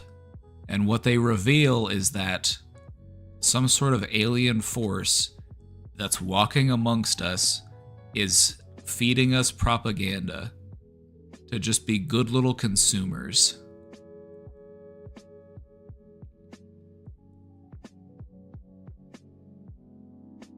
And if you watch it, it is kind of, it's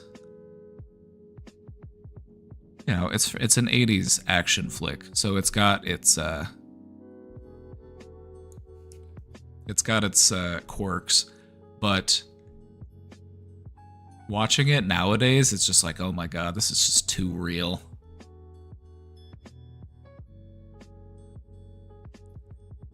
It's just too real.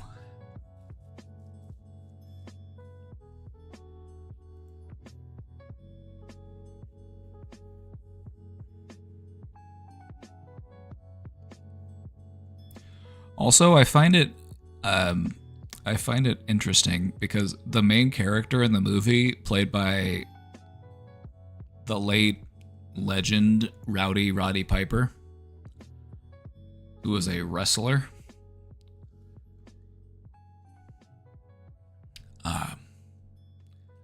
One of the things that I think is interesting about the movie is that the main character, he's just like a drifter. He just wandered into town, he arrived on the bus, he goes and he gets a job at a local construction site to get paid in cash and that kind of stuff. He's just a drifter, right? They don't even name his character in the movie. His character doesn't have a name because they never say it. But anyway, he finds this pair of glasses that allow him to see that there are like aliens among us. And one of the first things he does is he's just like, well, I guess it's time to go on a rampage. I guess it's time to go on a rampage.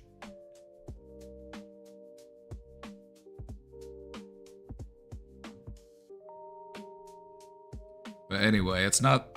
You wouldn't see a movie made like this today. If this movie was made today, it would be like a spy thriller. It would be like a spy thriller. It would be like, oh my god, there are people walking amongst us. It would be much more like slow paced, but I like this movie because it's just like, he finds out there's aliens and he's just like, all right, let's get them. I'm gonna take on the world. That's awesome. But yeah, we'll play it in the Discord tonight. We'll play it in the Discord later.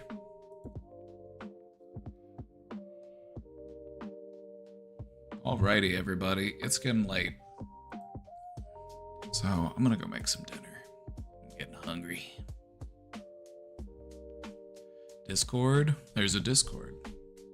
There's a link down below, or you could type !Discord.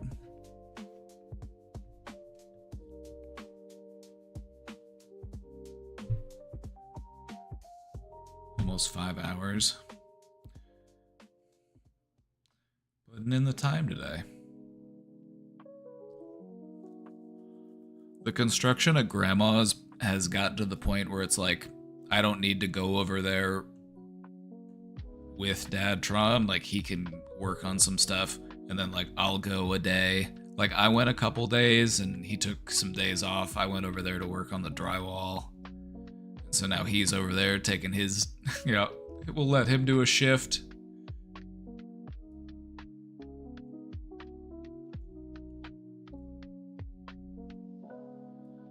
And then once the drywall is done, I'll be able to go over there and paint. Once that's done, we're just about finished.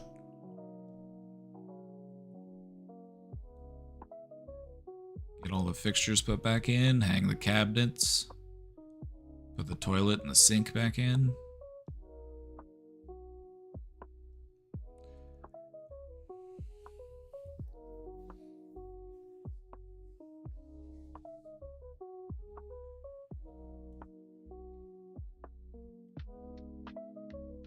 Turlet.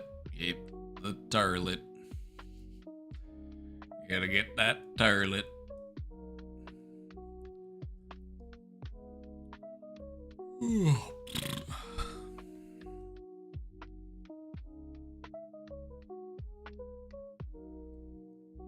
Only essential workers had to show up and make the world turn during lockdown. Yep.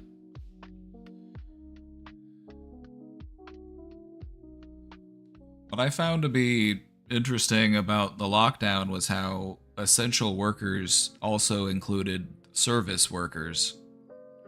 Like, hey, we need to be served still. We need people tending to our needs. I can't get up and get my own food. You have to carry it to me. It's essential.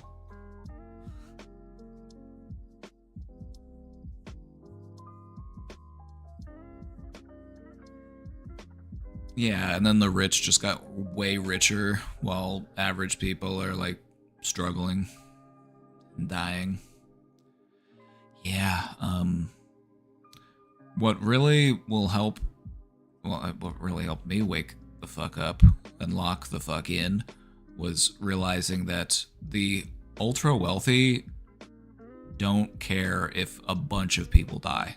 They don't. They have no humanity. They do not care if millions of people die in a climate catastrophe. If anything, they're figuring out ways for them to survive it on their own little private bunker island. So at this point, like, if you're not at least aware of that happening, like, wake the fuck up and lock the fuck in. If you're still complaining about, oh, the Democrats are doing this, migrants are doing this, why aren't we mad about this thing? Oh, this'll trigger them. Oh, yeah, for sure. It's like, if you're still on that, like, get the fuck with the program. Like, your chapter's behind.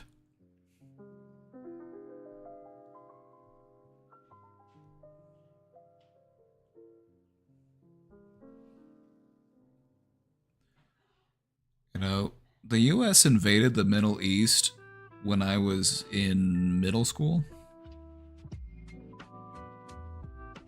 And I'd be listening to like System of a Down and stuff. I've always been pretty woke. You know, not to toot my own horn, but I've been pretty woke for a long time.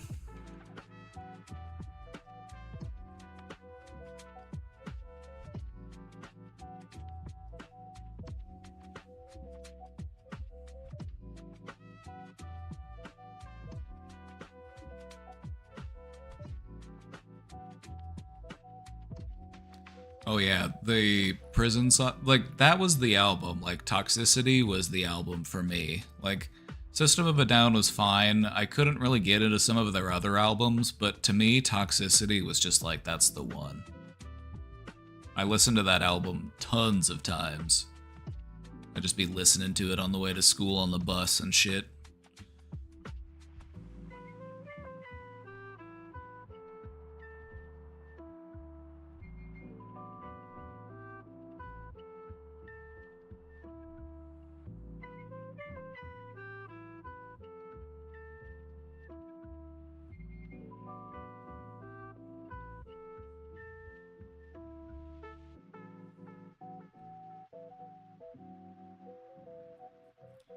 Yep, American Idiot. That was a good one.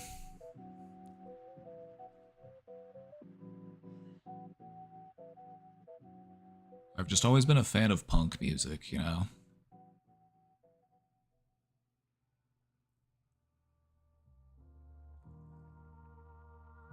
What's important to recognize, because I only recognized this recently, because normally I would associate punk music with punk rock. But punk music can be any form of music. Recently I've kind of stumbled onto some like punk folk music. Like punk folk goes hard.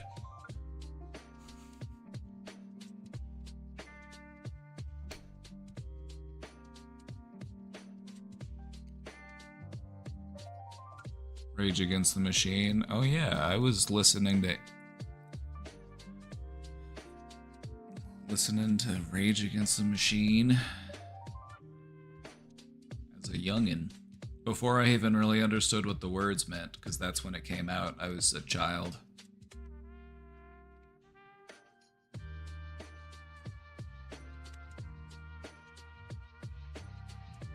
I remember my conservative dad showing me War Pigs around the Iraq invasion and realizing, like, wait, what do you think this is about? Yeah, of course. Just like people are... What really cracks me up is that every once in a while you'll see a conservative be like, hey, Born in the USA isn't pro-American. Bruce Springsteen is woke. And they always get all pissed about it. And that's because right-wingers don't understand satire. They just don't. They have no taste for it. They can't distinguish it from reality. Like Jesse Wells or what? Oh yeah, I love Jesse Wells. Jesse Wells is awesome. Jesse Wells is Bob Dylan if Bob Dylan was born in Arkansas and also made good music.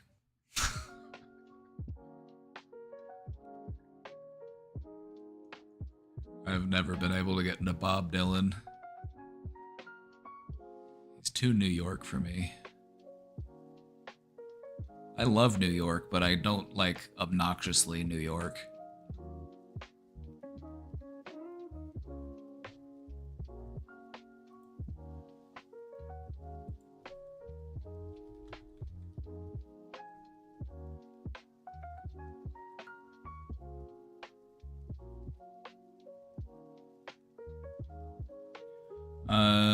Woody Guthrie is a good one. He's a bit more old school. Woody Guthrie was folk punk.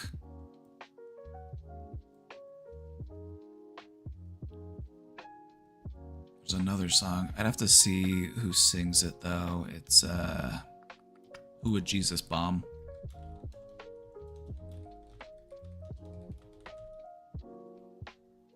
Jordan Smart?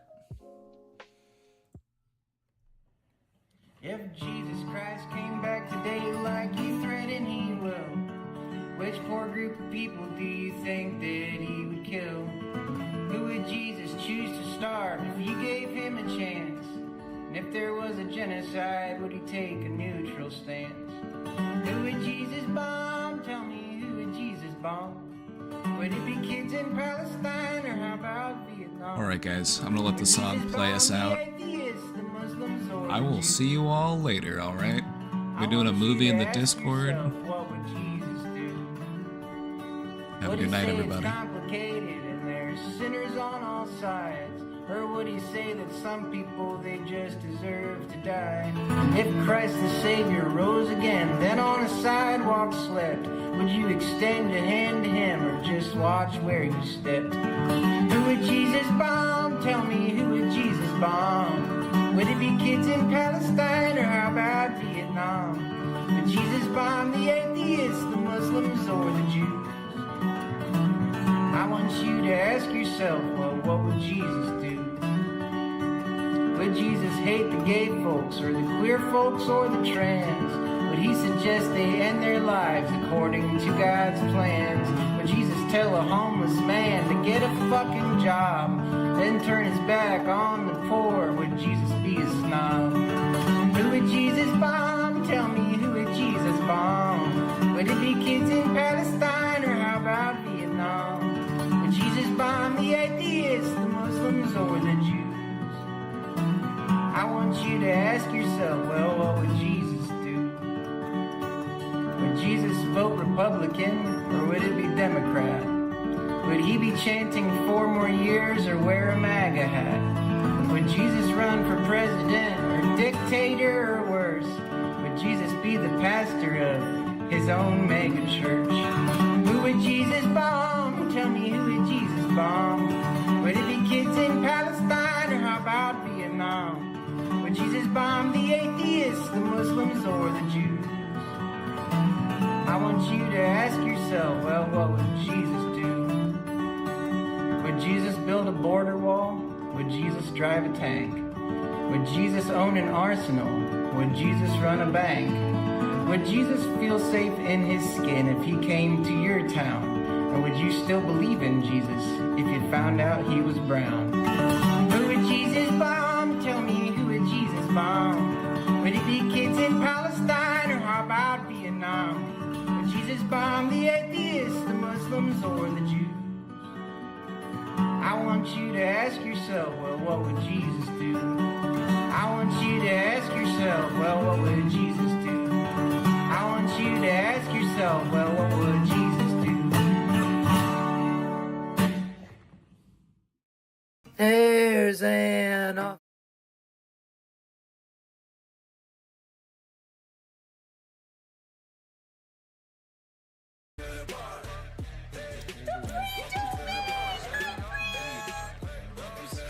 mental institution. Crazy. This me straight jacket. Welcome in, Raiders. Having a beginner's mind.